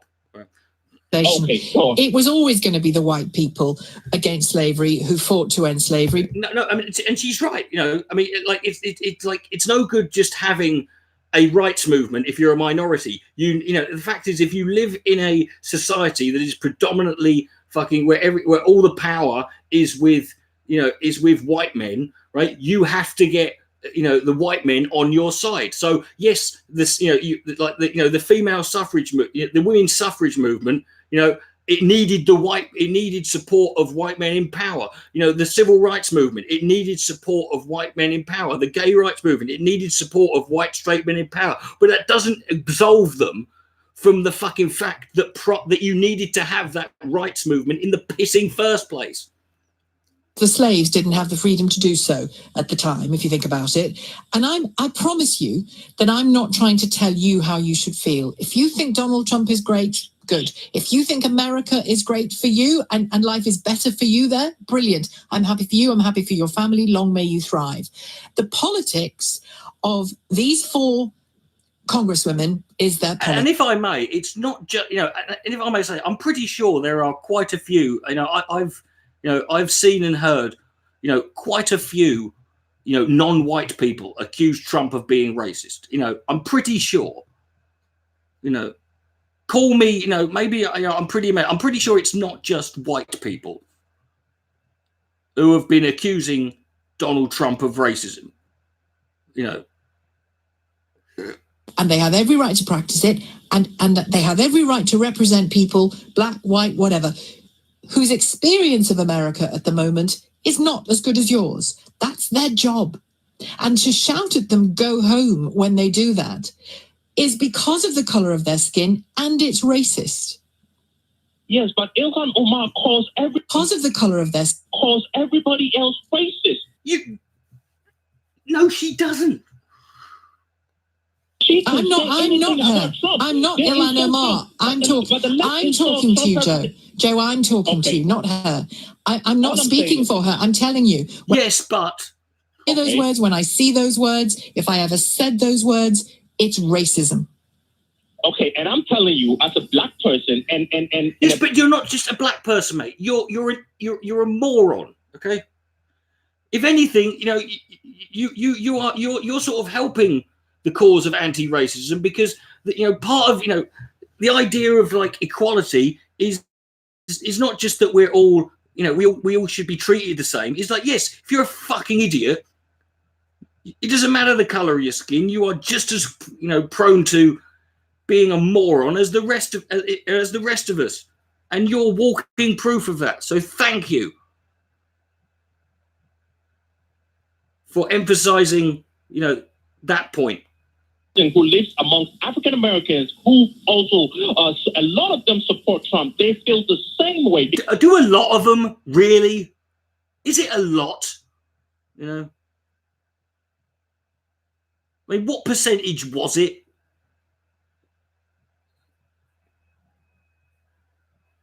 They're tired of immigrants. When we come here, it's an opportunity because... Okay, this guy's moaning about immigrants. This has got to be someone using voice modulating software, right? Surely. Right? We couldn't have the same opportunities in our country. That's why we come here. So when somebody gives you access to their home, you come in there and treat them with a bit of respect. But I mean, I don't even care. It's not their... It is their home, though. It's their... That's the point. You don't mind me saying, Joe, shall I tell you what I think, with all due respect? I mean, that's the point. They live there. I think you are suffering from a little bit of meekness. Simply, I think he's suffering for, he should be part of the Meek Too movement. Constantly, one of the great people. No. Shut up. You can fight for ourselves. No, you can be as you can be as the white left. You can. I love the fact he sits there and goes, "Black people can fight for themselves," whilst criticizing Ilhan Omar for fighting for us, for defending herself.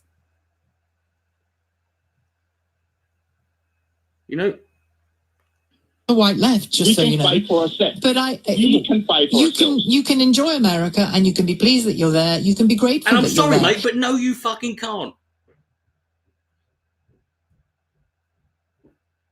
No one's doing this out of no one does this. There's no white people who do any, who are, anti-racist activists who do it, purely out of the kindness of their fucking heart. We're not doing this for our health. They don't have to do it. Yeah. Doesn't mean your critical faculties end, and if you disagree with, and you don't disagree. I'm not saying it. You can say it's right or wrong. It's the fucking reality. It's like sorry, but you can't do this on your own. No one ever has. Right? And I'm not saying you should sit there and weep and fucking bow down and say, "Oh, thank you," and kiss our asses. All I'm saying is, don't live in this fantasy world where you think you can deal with this shit on your own.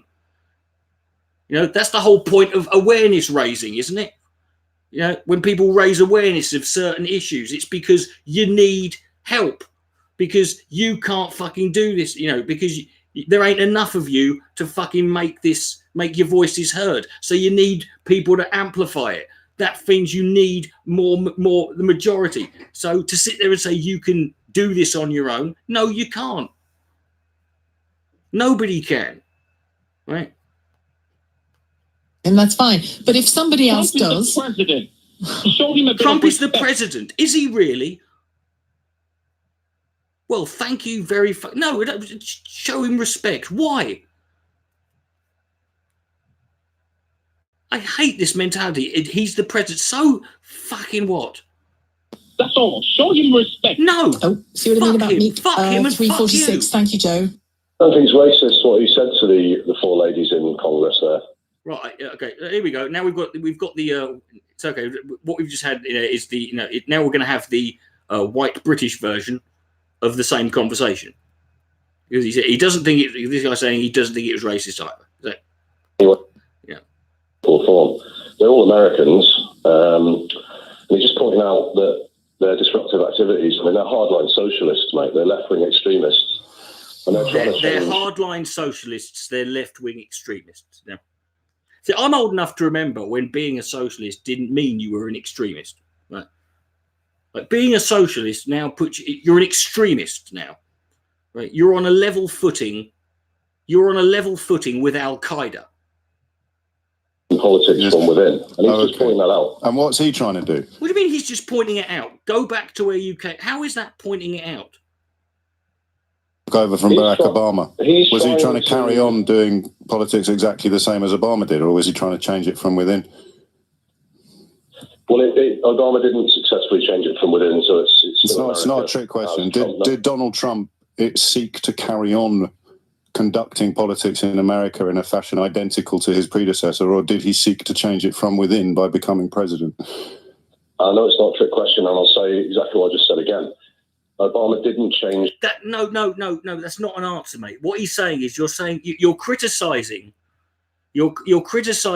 these women because they are trying to change politics from within, which is, in other words, is called integration. In other words, they're taking part in the democratic process. They all won elections. They were all voted in there, and they're seeking to, enact a form of politics or political ideas or policies that they feel would be more beneficial, to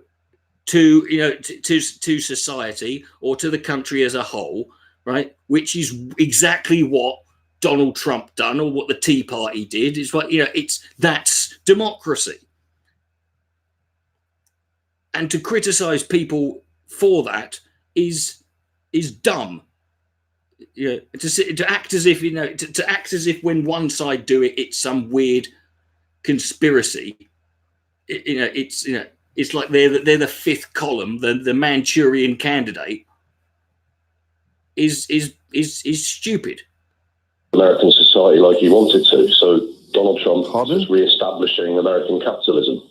Yeah, Donald Trump is re-establishing American capitalism, because as we all know, the one thing that Obama did was, he completely brought, American capitalism was dead in the fucking water after 8 years of Obama. Obama successfully dismantled American capitalism.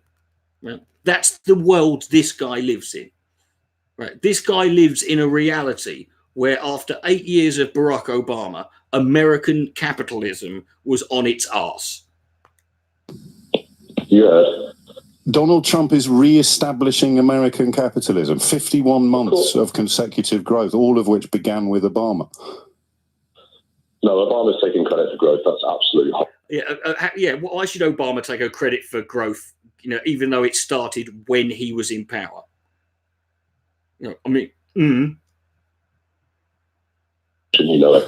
Stuart, can you count?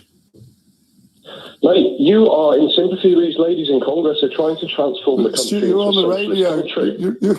Don't interrupt me, mate. Don't interrupt me. You are on the side of these women. To be fair, he's not interrupting. He's just laughing.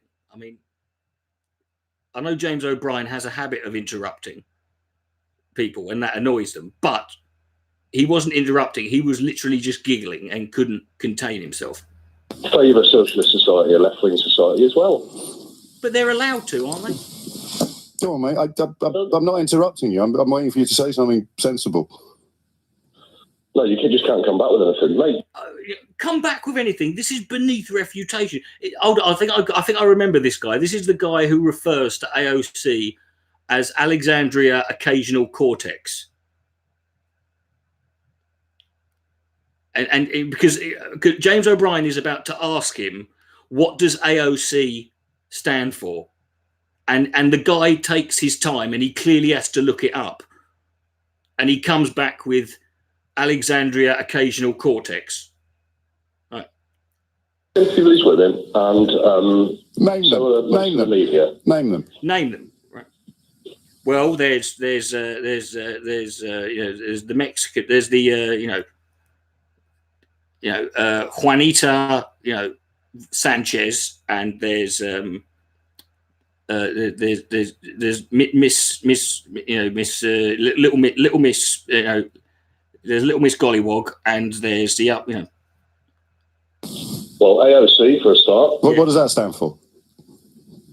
Alexandria or occasional cortex? No. Occasional cortex, yeah. So you know all about their politics, you don't even know their name? Occasional cortex, I was right. You're on national radio having your pants pulled down. Alexandria Ocasio-Cortez. Right, now he's got it right, because he's just looked it up. He thought her name was occasional cortex. Omar. Presley. Mate, you've got your phone out. You've got your phone out now. Yes, Come on national radio, claiming that you know everything about their policy. So which policy do you think most demonstrates their socialist tendencies, Stuart? High taxes beyond all belief. Beyond all belief. High taxes beyond all belief. 112% tax.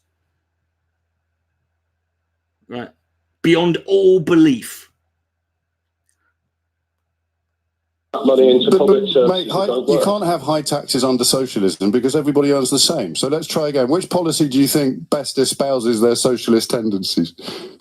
No, everyone earns the same after the socialist template's successful, which means destroying the middle class. Well, no, it wouldn't destroy the middle class. It would destroy the class system, full stop. There wouldn't be a class system.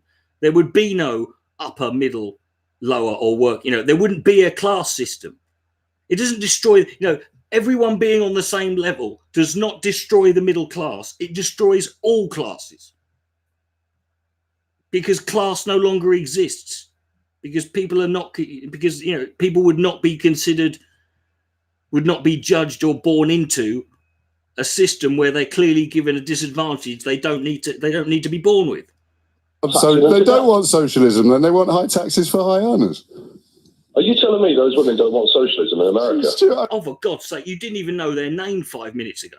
You don't even know their names. Stuart, you don't even... See, I already know. See, he's already saying what I'm saying after I fucking... this is how... No, did you just say... Did you just say fifth column? I knew you'd ask me. Yes, but he literally just said fifth column. Didn't I say fifth column about 3 minutes ago? Koffler-Damas strikes again. On your phone. Stop interrupting. Sorry, Stuart, carry on. Yeah, please, James, stop interrupting. This guy's gold. I knew you'd ask me the names because you couldn't come back with anything. I knew you'd ask me her names, which is obviously why I got them completely wrong. I knew you would ask me their names, which is why I'm sorry. Just imagine that. Imagine being prepared. Imagine thinking I know what he's going to ask me and then looking it up and still getting it wrong. He didn't have the foresight to fucking think, oh, what policies would I look up? Because that's in their policies, high taxes beyond all belief. Which, correct me if I'm wrong, don't people already pay? Don't you already have a progressive tax system in America where people who earn more money pay more fees? So is that already a socialist by this guy's fucking logic? It's on the screen of my phone, yes. Why didn't you know their names before you rang in? Because I just looked them up and researched them, mate, and I know... Yeah, he's done his research, right? Because that's obviously what research is. Because obviously, the only research you need to do when you're phoning up a radio station to have a debate about a political debate, the only research you need to do is what are the names of the people you're going to talk about. That's research. Why didn't you know their names before you rang in if you know everything about their politics? Why do you think, theoretically, why do you think you might not know their names, but you know what they stand for politically? Mate, I got their names up on the webpage. But that's not what I asked. That's not what I knew you were going to ask me their names because you couldn't come back with a valid argument. I already have. I've asked you to name one socialist. If you can't, you say he hasn't got a valid argument, but you thought her name was occasional cortex. So, realistically, the one argument that you thought that the one argument that you could have made back is that they support high tax. That's not socialism. It is socialism. Okay, Stuart. What do you think socialism means? Socialism is an ideology. Socialism. There you go, folks. There you go. That is. I mean, clearly we are dealing with a political science major here, because he's just nailed us there. You know, I cannot fucking. I'm going to have to concede. He's got us there. Socialism is an ideology, right? That, however, I've got a funny feeling that the sentence doesn't end there, right? But had it ended there, that would have at least been consistent. We live in a society, he's going to say at some point. What does it mean? Never been proved to work. What does socialism is an ideology that doesn't work and has never been proved to work. That is the literal definition of socialism. If you look it up, even on the Wikipedia page, it's like socialism is a political ideology, that doesn't work and has never been proven to work. And that's it. That's all it says. And it's got one link which takes you to this fucking call. For the record, I'm not a socialist, but tell me. Look, mate, I'm in support of Donald Trump. Yeah, I know you are. Comments are, and you like the racism, but what do you think? What do you think socialism means? Look, you're not going to Wikipedia me out of this argument, mate. You're not going to Wikipedia me. That is now a verb. Right? He's just turned Wikipedia. That is now a verb, apparently. That is a form of debate. That is a debate tactic or a logical fallacy. You're going to Wikipedia. You're not going to Wikipedia me out of this, right? The trouble is he's trying to spell socialism, but he can't. It's why he can't find it on Wikipedia. He keeps spelling it with an H. I don't need to. I know what it means. Tell me what you think it means. I didn't say the word. You did. What does it mean? It means collapse. It means collapse. Socialism is a political ideology that doesn't work and has been, and has never worked, and it means collapse. Right. These are facts, people.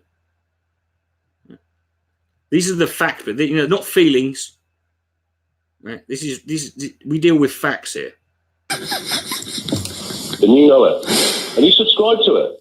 He literally just said he didn't. And to be fair to James O'Brien, he's never pretended he has.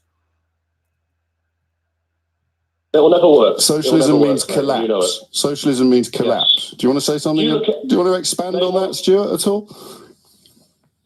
Well, the socialist policies, mate, have never been proved to work. So name a socialist policy, Stuart. We're back round the other side of the circle now. You can't define what it means, and if you have an accident, Stuart, where do you go? I've got a funny feeling you're not a member of Bupa. In a single socialist policy, what are you so angry about? Well, I'm trying to actually speak, mate. You just constantly interrupting me. I think if anything, mate, I think you should be grateful that James O'Brien is interrupting you. To name things, right? Yes, like a socialist policy or the meaning of socialism. So this is what happens, you see. I know. A left-wing media commentator will not let someone speak when their opinion is against theirs. And to be fair, mate, you not speaking is the best thing that's probably ever going to happen. Right? This phone call in itself increased the popularity or the interest or support for socialism globally by at least 1.5% to 2%. Doesn't mean you can't have an opinion about socialism if you don't know what it means. So what does it mean? To me personally? No. To me personally. What does it mean to me personally? No. You absolute cretin. To everybody, not to you personally. Right. Socialism is an ideology. He's nailed it. He's absolutely nailed it. Right. System, and it does not work. It's a political system. Would anyone out there not be aware of that? Imagine that. Imagine taking your fucking political science class at university, right? Right, for your first lesson, we'll be covering socialism. Right, it's an ideology that doesn't work, and it means collapse. Right now, moving on. What does it mean? Look, James, I phoned in support of Donald Trump. Yes, and everything that's happened since then is not a fucking, has not been surprised. It is not as borne that out as to why. Comments aren't racist. Socialism is a word made up of vowels and consonants, spelt in a certain order, What does socialism mean, Stuart? What does socialism mean? So this is what happened. He never said political system. He said ideology. Get someone into a dead end. Socialism. I don't know the Wikipedia. You're trying to get me Wikipedia into death here. Again, Wikipedia. This guy has, made Wikipedia a verb, which is the only, Why don't you go and look at it? Why don't you go to the Wikipedia supermarket and look it up? Any meaning at all, Stuart? I didn't mention the word. It's 12 o'clock. I've been doing this topic for an hour. No one said social. See, here's the thing. You can tell James O'Brien's enjoying this too much, because normally he would have hung up on this guy by now. But he's realised that he's enjoying this far too much. So he's not going to stop until this guy gives up. So what does it mean? No, everyone that's phoned in has more or less been in support of the 4 fifth columners there in America. The 4 fifth columners. The 4 fifth columners.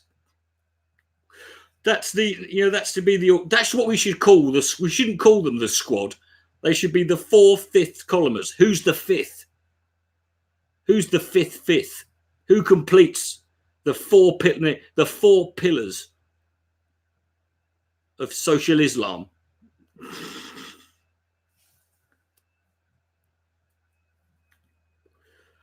What does socialism mean, Stuart? Right, to all your listeners, okay, as they are listening and nodding their head, the ones that are supporting. Yeah, the ones that are supporting you, that would be, those dogs that are in the back of cars, people with Parkinson's disease, and, those birds that move up and down, Socialism is a template that the 4 ladies in Congress are trying. Socialism is a template now. Into America, it doesn't work. Socialism is a template. Know what it means.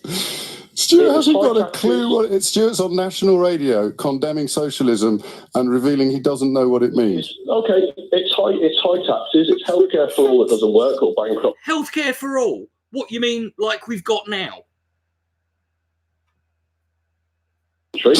Yes, it's like bank. You mean like we've had in this country since like the 40s? It is attacking big business. It's an incestuous relationship. It's an incestuous relationship, apparently. Right? It's an incestuous relationship, which we're back on incest again.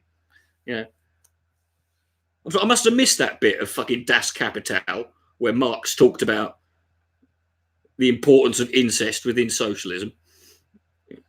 Oh, sweetheart. Listen, next time. Patronising, you see. Of course I'm patronising you.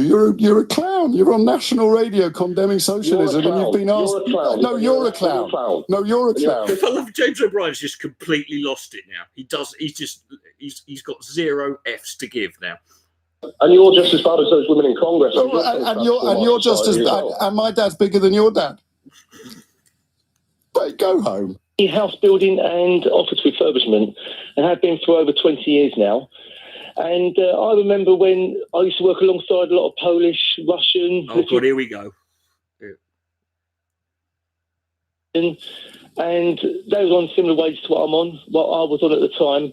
And they used to earn their money. They used to live in like a house with maybe 10 of them in there.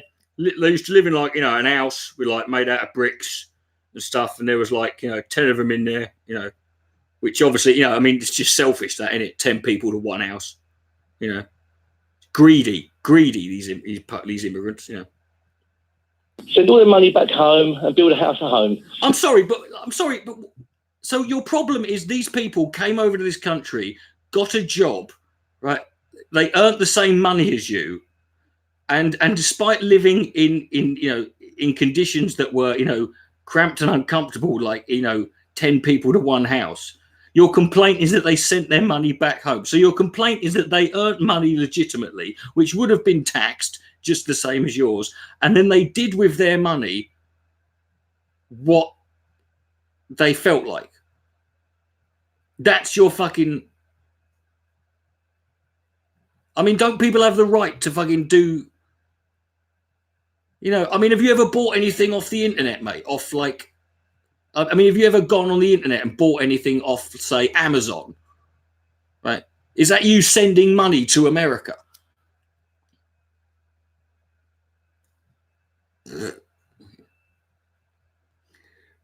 And the problem is now is like I'm still on the same wage that I've been on for the last 10, 15 years, and I'm self-employed. Yes. And that's clearly the fault of the Polish people who were earning the same as you. Regulations, you know, I had nothing to... I had no pension, I had no savings, nothing. Yeah, welcome to the club, mate. Everyone keeps saying about, well, we're blaming immigration all the time, but the fact of the matter is that they can bring in three foreigners paying £40-50 a day to do the same work that I could do. Well, that's illegal. Yeah, but also, you just literally started off by saying that you were working alongside people and they were earning the same as you.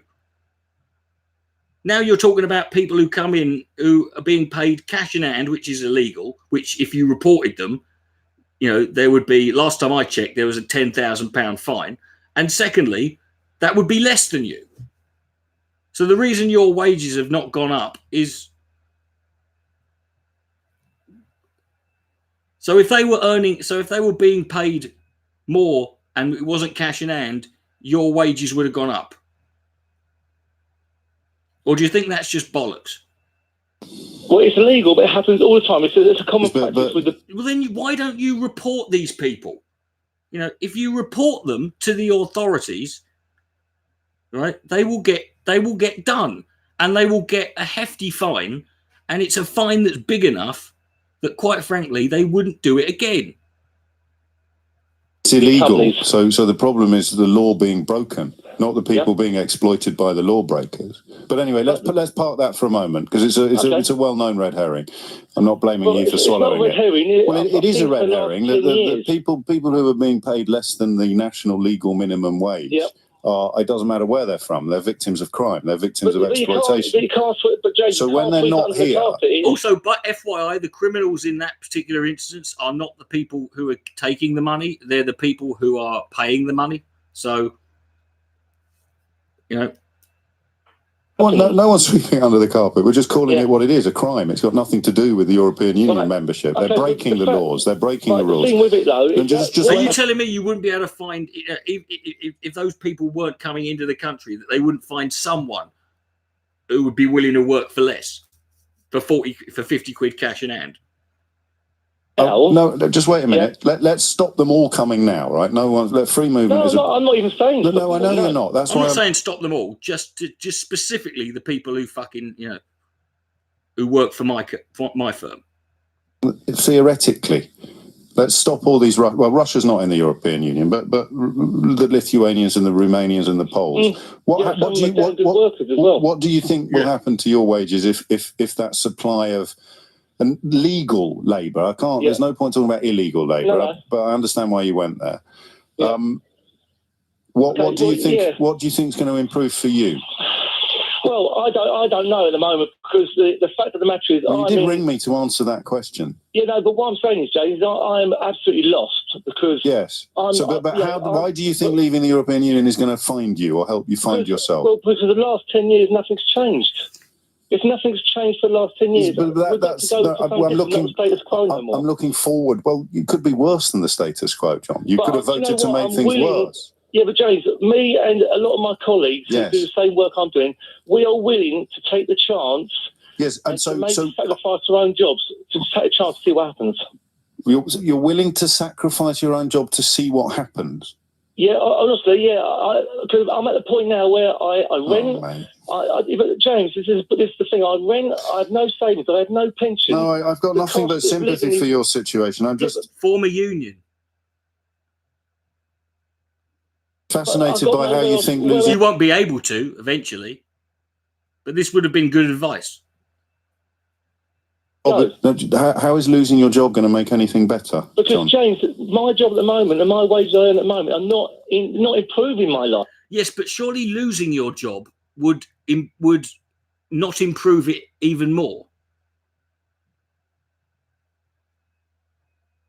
Or am I just being, am I just thinking too rationally there? My life is still getting worse and worse. But why do you think things are going to get better if you haven't even got that job? But what else can I do? If my wage is what I'm earning now, my job I'm earning now. Well, the answer to not improving my life. No, I know, but we're dancing around it. I mean, first of all, if I was right wing and lazy, I'd say, well, there's nothing to stop you changing and getting a better job. But I'm not right wing or lazy, so I'm not going to patronise you by saying that. You're on about upskilling and stuff all the time. I'm not. I'm telling you what the findings are among people who are in similar situations to yours. I'm highly skilled as well in my job. Well, what really? Yeah, honestly, I'm highly skilled. But your minimum wage? No, I'm not minimum wage. I could earn £150 a day. Well, hang on. I thought you were going replace. This cunt earns £150 a day.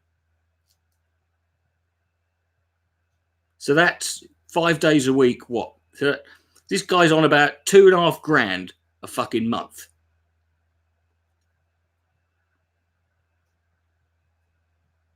Skilled labour on £50 a day a minute ago. Yes, because what they do is they can bring in 3 people. Yeah, but then you're not doing skilled work then. I don't want to dig into your CV, mate. If a guy who can't speak English who just arrived gaffer taped to the underside of a Eurostar train, who can't speak it and has nothing but the clothes on his back, can be taught to do your job just as well for 1/3 of the price, then your job is not that complicated. Making a great deal of sense. Right, all I want to know from you, John, is how do you think things are going to improve for you? Right, well, just give us 30 seconds. I'll explain. Good. So what I'm saying is, what happens now on the jobs is they bring 3 people in to the same wage as me, and then I have to go back and redo their work for them on the same wage. Why don't you report your employer to the authorities? You won't even have that work. Well, but like I said, I'm willing to take the sacrifice and maybe have to change my job or go on benefits. You can change your job without that. I don't want to do that. I want to try and fight to try and earn more money, but in 15 years, it's not changed. Nothing has changed. But John, you're not. Either you're not hearing me, or I'm not being clear enough. I'm hearing you, James. I don't think you're hearing me a great deal. Well, no. In 15 years, nothing has changed. There are some illegal, unskilled workers that do your work, even though you're a legal, skilled worker. Yeah, and like you said, we'll just sweep under the carpet. No one's sweeping anything under the carpet. I've completely acknowledged. Everyone is. Well, how can you? You're on national radio, saying it out loud, John. But James, all we get is Remainers listening to the programme all the time. They don't want to listen to it. They don't want to listen to it because I'll be called a Nazi or far right. Or in my defence, I think I, more than anyone else, spend more time listening to people like you. Fair enough. I'm using it. I'm using it as fodder for my YouTube channel to mock and ridicule you. But I'm not calling you a Nazi either. You're just, I feel sorry for you, if anything. Fine. Well, whenever you say anything, forgive me, John. You just get labelled. What have you said that you think might see you labelled a Nazi? Because I said that that's what happens all the time. So I've said about we should have less immigration. Yes. So straight away people just and that is what I'm asking you. How is that going to improve your life? Do you think? I don't know. Right, well, then we got there in the end. There's no shame in ignorance. It's just a really silly thing to do. If you're terrified or really unhappy about how things are now, you voted to make it worse. What do I do about it? Do I just carry on the way it is? Well, I've told you what you do about it. The politicians that you voted for think that you should get a different job. Report the people who you're working for, and to the proper authorities for employing people who are illegally and paying them cash in hand. 2, fucking unionize. 3, make your demands, and if they don't do it, go on strike. Some new skills or move. Do like Norman Tebbit said, get on your bike. But you voted for those politicians, John. I did, but no one else. Jesus, man. You voted for the ones that have told you that if you're not happy with what you've got, you get on your bike and you move somewhere else. You haven't voted for politicians that would have got you trade union protection. You haven't voted for politicians that would have clamped down on the exploitation of illegal under minimum wage labour. You haven't voted for the politicians that think there should be protections and regulations in the construction industry greater than what we currently have. You have voted for the people that want to take away what little you already have, man. No one listens to us. Oh, heavens above, John. Yes, and that's his point. You voted for the people who don't listen to you. But even so, there are still there are still laws in place. Arsehole. Just been listening to you for 10 minutes. All you've done is whine. Meanwhile, claims made by Boris Johnson during the... It could have been worse. It could have been Jeremy Hunt. During the... Okay, fair play to that woman. Leadership hustings last night have been challenged by the EU, holding up a... Hold on, this is just a BBC fucking thing. Let's get through this bit. Come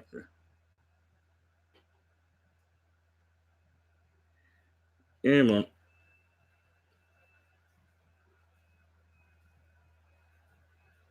I don't know where to go with that one. I'm patriotic.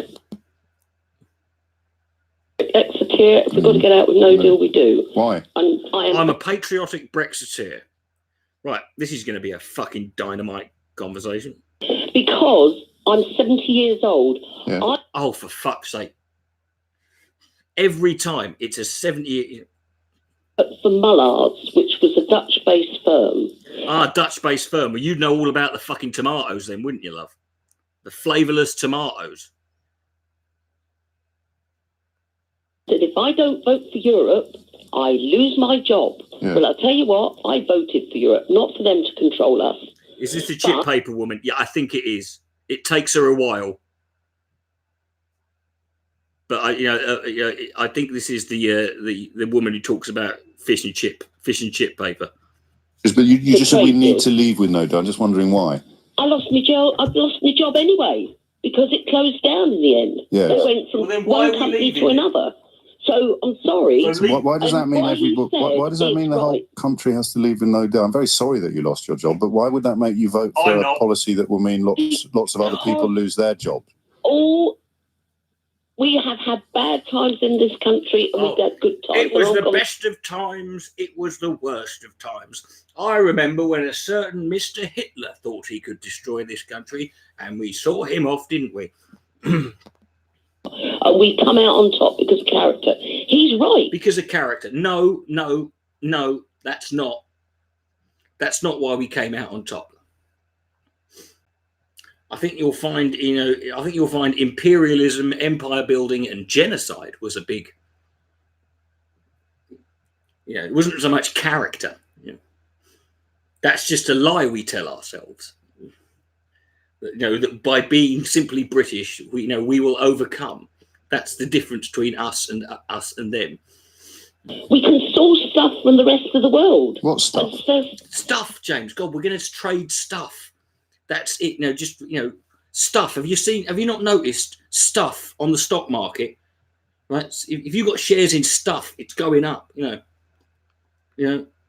The Nasdaq stuff on the Nasdaq stuff is doing very well. Well, I'll give you an example. Yes, do. The guy who owns Wetherspoons. Yeah. Oh, for fuck's sake! The guy who owns Witherspoons. Fucking hell. Yes, Tim Martin, the guy who owns Witherspoons, who looks like the sort of thing you'd find in a Hoover bag if someone went around vacuuming Norfolk. We got the vote that we wanted to come out. He started sourcing from other places in the world for a lot of his goods, and he wrote it in his magazine. That's where I read it from. Yeah. Yes, it's propaganda, please. Yeah, I think he already has, to be fair, started a cult. Yeah. Well, I mean, he's a drug dealer. I mean, he's cheap booze. He's got his users. He sourced goods. I think it was brandies, all sorts of spirits. Was it cheaper than what he was getting from the European Union? And it was just as good. So why wasn't he doing? I'm sorry, saying it's just as good. This is Witherspoons. It's not as if the fucking bar was ever for quality was ever set too high in the first place.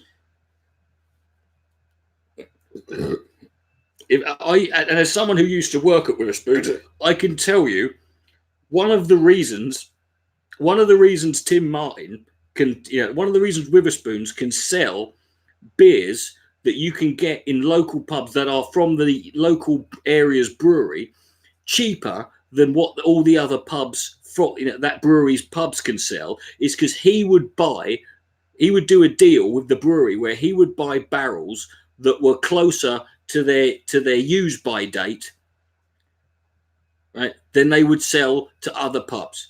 So he would buy beer that only had a couple of weeks or a week or a couple of weeks left on it, right? And he would buy it cheaper, which is why in where I grew up, where I worked in Kent, right, the brewery is Shepherd Neame, and there are loads of Shepherd Neame owned pubs in the area, but all of the Shepherd Neame beers, that you would buy, all of the Shepherd Neame brewed beers were cheaper in Witherspoons than they were in the Shepherd Neame pubs because he would buy all the beer that was about to go off and he would get it at a discount price.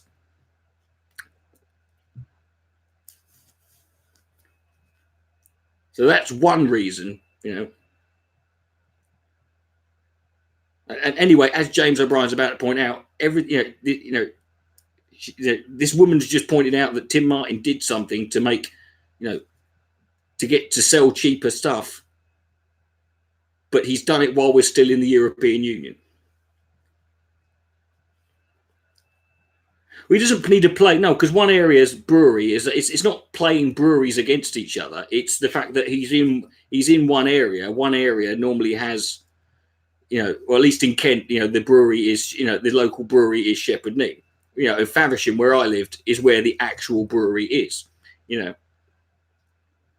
was doing that before we left. Because we were part of Europe. Yes, but we still are. So why couldn't he have done that? We've been conned. Christine, just pause for a little moment, if you would. I'm going to take what you said on trust. I'm sure that he did manage to secure. Well, bring him on.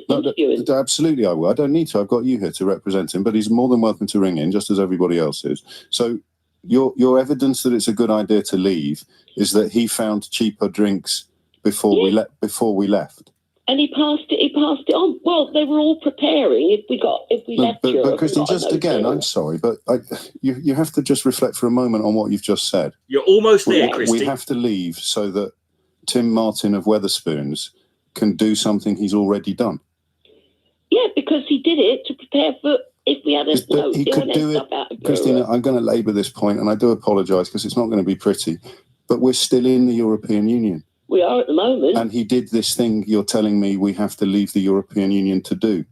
No, what he says is an example of all the Ramonas who keep saying No, Christine, stop using insulting language. Okay, I won't use that. He has done something. I've been insulted some of Brexit. Well, I'm very. Yes, in all fairness, Christine, you deserve it, right? To hear that, but here's the thing, Christine. If this is the example you want to, if this is the bridge that you want to build, you've just told me that he's already done it. Yes, because he's preparing for it. Yes, but he's already done it, and we're in. He has. So we're in the European Union, right? Yeah, we are at the moment, and he's already done it. Yes, because he foresaw the future. Yes. So here's the question. Foresaw the Christine. future. Tim Martin is Mystic Meg. Do we have to leave to do something we could do while we were in it? Because they're still controlling us. They've got no respect for this country. Oh, for fuck's sake. I'm sorry. This is like... How can... I mean, it's not like she... This is different, this one. It's not like this woman is deliberately... It's not like she can see where the flaw in her argument is and she's just dancing around it. She is oblivious to what is being... She is completely and utterly unaware of the problem with what she's saying. I've seen some of the things that have been going on. Go on, tell me. I love Britain. I love what it represents. Oh, fuck off. I love what it gives to the rest of the world. You've hated I love what it gives to the rest of the world. Like... 1975, though. Pardon? You've hated it since 1975. No, because we weren't so controlled then. So what are the controls come in? So talk me through. Actually, no, I'm not going to let that go, Christine. I think you need to take on board what you've said on national radio. Yes, I am taking on board. You've said you literally are not, love. You are not taking it on board. You have taken nothing on board. You will leave this conversation with precisely fuck all additions to your general knowledge or self-awareness. We have to leave the European Union because Tim Martin has done something while we were still in the European Union. He did it because he prepared for us leaving, like a lot of other countries. How could he do it before if we weren't allowed to do it because of all those controls?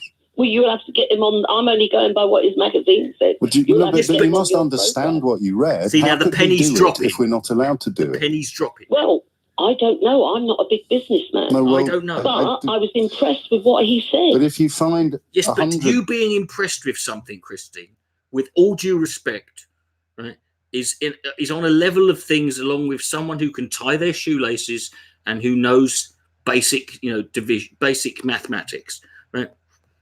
Businessmen, between 90 and 95 of them will tell you that we're making a terrible mistake. Why have you chosen to believe this businessman? What about Mark Carney? While not understanding what he's done. Mark Carney is turned around. He was someone who said if we leave Europe, we're going to go down the bad. Now I'm just some small-time country Brexiteer.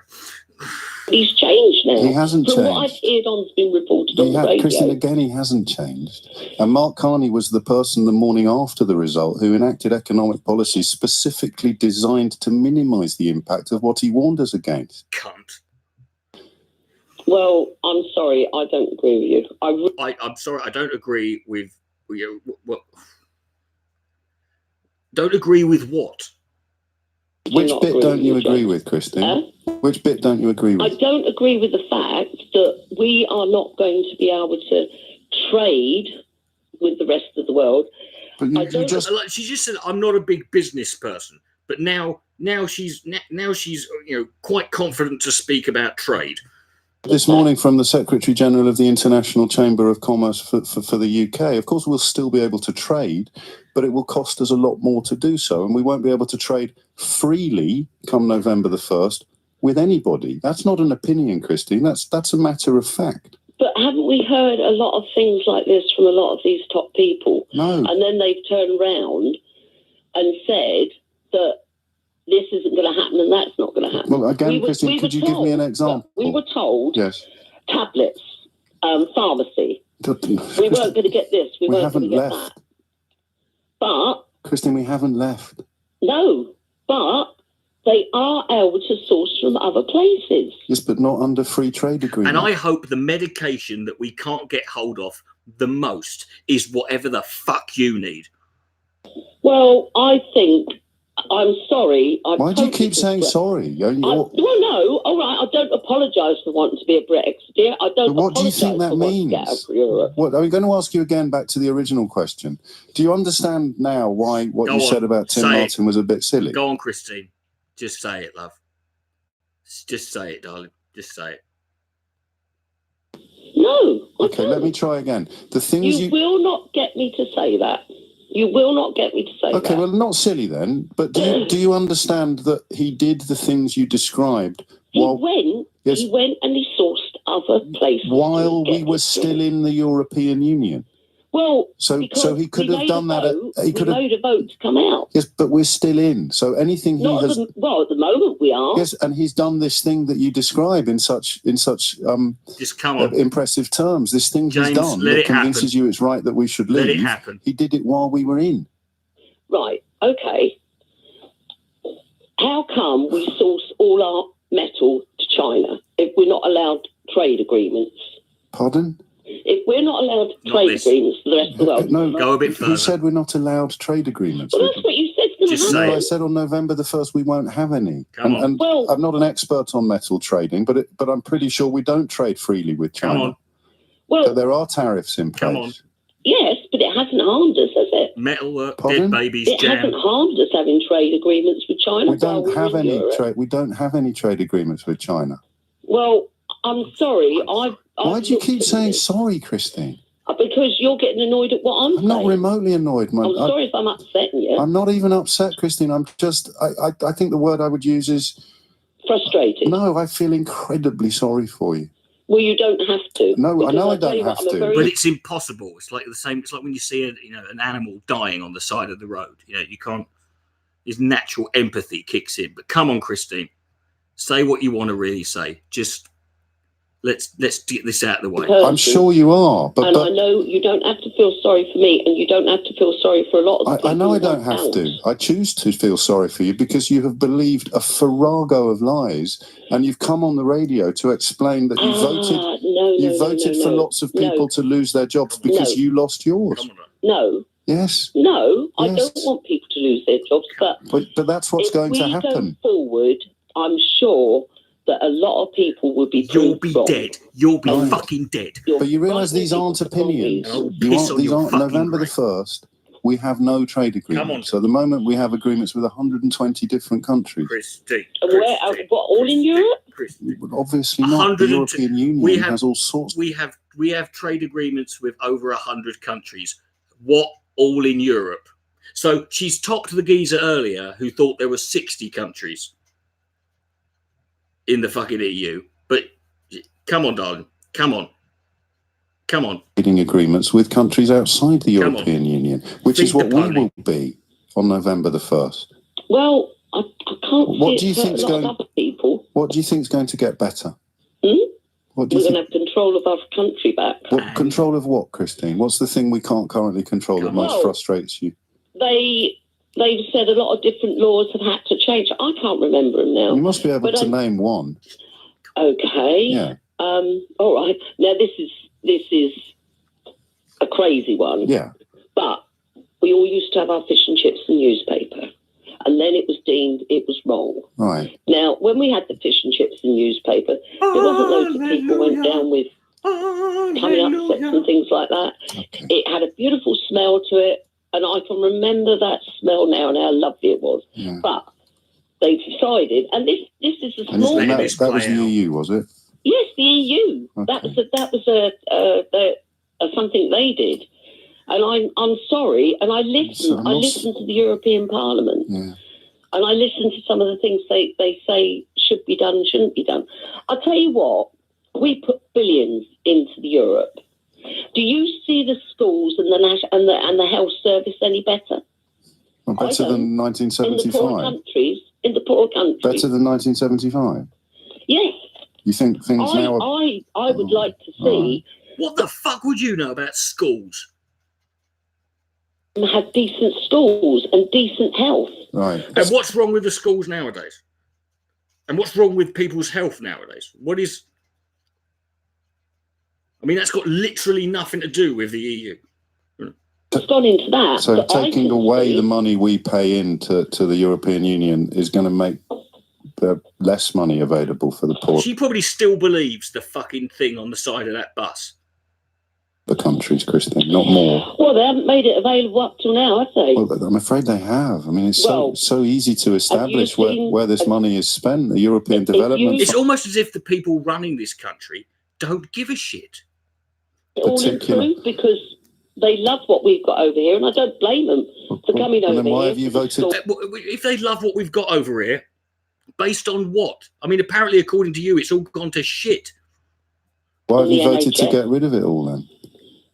Because I just feel as a patriotic person for this country, and I'm talking about all the different... But patriotism involves wanting what's best for your country. Yeah. And you voted to make it worse. No, I don't think Well, tell me what's going to be better then, apart from possibly we'll be allowed to wrap our fish and chips in newspaper again. Apart from that, what are you most looking forward to? I'll tell you what, if on February the 1st, I'm going to go to the chip shop, I'm going to insist I want it wrapped. I'm going to take my own newspaper, and if they don't fucking wrap it in yesterday's fucking Sunday Sport, right? I'm calling the police. I'm taking a camera and I'm recording and I'm reporting them to the police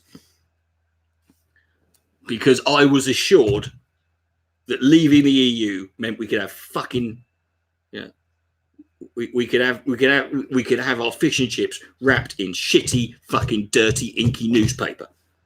I'm looking forward to maybe not having some fish and chips. Apparently, I know she said fish and chips being wrapped in newspaper before she mentioned schools and hospitals.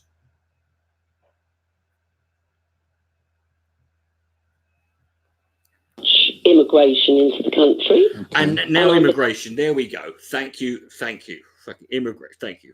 Forward to having so add that to the list. We've got dead. So we've got dead babies. So we've got dead babies, jam, fish, yogurt, tomatoes, steel, fish and chip paper.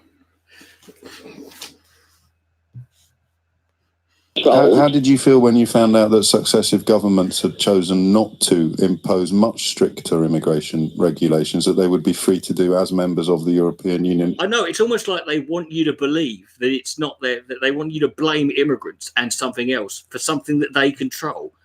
It's bizarre, that, isn't it? For example, Belgium. Hit the like button if you're in the room, because I've been going now for over 5 hours. Well, I'm sorry. Why are you sorry again?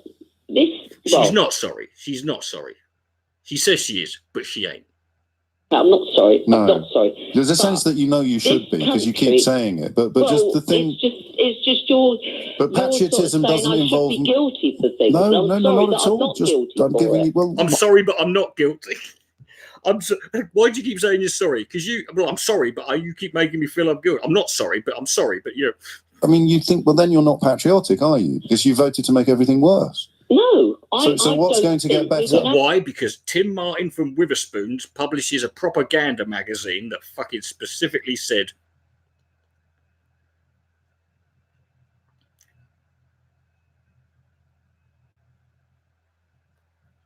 well, for a start... Yes, apart from fish and chip paper. No, for a start, yes. We won't have... You can hit the dislike button if you want. It's all engagement, mate.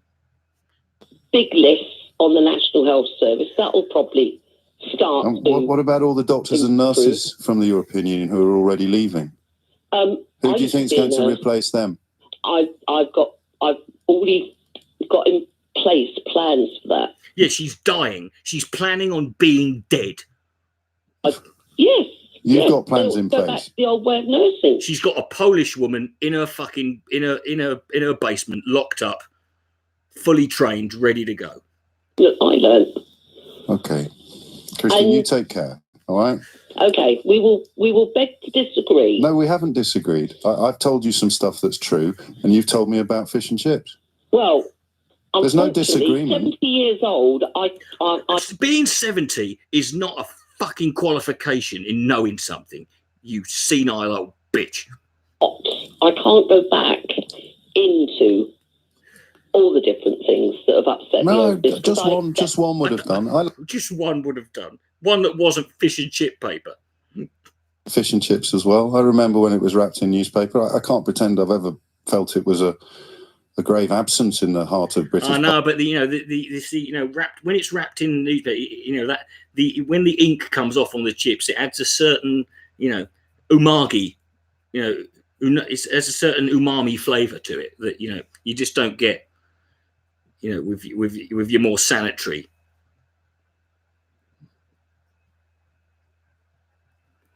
But I would remind you, because I sense you use the word quite a lot.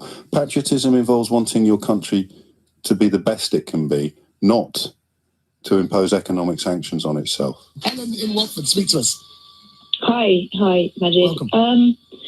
I'm over the moon that Philip Hammond is resigning. That's great news.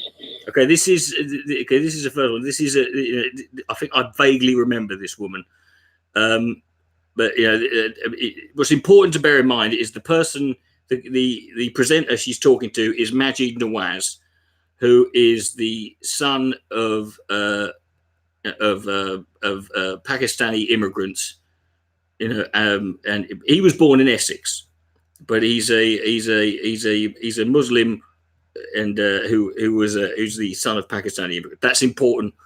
That is germane to the call. I'm concerned about, you were discussing with your last caller that Sajid Javid would kind of automatically, because he's been Home Secretary, get into the Chancellor's position. And I think that's an appalling... He desperately wants it. Well, he's done an absolutely shockingly bad job as Home Secretary. He's got no control of our borders. He's opened the back doors to immigration. Yeah, that's the problem with the Conservative Party, is they've just allowed too much immigration. You know, there's and it's particularly Sajid Javid, and it's got nothing. Even though, how long has Javid been fucking Home Secretary for? Yeah, of the last 10 years, you know, and I'm sure it's got nothing to do with the fact that he's a Muslim. You know. And he hasn't proved himself. What do you mean, Helen? What do you mean no control of our borders? What does that mean? Well, we've got 100+ people coming over by boat each day. Each day, 100+ people coming over by boat each day. Yeah, it's called a ferry. Which is unreported by the media. It's just the same boat. They're just pulling it on one of those big bananas that you ride down in Magaluf, you know. And Sajid Javid has got no hold on that whatsoever.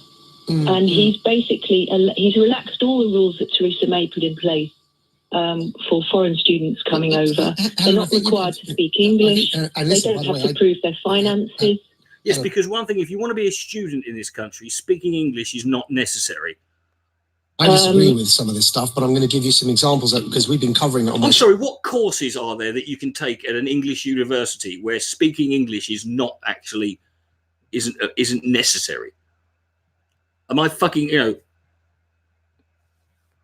Regularly, Mr. Sajid I haven't heard it on LBC. LBC are not talking about this at all. No, hold on. LBC are not talking about it, she said, whilst on LBC. Not talking about the boats, I'm talking about what I'm about to say, which is Mr. Javed has been... No one's talking about it. Do you know why? Because you're making it up, love. That's one of the reasons no one's talking about the 100 people turning up by boat every day. Leading the government's hostile environment policy, deporting people from this country, stripping... He hasn't been deporting people... Hold on, Helen, let me finish a sentence, please. Stripping British citizens of their citizenship abroad because they happen to be have joined a terrorist organisation. Didn't Windrush happen while Sajid Javid was Home Secretary? Yeah, you know, that was actual people, you know, that was deporting people who were literally born here. Such as ISIS. Because they didn't have all their paperwork from the last 60 years.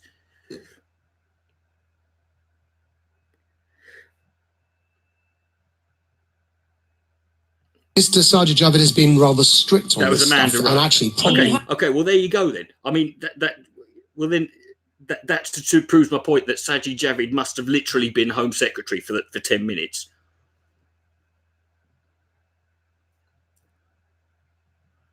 So what this woman's complaining about is stuff like Windrush hasn't happened. You know. She must be okay with that. At all, Sajid. That's not true. My name's hundreds of people coming over, if I'm allowed to make this point, hundreds of people coming over. If I'm allowed to say this without being called a racist. Right. Boat, he's deported about 30. He's deported about 30 people. Really? Automatically allowed to stay. They're given an allowance and they're given houses. They're allowed to stay if they claim asylum, then. Look, people are throwing away their passports and just saying they're coming from Iran. They're Pakistan. Yes, because that's how fucking easy it is to fool the British Immigration Office. All you've got to do is throw your passport away and claim you're from Iran, because there's no possible way. Because then at that point, because they're like they're you know, they're British. They think we all, if we all say we're from Iran, just throw your passports away. If they've got passports, why are they coming over here illegally? If they've got a fucking passport, so you're telling me they throw their passport away in France and then ride a boat over here?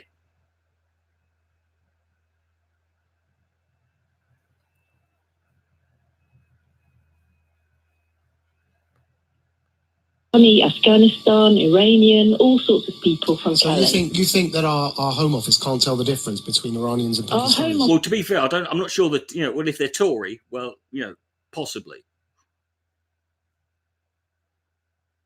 Are doing an appalling job of patrolling and protecting our borders. Sajid Javid is responsible. Not only what would you do? He's relaxed the quota and I would put up an electric fucking fence. Helen, what would you do instead? Immigration. What would you do instead? We need to put money into our border control. No, but I'm sorry, but I covered this, a couple of months ago on the Neuro O'Clock News. You'll remember there was a story about, three geezers from Britain First patrolling the British coast. Apparently, they're missing. I've heard nothing from them. So apparently, there's 100 people or so a day coming in, and these cunts can't catch any of them. Maybe it's the fucking high visibility jackets they're wearing. Are coming over in rubber dinghies, and it's not that many people compared to The what other happens thing, in... hold on, no, my name's Majid, Helen. Sorry, Majid. Yeah, can I ask Oh, that was a fucking slip, weren't it? She just called Majid Sajid. Right. That was a fucking, Yeah, well, Sajid, Majid. Chinese, Japanese, it's all the same to me. You cannot give somebody like Sajid a job just because to fill diversity quota. Here we go. See, now we're getting down to it. You cannot give Sajid, because that's the one thing about the Tories that that's one of their big failings is they're just so they're so desperate to fill diversity quotas. They're one of the diversity quotas is one of those things the Tory party has been a massive fucking supporter of. At their jobs, not get a job I just don't because think that's they're what's Pakistani happening. origin. Helen, I don't think that's what's happening here. Because he's a shockingly bad Home Secretary. And he's biased because he comes from an immigrant. Number of commerce hold on, sorry. trading agreements with countries. Sorry, hold on. I fucking hit the time. I've accidentally hit the time. Hold on, I'll be a minute. Javid has got no whole. Javed has been leading the government's hostile environment. Look, people are throwing away their passports. And ask you a question, please. You cannot give somebody like Sajid a job that's biased towards these people. You need someone tough. Right, so Sajid Javid is biased towards brown people who come over here in a boat, having thrown their passport away, burned it, and claiming they're Iranian, even though they're Chinese. This is interesting. So you that think is one of the problems we have. Helen, would you only trust? Can I ask you? Would you only trust? See, now that to me was one of the most interesting. Do you remember last year there was that story about all those? Was it those Vietnamese or Chinese? There's like 60 dead people found in the back of a. Look, I found it fascinating how little coverage that got once we realised they were from Vietnam or China. Because I got a funny feeling if they would have been Middle Eastern, there'd have been a much bigger fucking.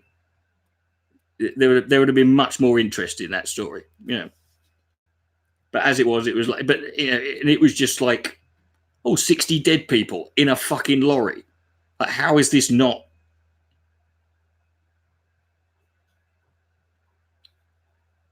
How is this not a bigger story? That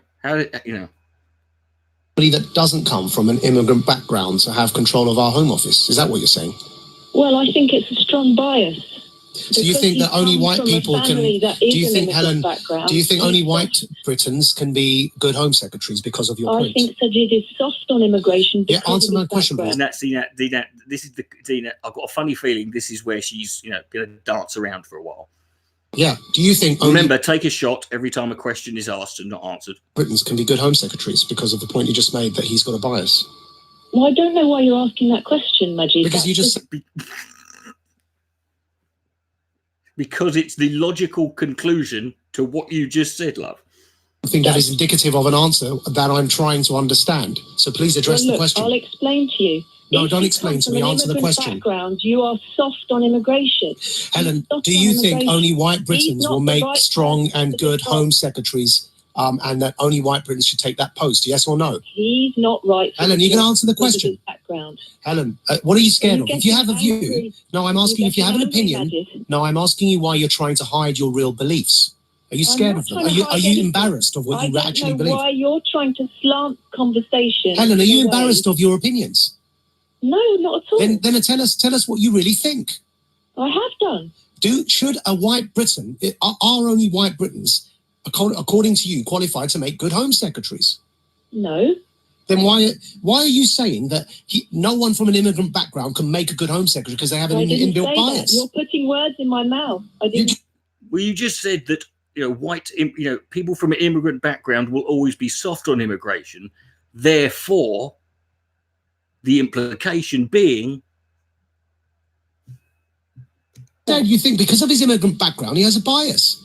He's soft on immigration. He's done an appalling job, and that he shouldn't automatically get to be Chancellor. Helen, we've got you on radio. I know exactly what you said, and it's going to be on the podcast when you play it back. You said, and it's going to be on my YouTube channel forever. Of his immigrant background, he has a bias. At least until YouTube bans me again. From immigrant backgrounds are biased towards immigration. That implies you don't think people from immigrant backgrounds should be Home Secretary. So can you please stop being embarrassed of your views and just explain to us what you mean? Do you think only white Britons should be Home Secretaries? I explained to you quite clearly what I think. No, that's not very clear at all. You've got very upset about it. No, Helen, it's not very clear at all. What I'm trying to do, rather than getting upset. See, these are the same people. They complain about political correctness means you can't, political correctness these days, you can't say that. And yet when they're, and yet they don't, part of the problem of that is that they don't have the fucking backbone to be honest. And if they did that, right, so you can't complain. If you're going to complain about political correctness, then you cannot therefore sit, till YouTube unpersons me. If you're going to do that, you cannot sit there and then be scared of political correctness. You can't sit there and fucking, you forfeit your right to complain if you're going to be complicit. Get you to actually admit your beliefs on radio rather than hide them. You're a bit like the Islamists that call in. They run around in circles and don't answer my question. If you think people from immigrant background... To be fair, Islamists tend to run... Have you been to Mecca? I mean, that's part of the deal, is running around in a circle. Bad Home Secretaries. Do you think only white Britons who don't have the bias you've referred to will make good Home Secretaries? Yes or no? I told you already, no. No, who else will make a good Home Secretary then?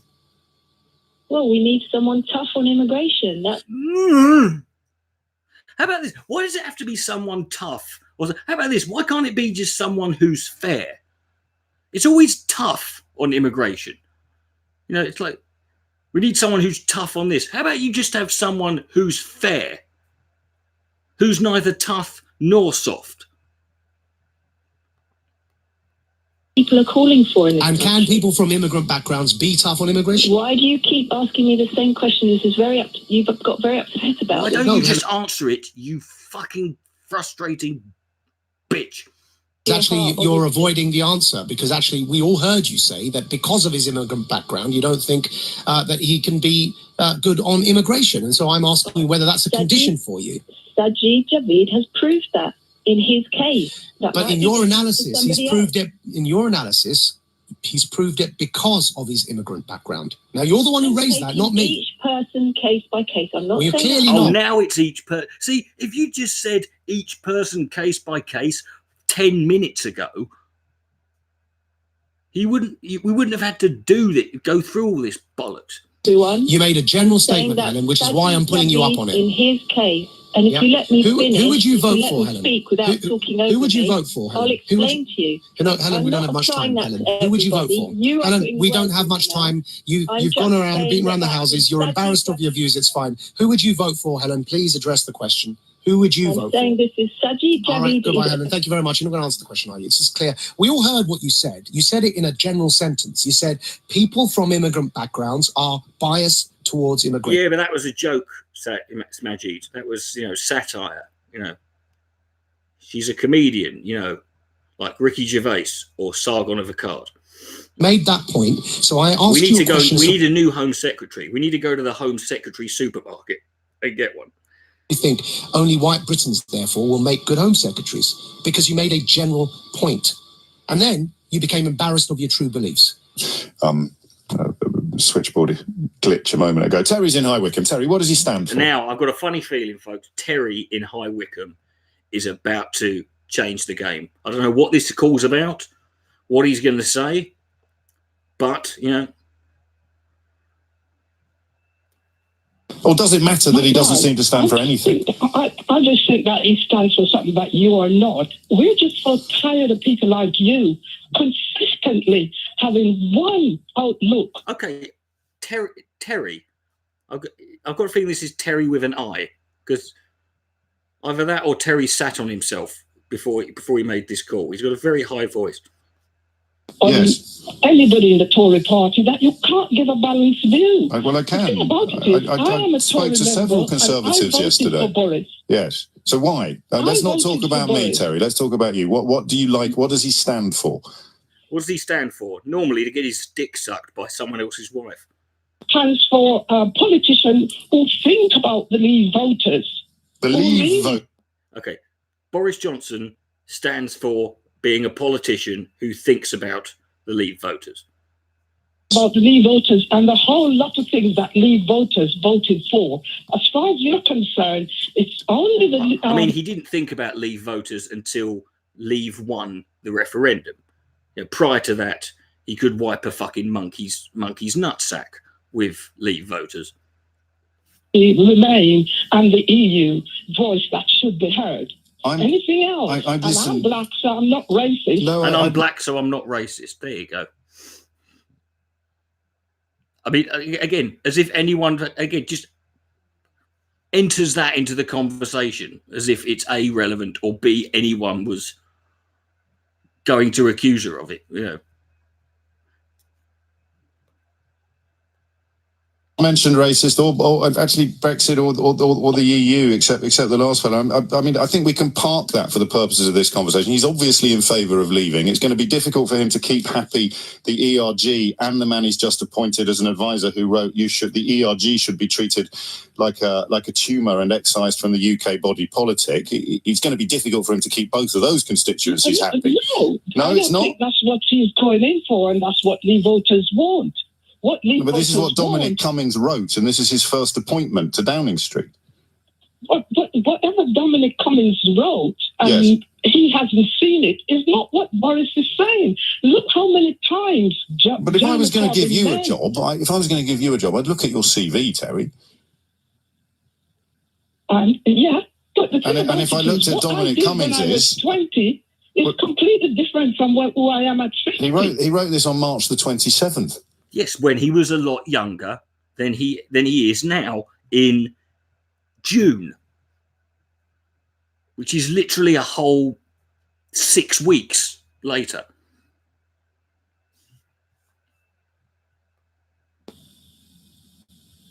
Tell me that again, sorry. Dominic Cummings wrote, you should be treated, talking about the ERG, you should be treated like a metastasizing tumour and excised from the UK body politic.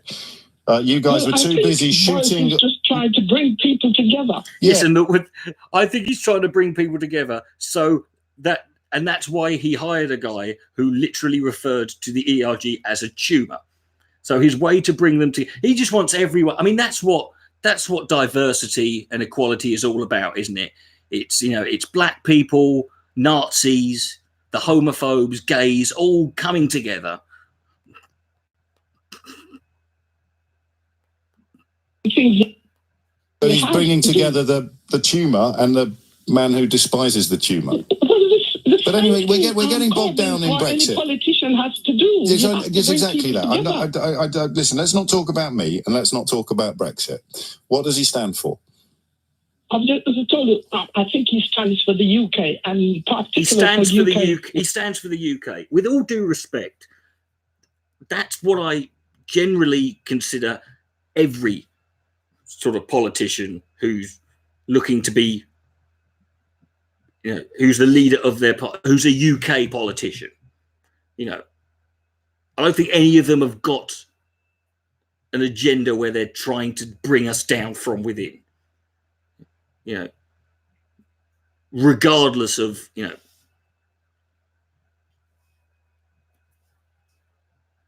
even if they're Tory, class people. Okay. Boris Johnson cares for working class people. I want you to absorb that, right? That's an adult human being, right? Who went on national radio and said that out loud. And without any pause, hesitation, right? Boris Johnson cares about the working class. What he stands for. Okay, why has he offered a tax cut? You don't believe why has he offered a tax cut to people earning over £50,000 a year? And because that is what Boris Johnson considers to be working class. To be fair, What's that got to do with him standing up for working class? Well, because what he's saying, because the suggestion is, Terry, that if you care about the working classes, then you shouldn't be giving tax cuts to the wealthiest people and putting them on the same fucking level. You should be, the people who should be getting a tax cut should be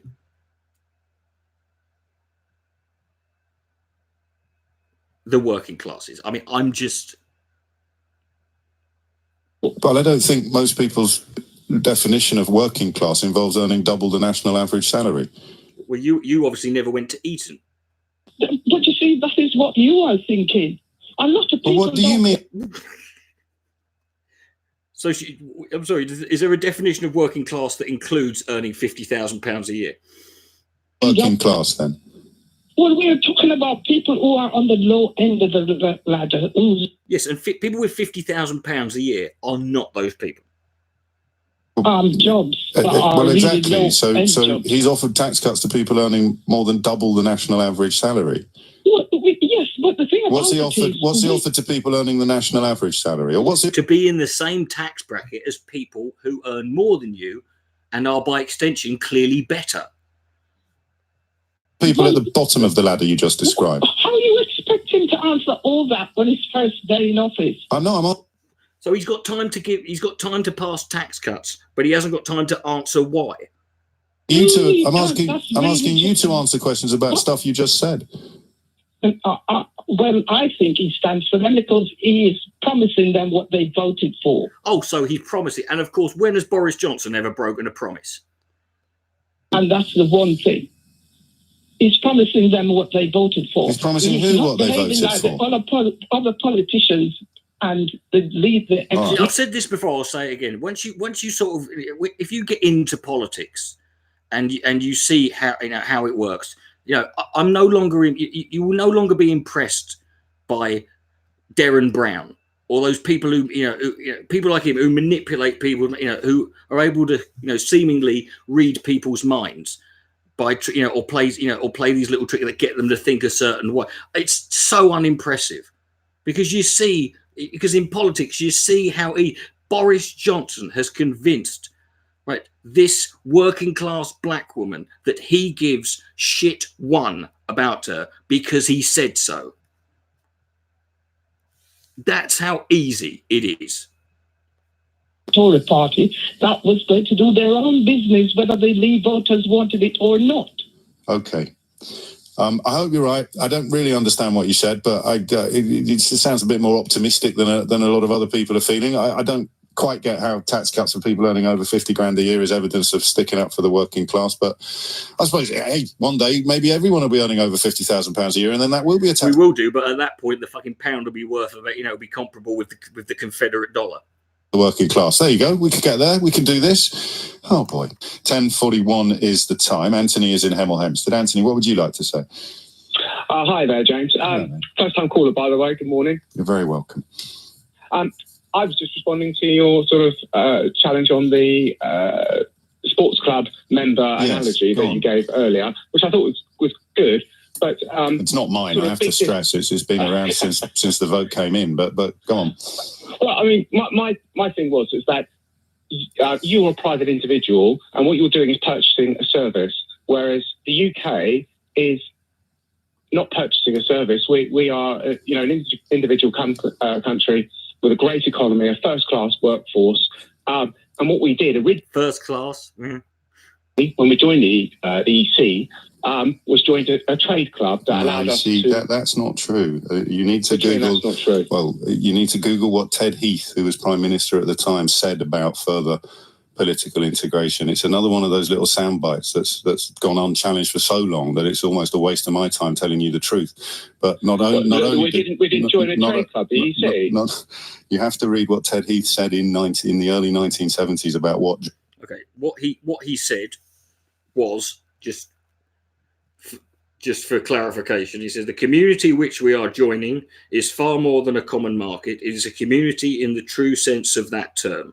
It is concerned not only with the establishment of free trade, economic and monetary union, and other economic issues, important though these are, but also, as the Paris Summit meeting has demonstrated, with social issues which affect us all: environmental questions, working conditions in industry, consumer protection, aid to development areas, and vocational training. It is, in brief, concerned with improving the quality of life of the peoples of Western Europe.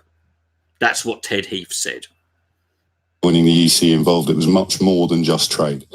Oh, well, of course, it always was. There was the federalist. And churches, stop. No, we didn't. You literally, the Prime Minister of the country that took us into the European community explained why it was about much more than trade. But what we've seen in the last 24 of a new ones are you as the even now. Fucking hell, God, the quality of that shit. Yeah. Come on, get past this. I don't need to listen to Ted Heath. At the end of the day, you're saying that we did, we're walking away from that. We don't want to be in the club, which we're perfectly, it's a perfectly not sensible thing to do. I'm not a Brexiteer by any stretch of it. Then why the fuck have you rung up? But by walking away, taking away trade, that is the big gun to our head, isn't it? And that started right at the very beginning of negotiations. We didn't really have any choice. We had to follow the very beginning of negotiations. We were moving heaven and earth to put a trade agreement in place. Well, who was moving heaven and earth? Because all 28 countries. That's what the withdrawal agreement was designed to presage. It could have been passed by now, and we'd be cracking on with the negotiations for the free trade agreement. It would, by definition, be inferior to what we already have. But really, at the end of the day, what we want is a trade agreement because it's mutually beneficial to both of us. At the end of the day, when we joined, we had trading agreements with all these countries and others throughout the world. But we didn't have any trade agreements with any of Europe before we joined the EC. A fraction of what we've got now. Yeah, of course, but I think the world has moved on, hasn't it? We had huge trading agreements with the rest of the world. So, sorry, when could you argue that? Well, we're pre-joining the European Union. Which ones are you thinking of? The Commonwealth for a start. Right, and we don't have that now? We didn't have good trade agreements. He just said the world's moved on, and then the first thing he does is bring up the Commonwealth. We weren't doing a lot of business with those countries. So when you say the Commonwealth, which comparable economies are you thinking of with regards to sort of like Germany, France? And now, of course, we've got free trade agreements with Japan. We've got a very good trade agreement with Canada. Look, you can't argue that. Canada. Why? What are we going to trade with them? Moose. The agreement and the situation we have at the moment is by far the best. We do a lot of trade with Europe. I don't understand. So what we've got is the best, but you're here to argue. What are you doing? What is the point of your life? Aren't there enough actual morons who could ring up and make bad arguments for this? You need to help them out. You're saying you are literally on national radio arguing against what you've just said.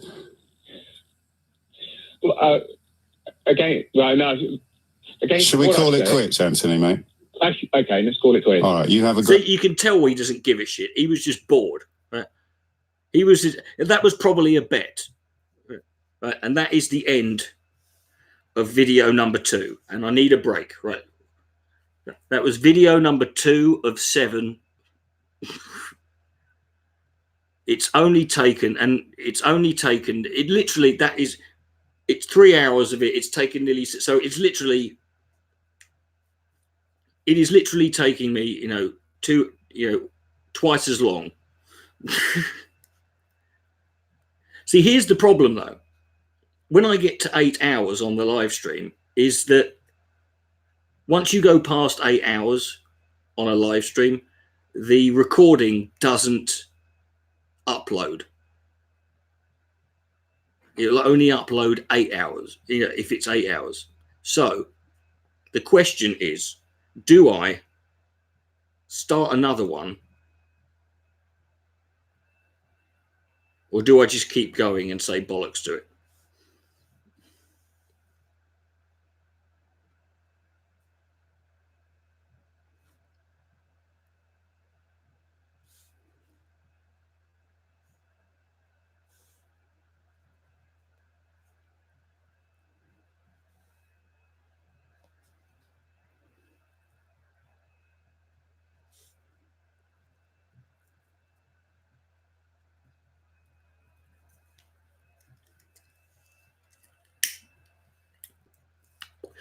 Okay, well, keep going has got 2 votes.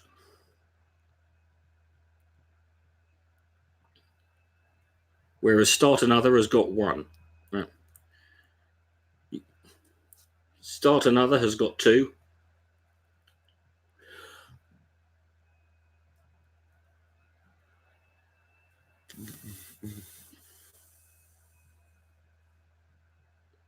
No, I'm not asking you. You don't have to set it up, Mike. I'm not. That's why I'm asking the question. See, that's the thing. See, there are people who might,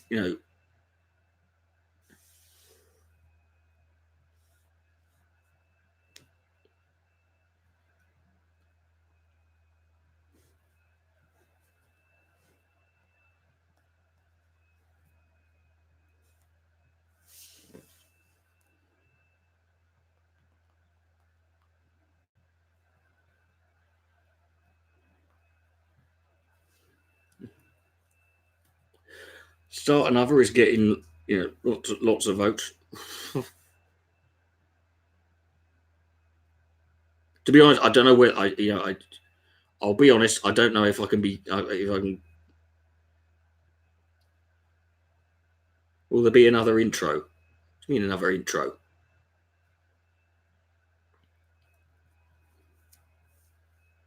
What is that, a deal breaker for you? But if I wait 5 minutes.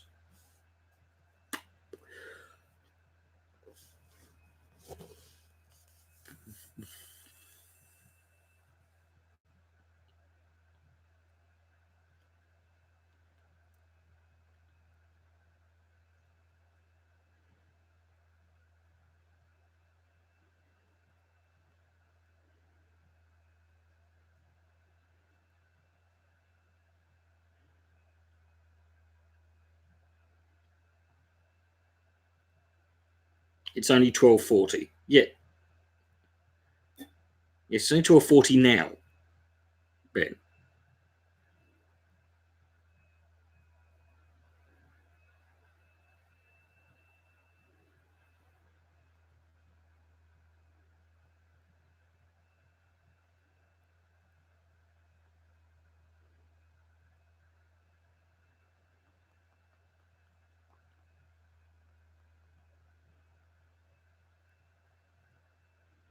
Hold on.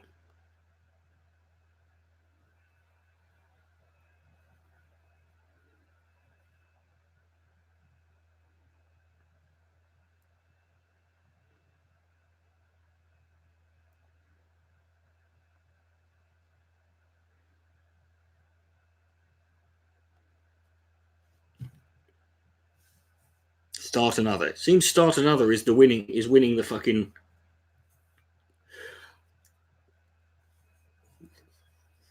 Is winning the war here.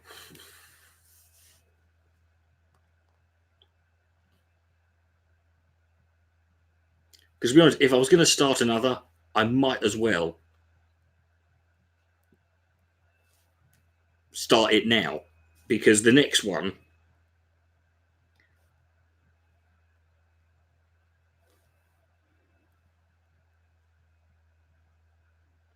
the next video is 1 hour and 43 minutes long.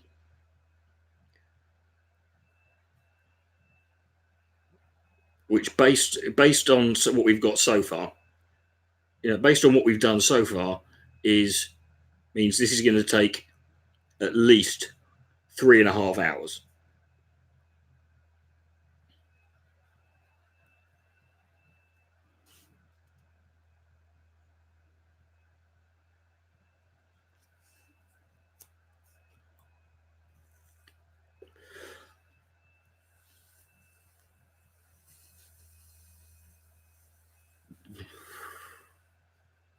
You're already laughing. That's good. I think. I don't know.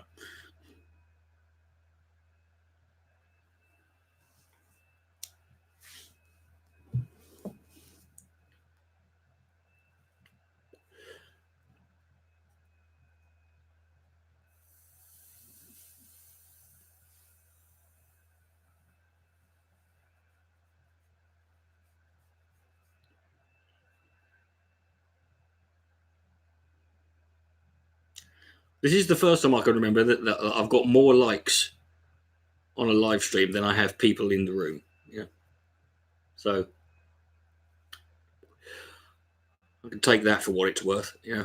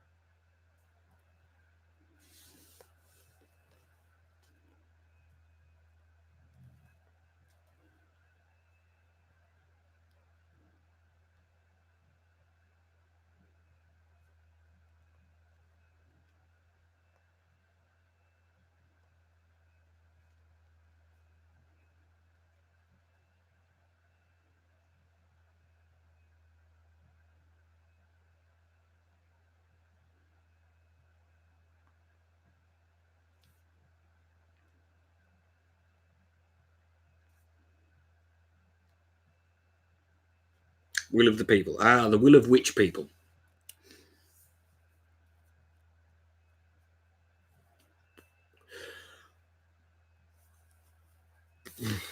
Oh, it's the will of the people. Well, then, in keeping with the general theme of the thing, I should probably just not bother.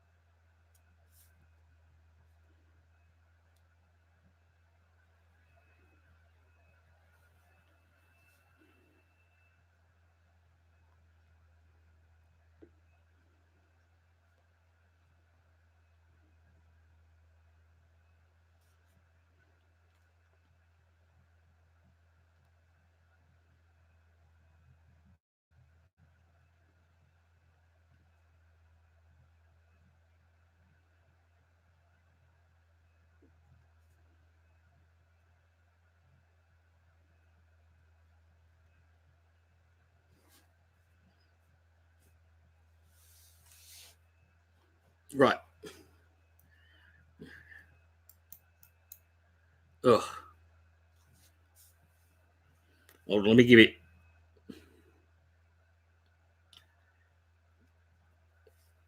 I just came over with a, you know, all a bit funny then. Hold on, because I definitely don't want to start another stream. If you know, if I you know, if this is,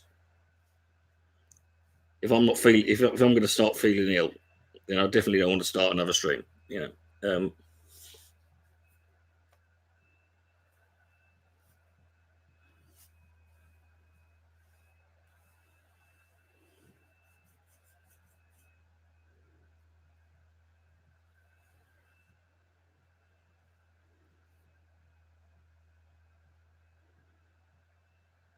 Yeah, bearing in mind, I could just, you know, brace this.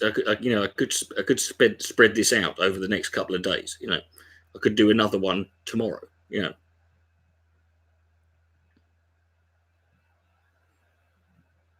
if you're not well, stop being so fucking sensible, Brexit.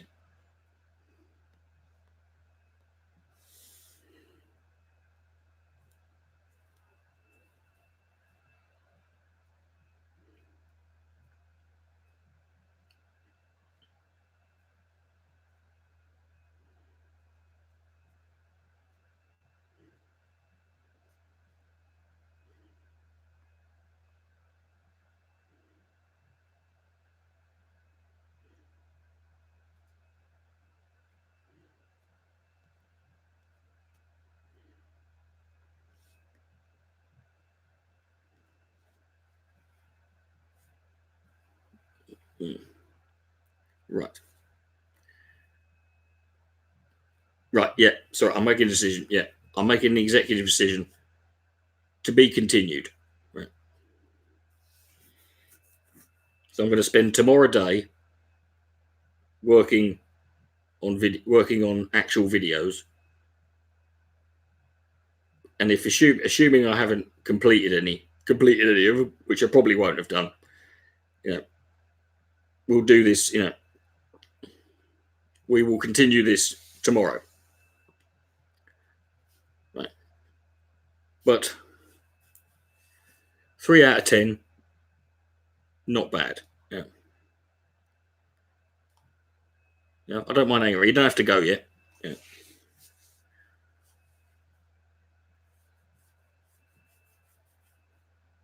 So, how are you all doing? Yeah, 43 people. Yeah. It was up to 60 at one point. That's a fucking. It's been a while. Yeah.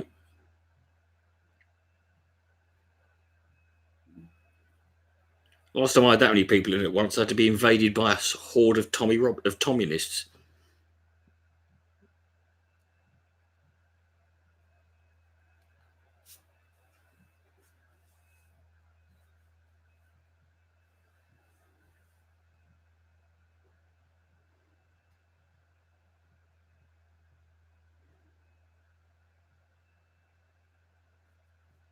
Ben,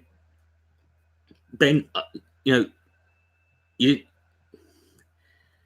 see, just when I said I was going to start and say a bit, you have to immediately throw off my chi and you know, do your thing and ask a stupid fucking question.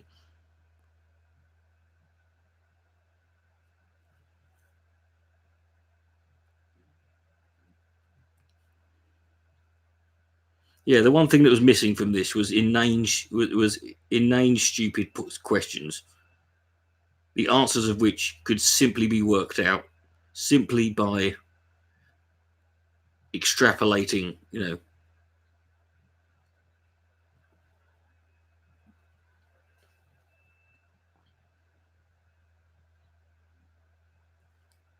by taking my known opinions and positions and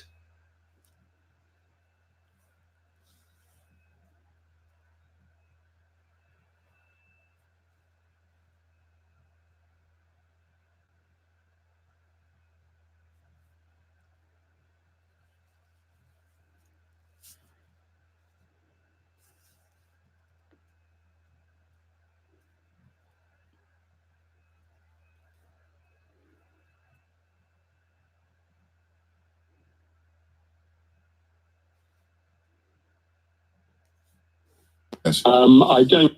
Hmm.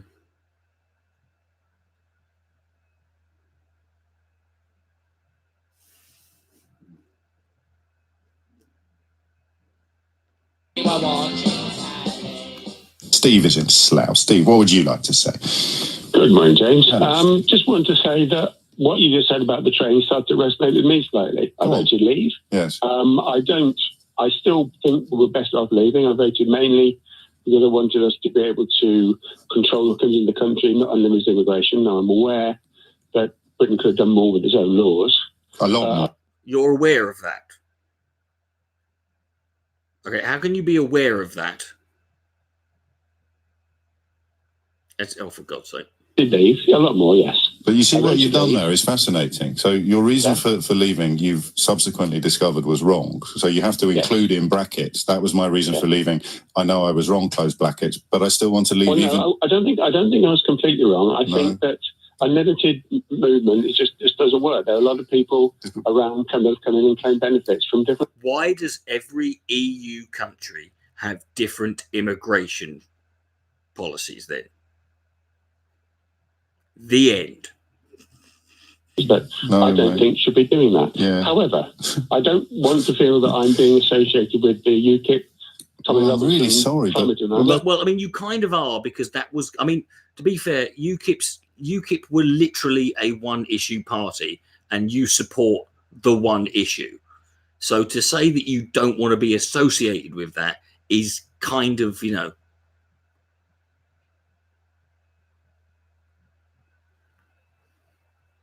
Robinson out of it, but certainly in terms of being associated with UKIP, and I respect your discomfort at being finding yourself on the same train as science deniers, but mate, that stuff about immigration and benefits, mate, I'm afraid you're wearing the hat. You're on the right train. Well, again, I don't see it. I am. I know you don't. I know you must watch that. You don't have to think you are, mate. It's, you know, some web sketch. What you think of yourself. And they were the baddies. Okay, well, I've obviously, I rang up to have my views, and obviously... I mean, I'm very interested in your views. Your views are that you voted to leave the European Union because there's too much immigration and they all come over here and claim benefits. No, right? That's actually not what I meant. Oh, I apologise for listening to your words. I don't think... Control of immigration. Isn't that literally what... So we've not got control of it, i.e. there's too much. Or... are you going to take the bizarre position that there's not enough immigration and we need to get control of it to encourage, is that going to, because that would be interesting. This is a problem. I think immigration's added massively to our country. Right. People that want to come here to work, becoming migrants, no problem with us whatsoever. Very happy with that. Just the benefit claimants coming over here that you've got a problem with, something that if the government had been minded to stop, they would have been completely free to do so. Sorry, Steve, it's not my fault you got on the wrong train. I'm just here to toot. So now that was, I've got to give it, whatever you think of James O'Brien, that was great timing. That was bloody good timing.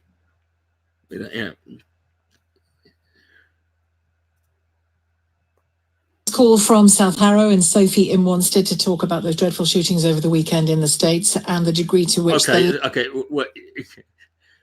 this is a call about the dreadful shootings. Now, unfortunately, this is in America, so I literally don't know. Pick your fucking day. There's only about 247 of them that they could possibly be referring to. The tone, the intent of Donald Trump's presidency contributes to the violence. Oliver, hello. Hello. Yeah, fire away. How are you? I'm fine, thank you, Oliver. Yes. I'm quite disappointed of you, Mrs. Sheila. I thought you... Oh, sorry, Dad. A very intelligent woman, but the statement you just gave a few minutes ago, my blood was boiling. I said to myself, what is she talking about? I mean, is it Donald Trump's fault? Is that what you're trying to say? That's been on for years. Before you got elected, we had a half-black president. I love the way all of people act. As soon as something bad happens, and people link it to certain things that are said by influential public figures or the media or politicians, suddenly we act as if what people say doesn't matter. Right? It's like nothing they say has any impact or changes anything whatsoever. It's like, well, then why do we even bother? Why would they bother doing it if it makes no difference in the long term, or if it has no immediate impact on what's happening? So nothing Donald Trump says resonates within within society. It doesn't. What the president, the guy in charge, says doesn't matter. Well, it happened already when he was president. So you try to blame? Yes, but no. It wasn't his fault before. No one's saying that he literally, started or caused people, shootings. What the question is if there's a link between what he says and the nature of certain crimes and an increase in those crimes, then should he not sort of like possibly be a bit more responsible? You can sit there and say this would happen anyway, but you don't know that. Trump for all the mess that happened? No, I didn't do that at all. Oh no, because you were just accusing Donald Trump, the president, the American president, for he said that. So this happened. Do you want me to clarify? Do you want me to clarify what I mean? Because you have misunderstood what I mean. You seem to think I have said the arrival of Donald Trump and the things he says has caused everything bad in American history, particularly on shootings. That isn't what I've said. It isn't what I think. What I'm saying is the role of a president is, amongst many other things, and I'm sure it's an impossibly difficult job, but the role of a president, of any leader, is to unite, especially on the most difficult of issues. It's to soften situations that are hard, not to harden and worsen, and I think deliberately make worse situations that are hard. That's what I think he's done. I'm sorry, I'm just thinking of erection jokes now. That's the degree to which I think he is responsible for what happened in El Paso. The degree to which he is responsible. I didn't say he's responsible. I began at the very top of the program, Oliver, saying that the man with the gun holds most responsibility for what happened the other day. But we have to look to leaders and challenge the tone of their leadership, the manner in which they lead, or the manner in which they, in my view, deliberately mislead and deliberately badly lead in order to break up the people of their country and make them fear each other. Is that clearer? Yeah, because you were talking with an American correspondent. Was it Simon Marks? Yeah. Yeah, I think when he gave the Donald Trump was talking, that was a clip of Donald Trump giving his statement. Was it? I think he gave a fantastic statement. That was enough that was convincing enough for people. You listened to Donald Trump say something and were convinced by it, right? That immediately disqualifies you from having an opinion on anything that should be taken seriously. It was incredibly convincing, and I don't know why his name is mentioned in all this stuff that went on. I mean, I don't understand. Okay, let me try and make it simpler. I don't think you can make this simpler, Sheila, unless you've got a sock puppet and a set of crayons. Right? This happens every time. I've been through this so many times when you try and link things people say with certain, consequences that happen, and people immediately go, "Oh, so you're saying that they're responsible?" No, they think that you're literally saying that these people put the gun in someone's hand and pulled the trigger. Yeah. Let's just say every day on my program, I urged violence against a particular group of people, or spoke with great disdain about a particular group of people. Let's say for argument's sake that the majority of popular media, let's say, that had a certain conservative bias, covered stories involving that painted Muslims in a bad light and painted them all as unreasonable radical extremists or people who sympathized with, you know, terrorists, or at least, you know, with the actions of terrorists, and they did so to a grossly disproportionate level. Do you not think that would foment and create an atmosphere or an environment where it was okay all of a sudden for people to speak, to generalize Muslims in that way? Oh, wait. Viable group of people. And then suppose let's say you did it something else. Let's say you did the same thing, but you did it with Jews. Right? Oh, wait, that's been done as well, isn't it? You know. Every single day with the platform that I have on the radio. And then suppose somebody goes and kills or harms somebody from that group that I've been talking about every day, and says in a letter about the deed, stuff that would indicate it was my program that made them do it, or that urged them to do it. Would I have some responsibility or no responsibility for those killings? You would have some responsibility, yes. Ladies and gentlemen, it's taken 6.5 hours. Right. Now, I'm hoping that the next word out of this guy's mouth is not but. Because if it is, I'm going to find out where he is and have him shot. Yeah, yes.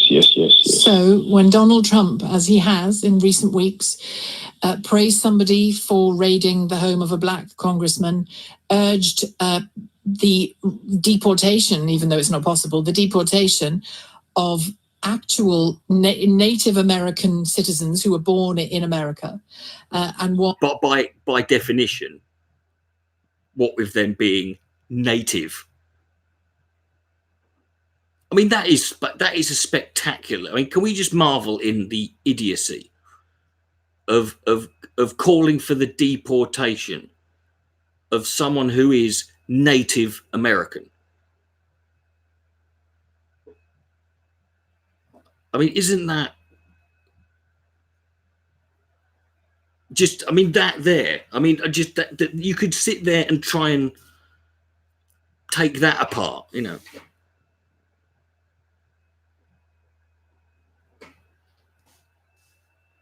Who came over as a child, all brown-skinned women from different heritages. When he does that, is that good language or bad language? No, you got to listen to the full statement, because I did listen to the full statement. I don't think I do. I don't think I do. If somebody's house is burgled, that's a sad thing. That's a bad thing. Yeah, I don't want to talk about that subject because they're quite irrelevant compared to what happened in the United States. No, but it's because he's black that Donald Trump was praising this man, and then he berated all of the people and the place that he is from, also largely black. I don't think that Donald Trump. I think that Donald Trump is even more beneficial for the black community in America than he was that the other president before, the other black president did. He did nothing for black people. This president is. Obama did nothing for black. I'm not going to defend, saying he was necessarily, better or worse than anyone else, black people. But to say he did nothing, and Trump is better. Then, I mean, just on the surface, that sounds. Well, he's a better president for the black community in America. Economically, I'm talking about economically. And you can think what you want, but that's my perception. No, anyway. That's your perception. Your perception is shit. You might be right about the economics of that. I'm black myself. I'm black myself, by the way. Yeah. Yeah, but again, as we've established, he's much better for black people than economics isn't everything. Yes, but he's not. We're not looking at it in a twisted way, Or a prime minister allows me and my children. Dodgy, what is the title of this stream? That's what we're listening to. You know, creates the circumstances in which me and my children can have good education, good healthcare, and a happy life, and then urges people to harm us or to denigrate us. All of the other advantages he or she has given us are as nothing, because they are endangering me and my friends and my neighbours simply because they've constantly said we are less than everybody else. That's not what he said. That is what he says. That. It's what he says all the time. No, Mrs. Sheila. No, I'm very, very disappointed. Very disappointed. Well, listen. I'm sorry. All right. Well, you can be. You can. That's fine. I can have. That, see, of all the things, but I've had this before on YouTube. Of all the things people can say when they disagree with a video you make, the one that I find I hate the most is when someone says, "I'm very disappointed in you." Like I'm disappointed in you. I'm not like, it's like, you're not my fucking mum. Disappointed in me. But at least we agreed that Donald Trump holds some responsibility because of some of the language he's used about. Well, you did earlier on, Oliver. I can play it back to you. Yeah, but no. But you yeah, did. but no. He's got fucking Vicky Pollard on the line now. 5 minutes ago with me. But you did. You agreed. Yeah, but I disagree. You've changed your mind. Okay, that's your right to change your mind, Oliver. In South Harrow, thank you. Will wants to take me to task, I think. Will in Bolton, hello. Hello, Sheila. Hello, Will. Hello. Never rang in before. I listened. Never rang in before. Never, quite frankly, even used a fucking phone before. Compelled to ring in on the subject of hair. I just wondered if you're aware of your own hypocritical rhetoric on appearance and hair. We're talking about Donald Trump. Well, it just seems, I don't know if you're aware that you just do slip in whether you agree with his policies or not, you just seem to attack his appearance, which is... Yes, because that is literally, attacking Donald Trump, for having orange skin and silly hair. That is the only... No one's ever had anything... And that is what, and always form of argument, whether it's in spray on hair or orange. Okay, to be fair, it's not spray on, right? So you are actually, quite frankly, you are being more insulting by suggesting it's spray on. Right? Yes. Yeah. This is the kind of hypocritical rhetoric I think that's the problem at the minute. But why is it hypocritical? Where's the hypocrisy there? Is it hypocritical? Well, you stand on this pedestal of this higher. I don't. Pedestal. Donald Trump is literally the president, mate. But yeah, Sheila Fogarty with her 3-hour show on LBC, she's on a pedestal, looking down on poor little Donald Trump.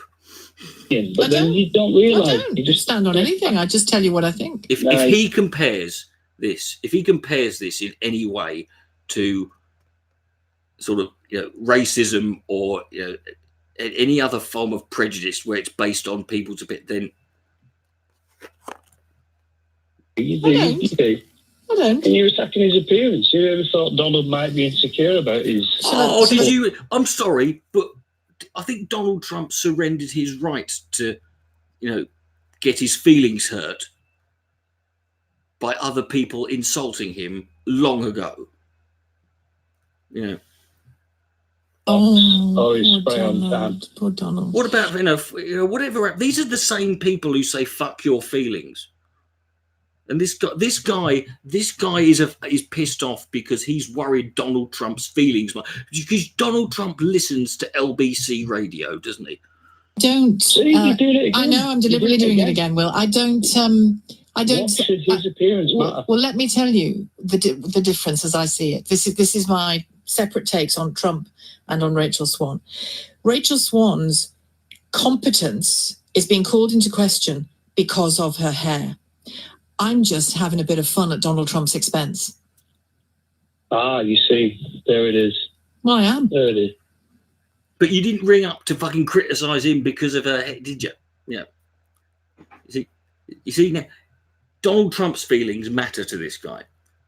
the original, you know, the origin of that, you know, the other woman's doesn't matter. I'm laughing at Why him. should his appearance matter? Why should his appearance matter? Well, I'm just laughing at it. Why should it matter? Because, it shouldn't, and it doesn't. But I laugh at those. Well, I don't laugh at those. Do you know why it matters? Because it offends you, and that'll do for me.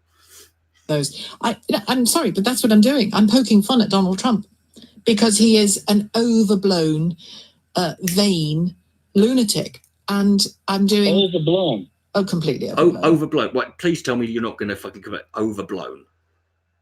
That's not going to fucking Everything he does is overblown. The way he speaks, the way he behaves, the thing he says, he's overblown. So all I'm doing is cutting him down to size. Things he says, cutting him down to size, cutting him down to size. You attack his appearance with that, no, and that's the lowest form of argument. I'm cutting him down to you run out of argument.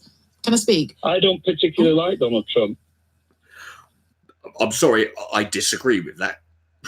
I don't believe you. I don't like Donald Trump, but I'm sitting here offended on his behalf, to the point where I'm going to ring up a radio station and chastise one of the presenters for doing something that literally every single person who hates Donald Trump has done, which is take the piss out of his hair.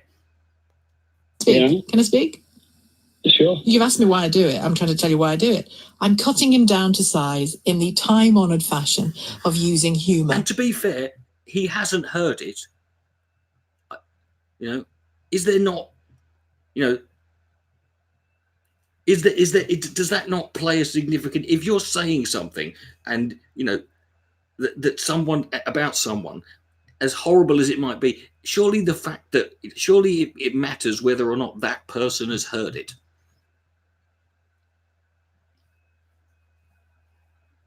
Because if the person you're talking about never hears it, then what's the fucking harm?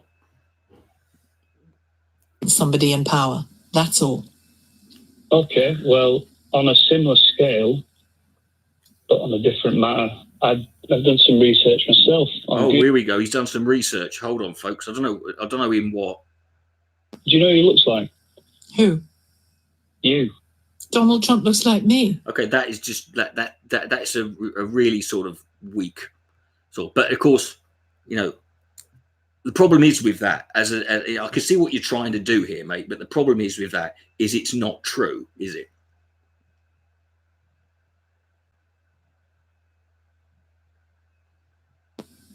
Goodbye. Well, there you go then, folks. I think he nailed that. I think you can clearly see he won that one. Bye-bye, Will. No, notice she doesn't care. Yeah, but there you go. A new one on me. Chris is in Fortuna in España. Chris, what would you like to say? Morning, James. Long time listener, but very first time caller. Good morning. Good man, thank you. You know, the vote X believe. I was always a Conservative voter, and you know they told us in there. I was always a cunt. Right? I just want to make this clear. Right? I've always been a cunt. Manifestos and so on. And I believe those manifestos, and told I you think what? Labour have done the same. Well, they made us promises, didn't they, that he never delivered on. Exactly. Well, that's called politics, mate. It's pretty much something you've got to accept. You know, you're not going to get everything you fucking want for people you vote for. That's just, you know, that's just facts of reality. But if you can get some of it, that is at least progress. With Brexit, I mean, I don't quite. I don't follow you. I can't specify, but basically, when you I see can't specify it. Why? For example, a Conservative manifesto, as per Theresa May, the things she promised, she never delivered on. And the same thing happened with Labour. They promise things. Politicians promise things, and they never deliver. Well done, mate. Welcome. You've just literally described reality. Sorry, you're being a bit too clever for me. What's the point that you're making? You're saying you voted Leave. Now you know you were lied to, but hey, politicians always lie, so I'm not going to get upset about this one. I think the point. You know, your point is that what you're saying? I just want to be clear. Sure, yeah. The fact is they make promises and they never deliver, and then Look at Boris now. He's doing a... Yes, but there's a degree, isn't it? There's degrees of lying. You know, there are some people who lie more than others, right? You know, can we not agree that you know, that someone who say lies 20% of the time, you know, is better than someone who lies 90% of the time? You know, surely less, like, you know, it's not like all politicians lie to the same degree. Rooftops, and we're going to do it. We can do it. And if that's the case, then what's the point? Then you can't justify picking one over the other, can you? You know, if you're going to make the argument, if that's the argument you're going to make to defend someone, that they're no better than anyone else, then why defend them in the first place? Because by your own extension, you've just said they're more, you know, they're all as bad as each other. That's not a defense of anything. The researcher there. Yeah, I just forgive me if this sounds patronising. Just take a moment and now try and say what you rang in to say in a couple of sentences. I think the British Bulldog Spirit will show through. The British Bulldog Spirit will show... Oh, for fuck's sake. The British Bulldog Spirit will show through. I mean, he's already lost me. I mean, the British Bulldog Spirit.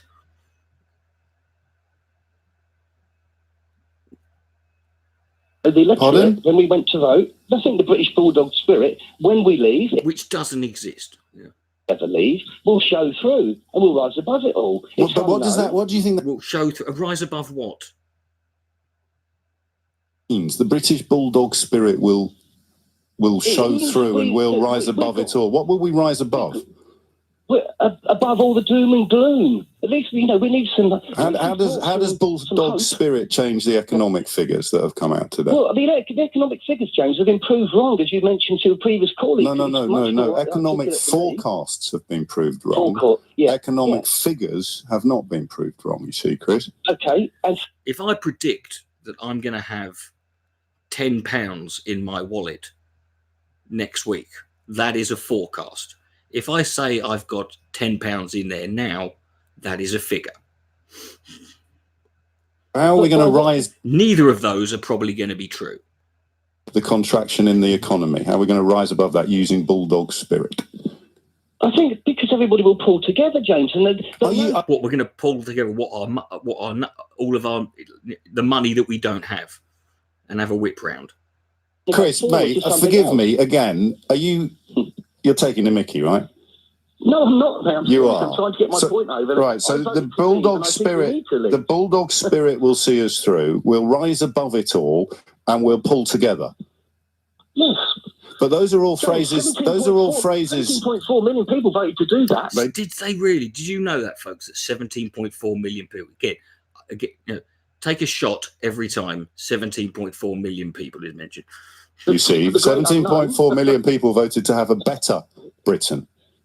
Yes. And everything you said is designed to describe how we're going to cope with having a worse Britain. I'll be honest with you, I don't think it's the worst. So what do we need to rise above then, Chris? You just mentioned in your opening thing Bulldog Spirit. Why do we need Bulldog Spirit to tackle something that improves our country? Bulldog Spirit is usually something that you use in adversity. You talk about we're under attack, we'll use our Bulldog Spirit. If things are going to be better, why do we need Bulldog Spirit? Because, James, we are under attack from the people who are all totally negative about the prospects.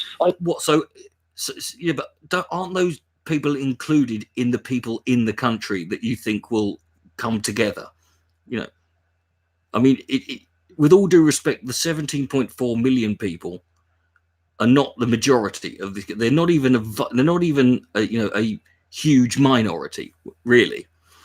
You know, I'm pretty sure statistically, wasn't it like statistically 2 million of those people are dead? Predictions are there. I know the actual figures. I am going to ask you the question again, however much you waffle. Yeah. So why do we need Bulldog Spirit to deal with things that are going to make Britain better? We need to have Bulldog Spirit to work through it all, James. To work through what? Because it's going to be better. whatever is thrown at us, James, we can overcome it. Nothing is thrown at us. It's all been, we've thrown it all at ourselves. We voted for this, and people like you did it because you thought Britain would get better. Why do we need Bulldog Spirit to deal with things getting better? Why do we need to rise above improvements in our country, Chris? Yeah, because the Bulldog Spirit is to get us away from the EU and move on as a country, a united country, which is the message of Boris. That's one thing you learn early on in life is always be wary of any geezer you met who had a British bulldog tattoo. With a Union Jack. They were never met one of them who had a shilling and an all shit sandwich of fucking worth of common sense to rub together.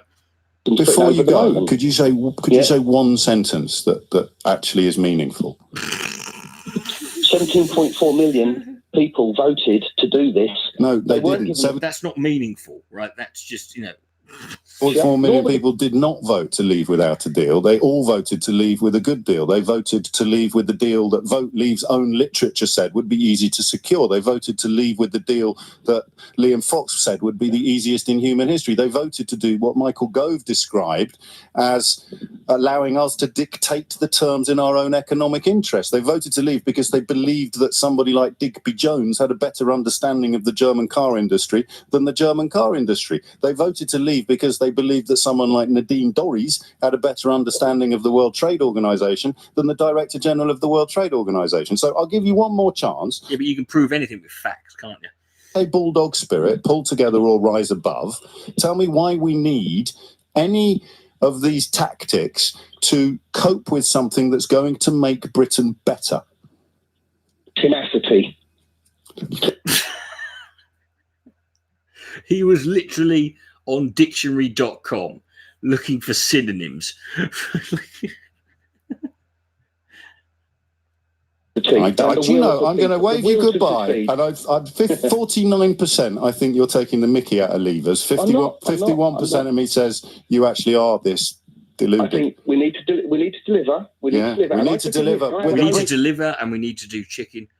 I rang up the local butchers. I went, "Do you deliver?" He went, "No, but we do chicken, ham, and fish."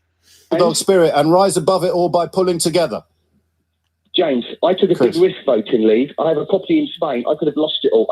I don't give a shit. It's not about me. The fact that you just admitting that you're an even bigger cunt than we thought you were. What you do, Chris? If the bailiffs turn up at your door, just get some Bulldog Spirit out. I will. Yeah, funny, isn't it? It's 11 o'clock. Luke's in Manchester. Luke, what would you like to say? Well, basically, there's a few things. One, so I voted leave and I actually helped the Vote Leave campaign. Like volunteering and whatnot. I just, the idea that people voted for something, for the country's future to either be better or worse, it's a misnomer. Like, people voted to leave. It's a misnomer to suggest that people voted in the referendum because they thought the result meant the country would be better or worse.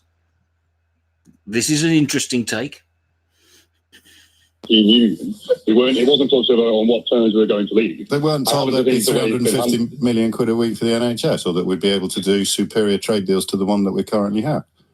Well, we'll be able to negotiate our own trade deal. That's the sort of the point that's salient. But why is that salient if they're going to be worse than the ones we're already in? Well, there's no guarantee that they will be worse. So you give me an example of a market. It's a leap into the uncertain future. It definitely is. Is that how you campaigned when you were out volunteering? Did you knock on doors and say it's a leap into the uncertain future? Well, we were doing official sort of guidelines on what to say, and I didn't necessarily agree with. Well, no, let me rephrase that. I completely disagree with how it was campaigned on. Like as you say, the money for the NHS. So can you answer my question now? Did you tell people when you were campaigning that they were taking a leap into an uncertain future that could conceivably be worse than what they currently had? Well, yeah. I mean, because well. Did you bollocks? Imagine if they'd run on that. Yeah. Yeah, of course you did. Well, I mean. I'm telling you something. That's absolutely true. I think most people had experience of canvassers telling them that this is an utterly blind leap into the unknown, and that's why we should all do it. Well, it's not about that, though, is it? You just said it was. No. Yes. So what I'm saying is that, of course, leaving the European Union is a leap into the unknown. Everyone surely knew that because we've been... How would they... Everyone surely knew that. No, evidently not. Do you listen to this radio station? I do. We were told that the trade deal would be the easiest in human history. We were told that we would be able to dictate the terms to our own economic interests. We were told that the German car industry would never go along with any change to the current tariff structure. We were told. Remind me what side. Remind me what side all. No, hang on, pal. Remind me what side all of those arguments were on, because that was the campaign you were part of, which you're now claiming was actually built on telling people to take a leap into the unknown. Just because you were you felt like fucking around. Right? Has been very dishonest here, Luke, and it's not me. What I said is that voting for the European Union is inherently a leap into the unknown. Yes, but not. Yeah, but you are in an extreme minority when you say that. No, everyone's going to do their own research. So why did we have campaigns then that you joined? Because I'm morally opposed to the European Union, and it's you're morally opposed to the European Union. Yeah. So what's the moralistic rationale for leaving it then? Well, basically, I don't agree. Well, so essentially, I believe in free trade, and that's not morals, mate. Basically and essentially sound like words people speak when they're struggling to come up with anything substantive. What's the moral objection to the European Union? Hold on a minute. Here we go. Hold on a minute. Just answer the question. Just listen to my opinion. No, I'm not listening to your opinion. I'm listening to your moral justification for opposing European Union membership. Why is it immoral?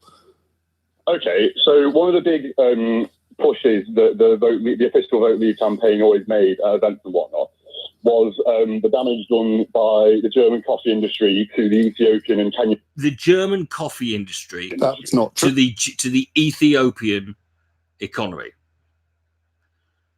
Can we add that to the list? The damage done. The Leave campaign, apparently one of their fucking big. One of their big campaign, talking points was the damage done to the Ethiopian coffee industry by Germany.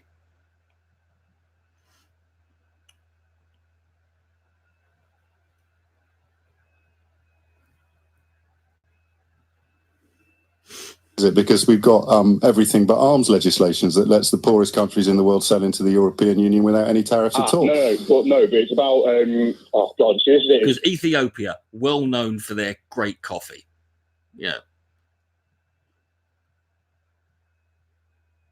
that was rubbish about the coffee. Was it really? No. It's about the. Oh God! It was a few years ago, but it's all I've got live on national radio. It was about. See, if it wasn't for the German coffee industry, we wouldn't have had to add Live Aid. There are different tariff terms for whether or not goods are processed or not. Yeah. And Germany has a very large coffee processing industry. Right. And they essentially block the development, the sort of further. How did they do that, Luke? Well, no, by the trade deals they impose on. How did they block the development of coffee processing plants in Kenya? Because if you say to an industry, if you develop your industry further to make yourselves have a better product, you won't be able to sell that product. When did they do that? What do you want a specific date? Yes. What are you talking of course about? I do. I want evidence. I want evidence to back up what you're saying, Luke. It's weird. I'm funny like that. You can't just come on the radio and say stuff. You can look it up for yourself. I can look up evidence of Germany telling Kenya not to open any coffee processing plants. Yeah. Okay, mate. Let's do it now. I have a funny feeling that if Germany did do that, Kenya would just say, "Go eat a dick." I mean, what obligation is Kenya? What obligation does this guy think Kenya is under to do what Germany says?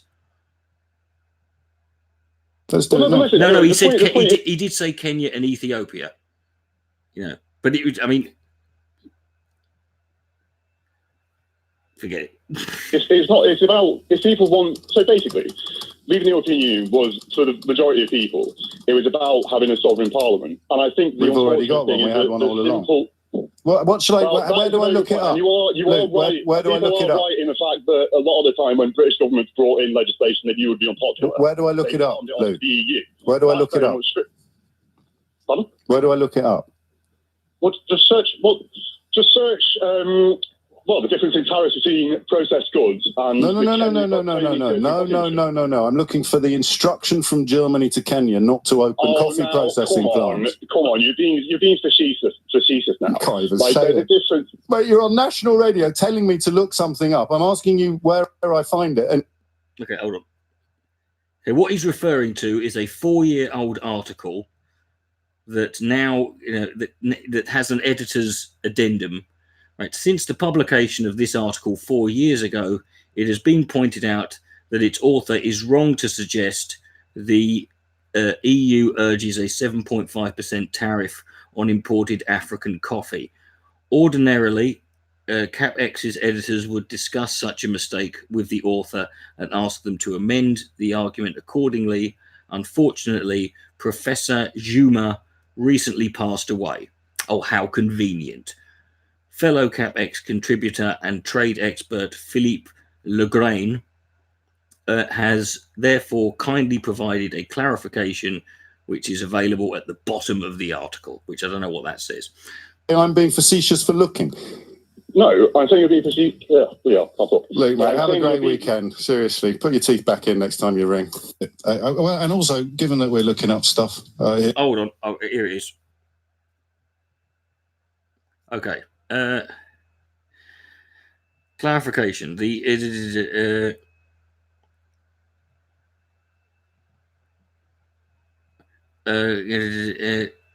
Professor Juma claims the EU coffee roasters harasses coffee roasters by allowing imports of non-decaffeinated green coffee duty-free while charging a 7.5% tariff on roasted coffee. This is incorrect. The EU does charge a 7.5% tariff on imports of roasted coffee from countries to which it does not offer preferential terms.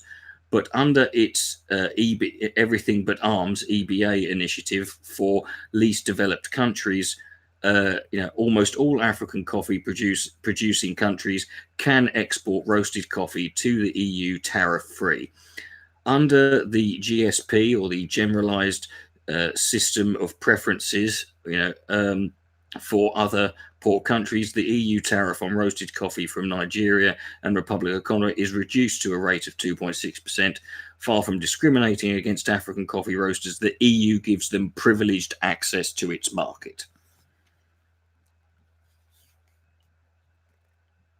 So there you go. Here's a little line on the coffee question. That's just, you can't believe these people. The EU does charge a 7.5% tariff on imports of roasted arms initially to the EU countries. The EU 10%, far from discriminating access to its market. Now, that's a correction at the bottom of an article that our friend in Manchester had read. Right. Hold on. Speak to us. Hi, Midget. Oh, that's better. Thanks for taking my call. I hope you can hear me okay. Of course I can, yeah. That was really weird. I don't understand what happened. Anyway, carry on. Okay. I'm almost 74. Yeah. Oh, for fuck's sake, it's another septuagenarian fucking... It's another bastard who's almost dead. Magic. I mean, I grew up in London. I've seen the changing face of London. Yep. Find it pretty frightening, to be honest with you. The changing face of London. Contribution Islam is making to the country is just... The contribution Islam is making. Right. Islam is not a thing, mate. I think what you mean is Muslims. Right. Islam is not a thing that can contribute to a country, Islam, in my opinion. Wait, what's frightening? It's not just Islam and people, Muslims, talking about, migrants in general who come to this country and bring their country with them. Plus, I'm not discriminating against Muslims. I'm discriminating against all foreigners. So apparently, in this guy's mind, that is probably, he thought that made it sound better. Culture, their way of life, they don't integrate with us. We're expected to sort of... He says they don't integrate whilst talking to Majid Nawaz, who is literally a Muslim guy of, whose parents were Pakistani immigrants. Right with them, and I see this problem. I'm watching a YouTube a couple of days ago. I see a guy in London, well, several guys in which I consider to be funny hats and long frocks, abusing English girls about the way they are dressed, which I find Funny racist. hats and but of course, it's frocks. only the white indigenous people that have the right to be a racist in this country. Nobody else has that right, only us. Right. Well, it's a right that we've worked hard for, mate. That's a privilege. That we should, Out of curiosity, because you seem to be quite upset with the changing face of London, and you say you find it quite scary. So. What is it that upsets you about London? Well, I just think that when in Rome, do as the Romans do. I read London, right? Do as the Romans do. There are over 450 mosques now from central London out to the M25. Back in the 60s and 70s, Magic, I didn't even know what a mosque was. Yeah, okay, well that's okay, fine, but your ignorance of what a mosque is does not negate the is not. What's that got to do with how many there would be? There's things I don't know now that exist elsewhere in the world, and if there's 60 of them in London, then the fact I didn't know they exist. You lived in London and you didn't know what a mosque was in the 60s.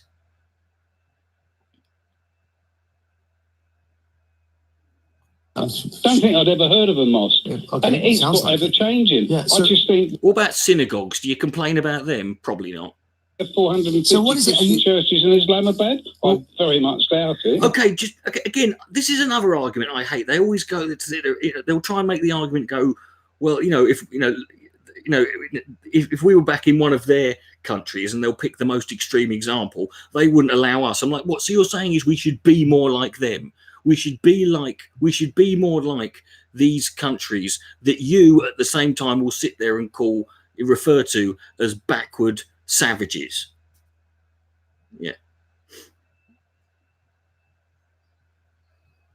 In Islamabad, it's Britain where we have freedom of religion. John, let me say something else. We have freedom of religion, and that's what you don't have in Islamabad because Pakistan kills apostates by law. Well, it hasn't done for a while, but that's still on the statute book. So surely you don't want us to be like Pakistan and kill people that aren't Christians in this country? No. Shall I just say all of that again? Why do people call radio if they're going to listen to my responses? I did you the courtesy, John, of listening to you talk about why you don't like... He hung up, right, because he didn't want to say yes to that answer. Because there are churches that... I don't care, though. I mean, who cares? I mean, it's not an argument. I mean, this is the problem with all of these countries. They make... it doesn't matter whether what they're saying is true or not. Like the argument is completely and utterly meaningless, I mean, what? Yeah, it's like. I gave you a response. All right, okay, let's start again. Try and listen to the response and respond to my point, responding to your point. That's how conversation happens. Right. You said something about the number of mosques here, and you said this is England, not Islamabad.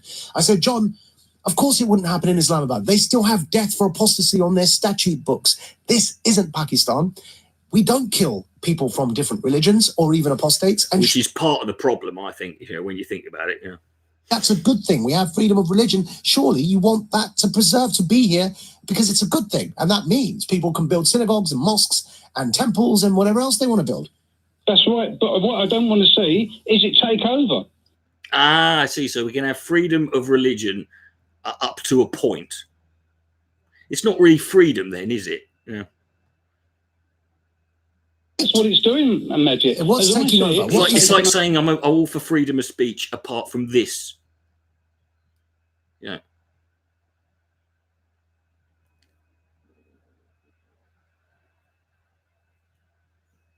What's it? What's taking over? Did you not hear there are 60 mosques in London? I mean, 60. I mean, if that's not... Do you know how many churches there are? Neither do I, because I haven't done any research on this.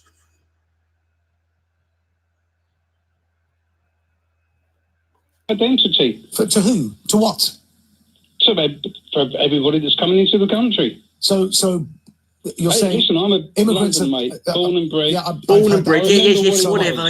isn't the same now. So, and I'm not happy No, it's about not. Do you know what is the same 70 years ago? Do you know what? 70 years before you were fucking born, right? London wasn't the same as it was then. And do you know what? 70 years before that, it was different as well. And 70 years before that, it wasn't like London was exactly the same. And then you were fucking born. Maybe it's your fault. Maybe you being born is part of the problem. So you're scared of change, is that what you're saying? Very, very scared of it, yes. Right, so change unsettles you? Don't worry, mate. You'll be dead soon. Yes, it does unsettle me. Yeah, I do see the change. I just think it's very one-sided, you know. So change is one-sided. I do see the problems. I mean, it's not just Islam. It's not just people from Pakistan. You know, it's people from all walks of from other countries. Yeah, right. So I just see the danger here. So when hold on, John, hold on. When you say that, but I'm going to talk to you about it. So when you're concerned about London, the majority of people in London are still British, right, and English. So what is it you're concerned? You say we're losing our identity. London is majority English and British, and therefore, by definition, majority.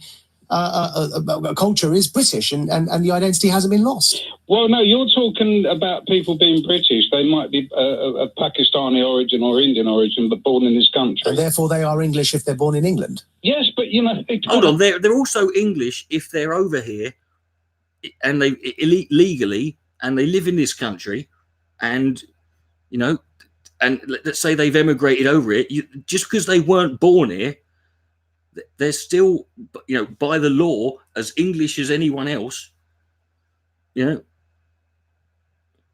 So the fact that they were born here is neither here nor there. English people, they still have their culture from the country of their, you know, their ancestors or whatever. It's a bit of a general... And what's wrong with that? Because you've never eaten a curry, have you? In the country with them. It's a bit of a generalisation, isn't it, John?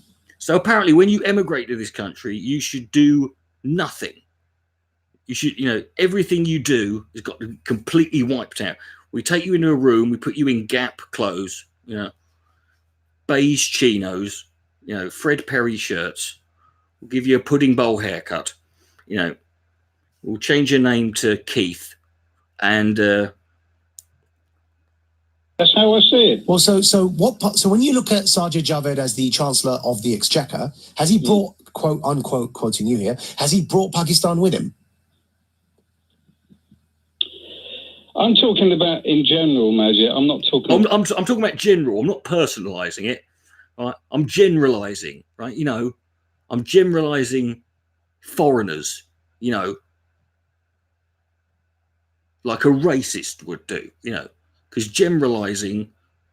Because I haven't realised this yet, but generalising makes it better.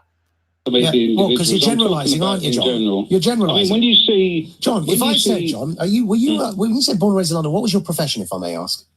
I was a bricklayer. Yeah. So if I said typical, all white bricklayers are racists. Yeah, but no, that's probably not too far off. What do you feel? How'd you get all of Pakistan into a minibus? I've no idea, but they manage it, don't they? Well, what I would actually feel is, well, we're the only ones that have that right. To be racist. Okay, being racist is not a right, mate, to be fair.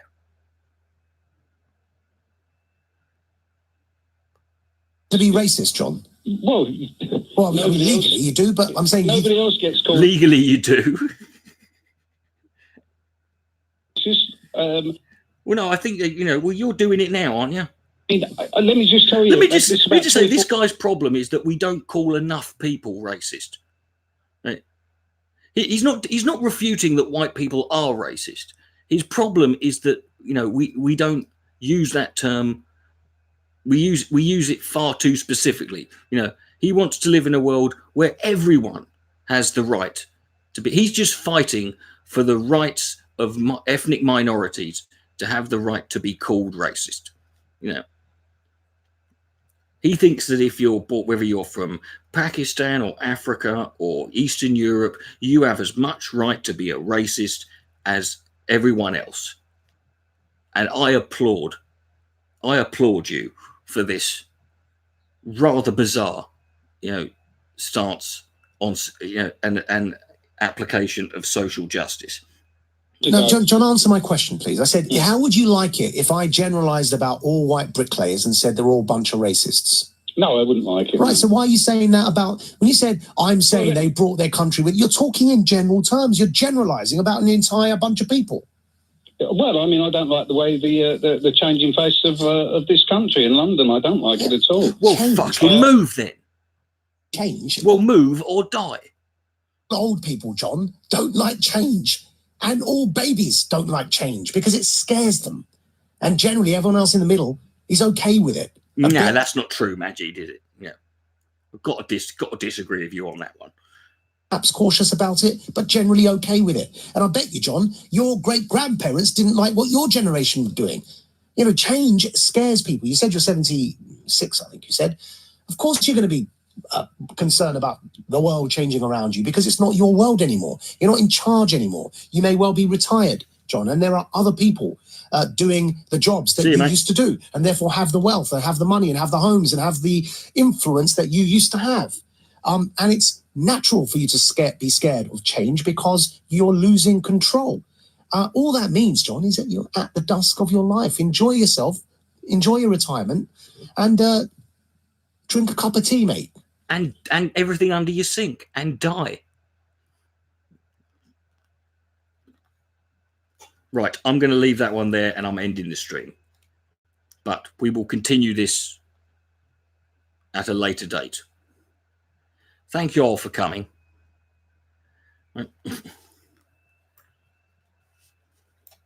It's been real.